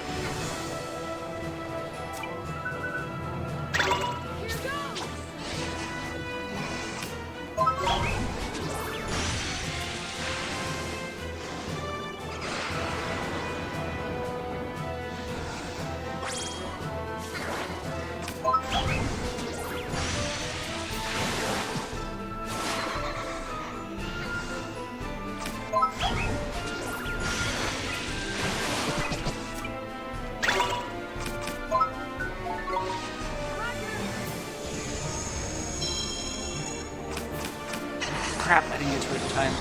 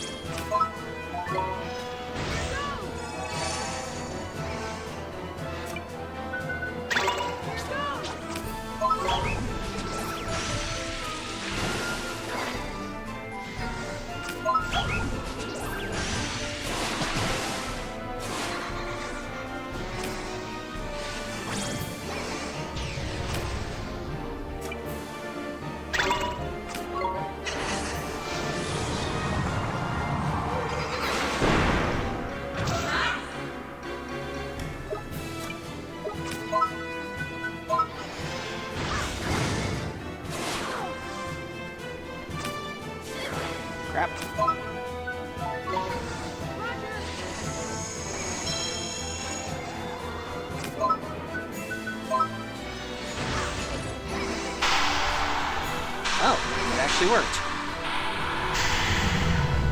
I thought that was proximity You did only, it! but thankfully that worked.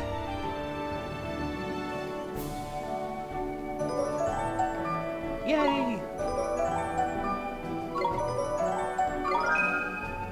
Pebble Belt.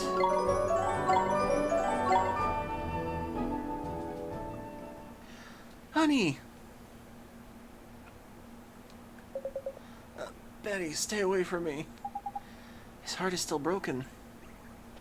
Of course it is. We only got rid of the nightmare man. Men in his heart's a whole nother problem. Mr. Drippy, those nightmares, just what are they?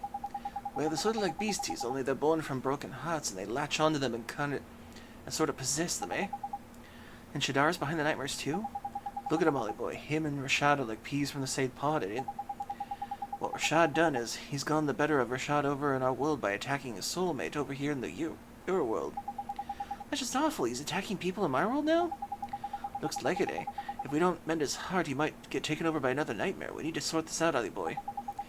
You saw what it was like before, ain't it? It's pretty obvious that what he's missing is this man-sized helping of kindness. Kindness? Gee. That's right. Anyone overflowing with milk of human kindness spring to mind, Ollie boy? Real kind of person. Honey, oh honey, are you okay? Talk to me, please. Well, sometimes the thing you're looking for is plunks right itself down in front of your doorstep. That is lucky. I guess so. Excuse me, ma'am. Oh, why, you're Allie's son. Yes, that's right. I have something to ask you. Miss Cartwright, can I borrow a little of your kindness? I'm sorry, dear, I don't think I quite... I need to make it so Mr. Cartwright's better. Please, I need it so I can help him. I really don't have the first idea of what you're talking about. But if it stands even the slightest, smallest chance of helping my husband, then sure, do it. Thank you so much, Miss Cartwright.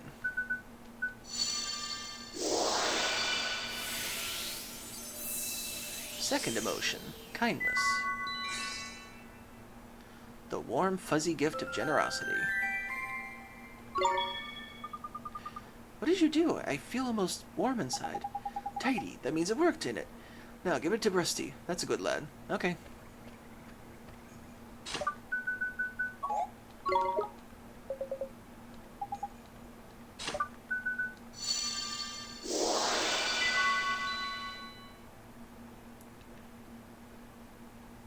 Everyone got a chance to shine. Definitely not crazy talk. Oh.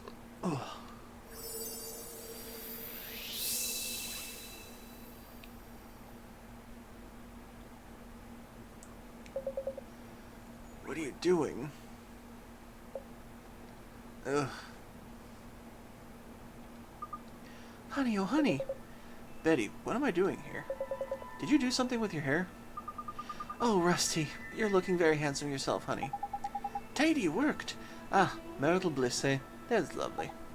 Excuse me, Oi, what do you think you're doing? There's no time to be interrupting.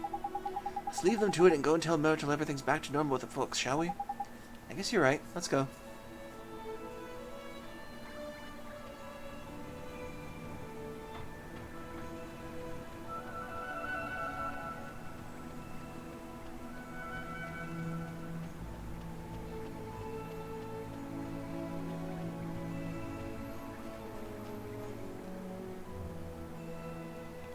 Oh, before we do any more story, we've got one more ad break for the night. So, 3 minutes, everybody. Get a drink, get a snack, use the bathroom if you need to. We'll back up these messages, so stay tuned. And for those in between, we'll enjoy the music.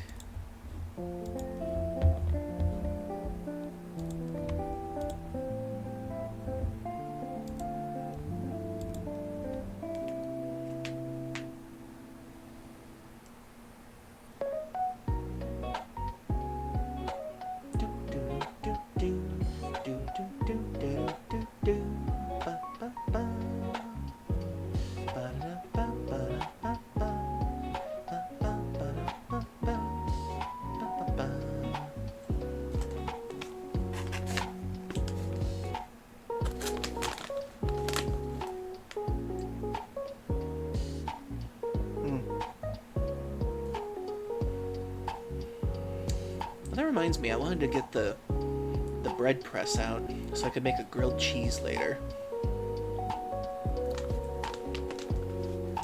Might be too late to do that tonight, but still. Too tomorrow. I haven't made a grilled cheese in a while.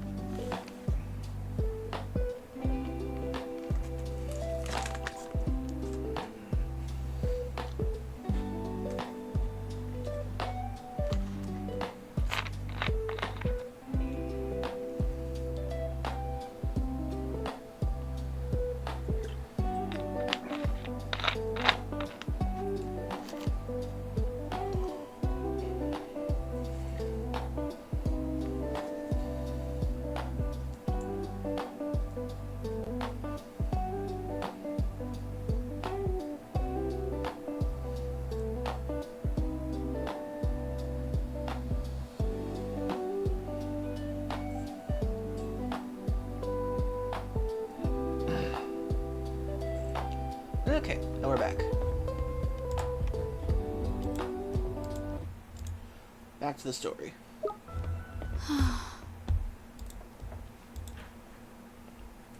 Oliver, what is it? Well, If my father sees you, he'll... Myrtle, come with me. Huh? You can go outside now. You're not sick anymore. I can't, Oliver. Just thinking about going out there gives me goosebumps. Myrtle, Oh, go on out and play, Myrtle. but... Father? Sweetheart, I'm so sorry. I don't know what happened to me. I wasn't there when you were sick, when you needed me, and I was fighting with your mother the whole time. I guess maybe the thing was keeping you closed up in here. Maybe it was me. Father? You were scared somewhere deep down that if you went away, even for a little while, your mother and I would lose the one thing keeping us together. That we wouldn't be a family anymore. I'm right, aren't I? That's why you were. Something deep inside you wouldn't let you leave the house. Drippy, put the hat back. Father, It's all right, sweetheart. Your mother and I, it's gonna be okay. Father! Please, Myrtle. Please forgive me. Oh, I do. Daddy, I do. Are those tears, Bunting? Huh? No, they're not. So much for you being honest. Oliver? Hmm? I'm going to try. I'm going to go outside. Will you come with me? Myrtle.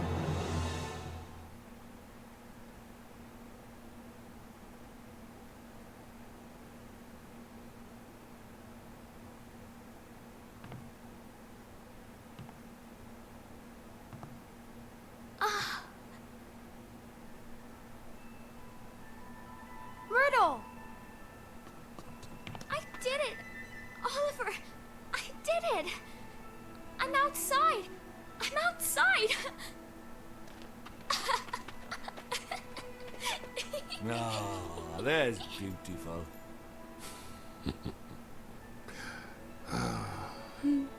Oliver, thank you so much.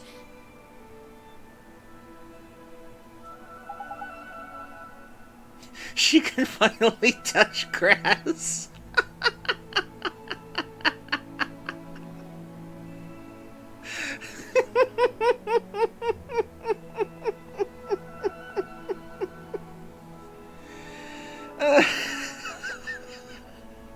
Oh, dude, that was perfect.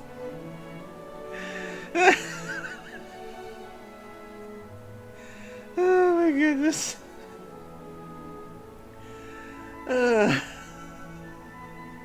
I hate how touchingly hilarious that was.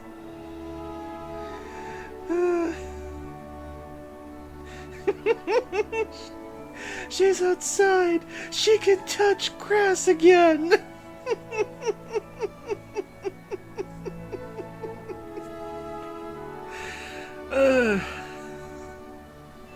Oh my goodness. that was perfectly timed, dude. That was a good joke to end things on.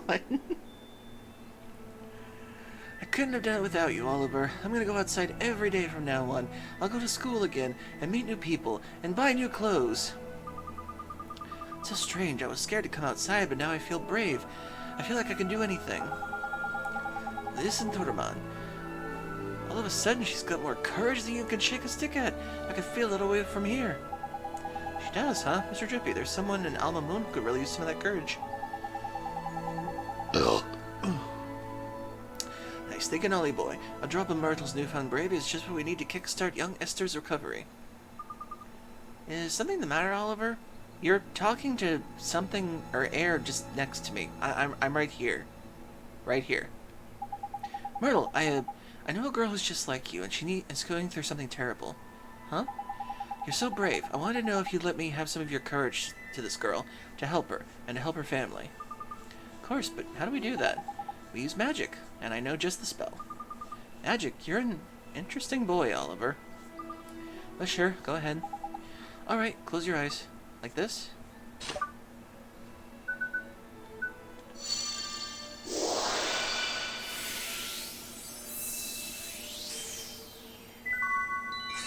I know this is supposed to be an emotional, fantastical story, but I kinda, on some level, am hoping half of this is delusional. Just him trying to accept that his mother is gone. And the only way he can do that is to LARP through this adventure. I know that's a horrible thing to say, considering that this is supposed to be a fantasy story, but I don't know why. It's just, I don't know, it's just another interesting way to tell it, I guess. You obtain some courage. It feels warm. My heart, it feels warm. That means the magic worked. Thank you so much, Myrtle. Now my friend can finally start to get better. I'm glad. Right, Ollie boy. We got some courage to deliver. In it? Let's get going. Sure. Myrtle, I have to go now. Wish your friend luck for me, won't you, Oliver? Hope she gets better soon. Thanks, Myrtle. I will. See you soon, Oliver. And people are wondering, why hasn't Child Services come to get him yet? Back to the other world.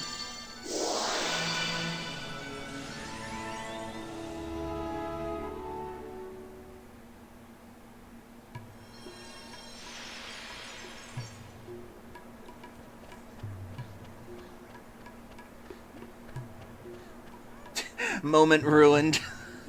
Good one, dude. I'll check it out later. I'll post them to YouTube Shorts. Let's see. Any new quests pop up? Well, it'll probably pop up after the story bit. Okay, nothing, and... Okay.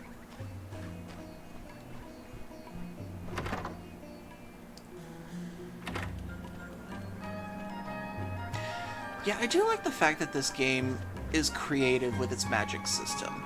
That's actually a thing that I don't see that much when it comes to fantasy these days, is how creative you can get with the magic system.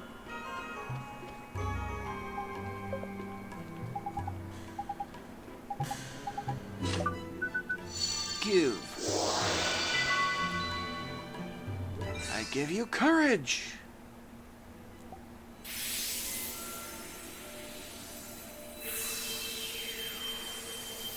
What is this?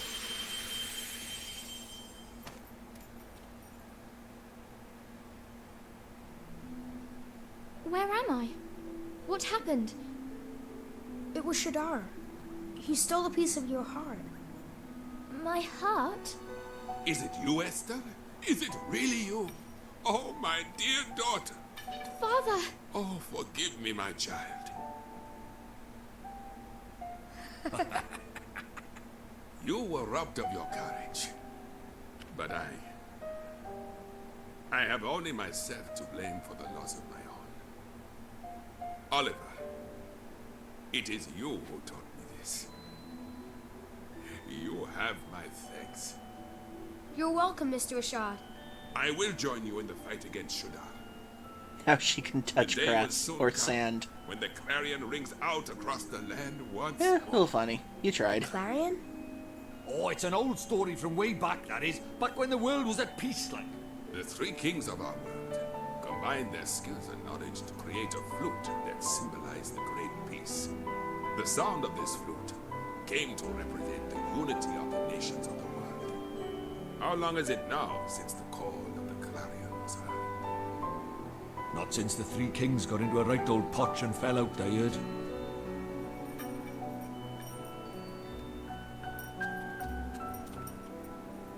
It's up to us. The clarion will ring out again, and we will be the ones to play it. Very well, daughter. Let us do our best. Let us help Oliver in his fight. Thank you so much, Mr. Rashad, sir.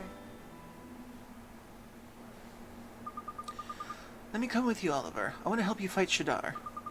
I have a familiar to help me, just like you. Here, boy. Ah, that's cute. Wow, you can fight with familiars too, Esther? Indeed she can. Esther's talent lies in the training and handling of familiars. So she's more of a familiar keeper than a wizard, is it? Fair enough. Useful folks have been around, they are. This is my Drongo. His name is Gogo. Say hello, Gogo. Esther and her familiar have joined your party. Tidy! Now that it's settled, let's get down to business. You remember what young Oliver came here for, ain't it, Rashad? Mr. Drippy? I do. You wish to learn the arts of the sages, do you not? Yes, sir. Then you will need these spells. Puppet string spell. The secret ingredient spell. The magic lamp spell. The pulse spell. Wow, they're giving me a lot of spells. Thank you, Mr. Rashad, sir. I am satisfied that you do not lack the determination required. You came here from another world to face Shadar, after all. You knew? About me being from another world, I mean? Huh? It was your actions that revealed your origins to me. You healed Esther when I could not, which told me that you must have helped her soulmate in another world. And only one who could... only one...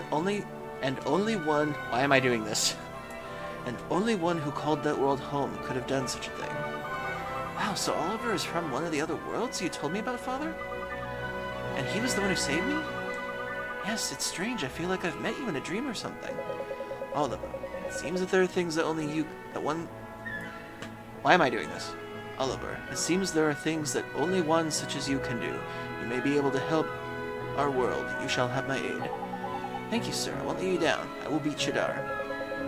Perhaps, but you will need much training first. Without complete command of the magical arts, you cannot hope to defeat him. The four great sages could not overcome the Dark Djinn. For a mere boy to do so will require more than enthusiasm alone. What are you thinking?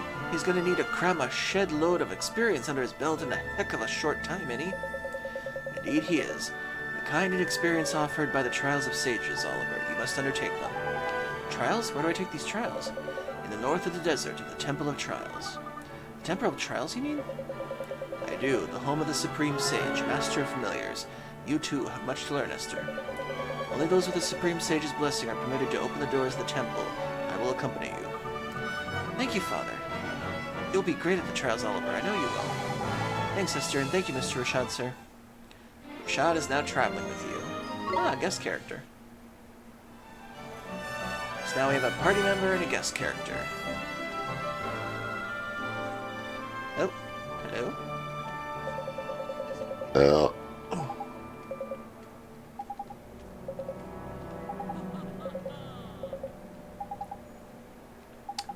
Aha, may we have your kindness.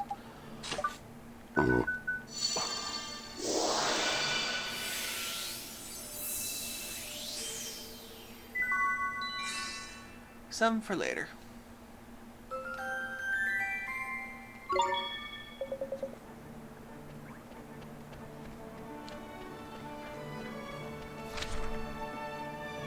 Oh, there's more quests. I shall go check in with the thing.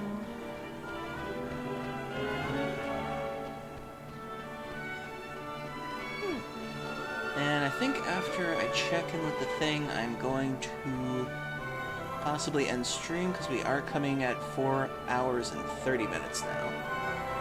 I think we ended on a good story bit. Let's see. Bounty hunts, Babana Thief. Cool.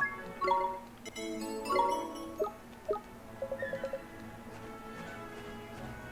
the errand board. Okay, so I think I'm going to do all the side quests in my spare time. That way we can focus more on the story next time, too.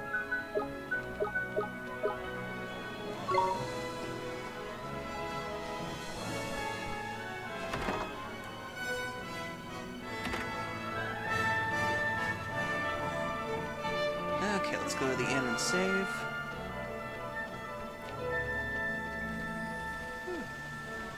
And then I promise I will not do any of the story until tomorrow. Actually, since I'm going to be playing this tomorrow anyway, I might as well just save it for then. We'll just do the side quest and the story tomorrow then.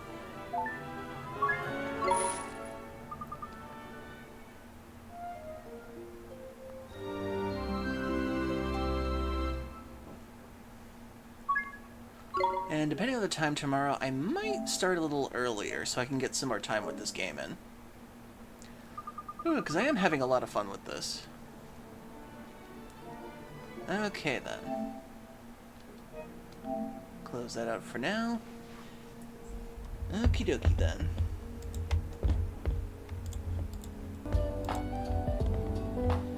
Oh, thank you for the hydrate. One more for the night.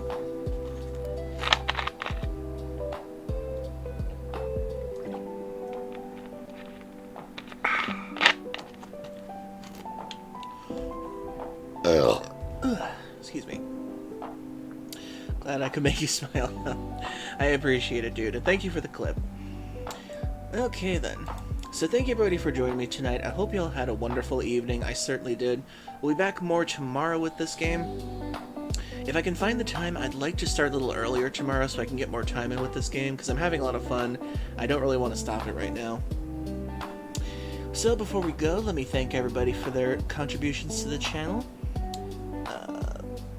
Bigger Teddy Bear, thank you very much for following 5 days ago. I greatly appreciate it. Fear and Deep Fried, thank you very much for following. I greatly appreciate it. And I'll come check out your channel sometime.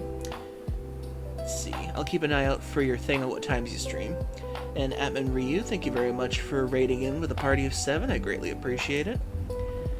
And once again, dude, thank you very much for the clip. I will check it out later. And I'll post it on YouTube Shorts later. So thanks a lot. Okay then, so let's see who is around to raid. And remember, if you have the channel points, you have somebody to recommend, that you can also guide the raid too. Let's see who's on. We've got Fenrir Wolfen playing Death Road. Oh, Death Road to Canada. That is such a hard game for me to beat. Let's see, Diffuse Moose, Space Scenes on, Bear to Bear. Dazarus. Oh, Zeldric's on. I haven't rated them for a while. Where are they playing? They're playing Retro. They are playing... What are they playing?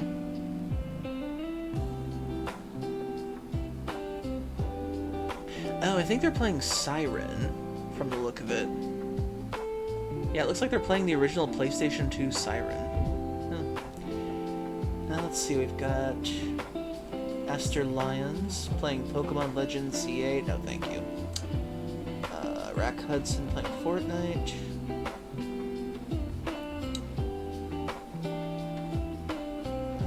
Derpwaf is on. Protowolf is playing Hollow Knight Silksong.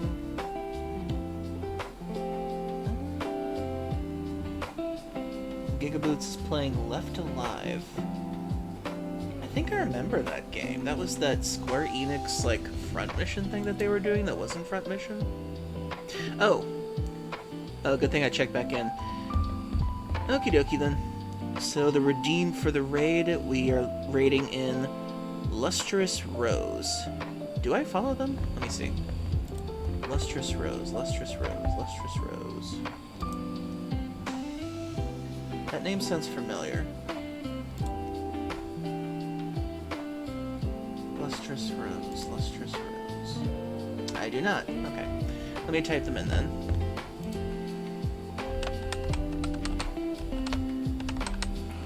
Lustrous Rose.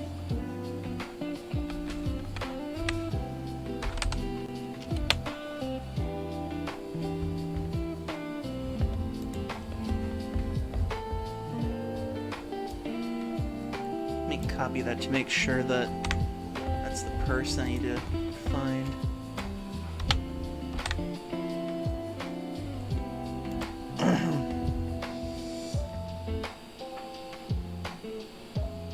Okay, they are currently playing Fortnite. Okay, we shall raid them. Okie dokie, raid Lustrous Rose. Okay then. And as for our raid message for the night, let's do...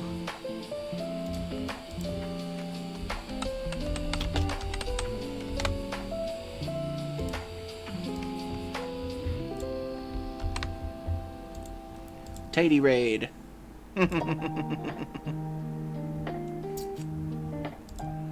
Okay, so use any kind of emotes you want to.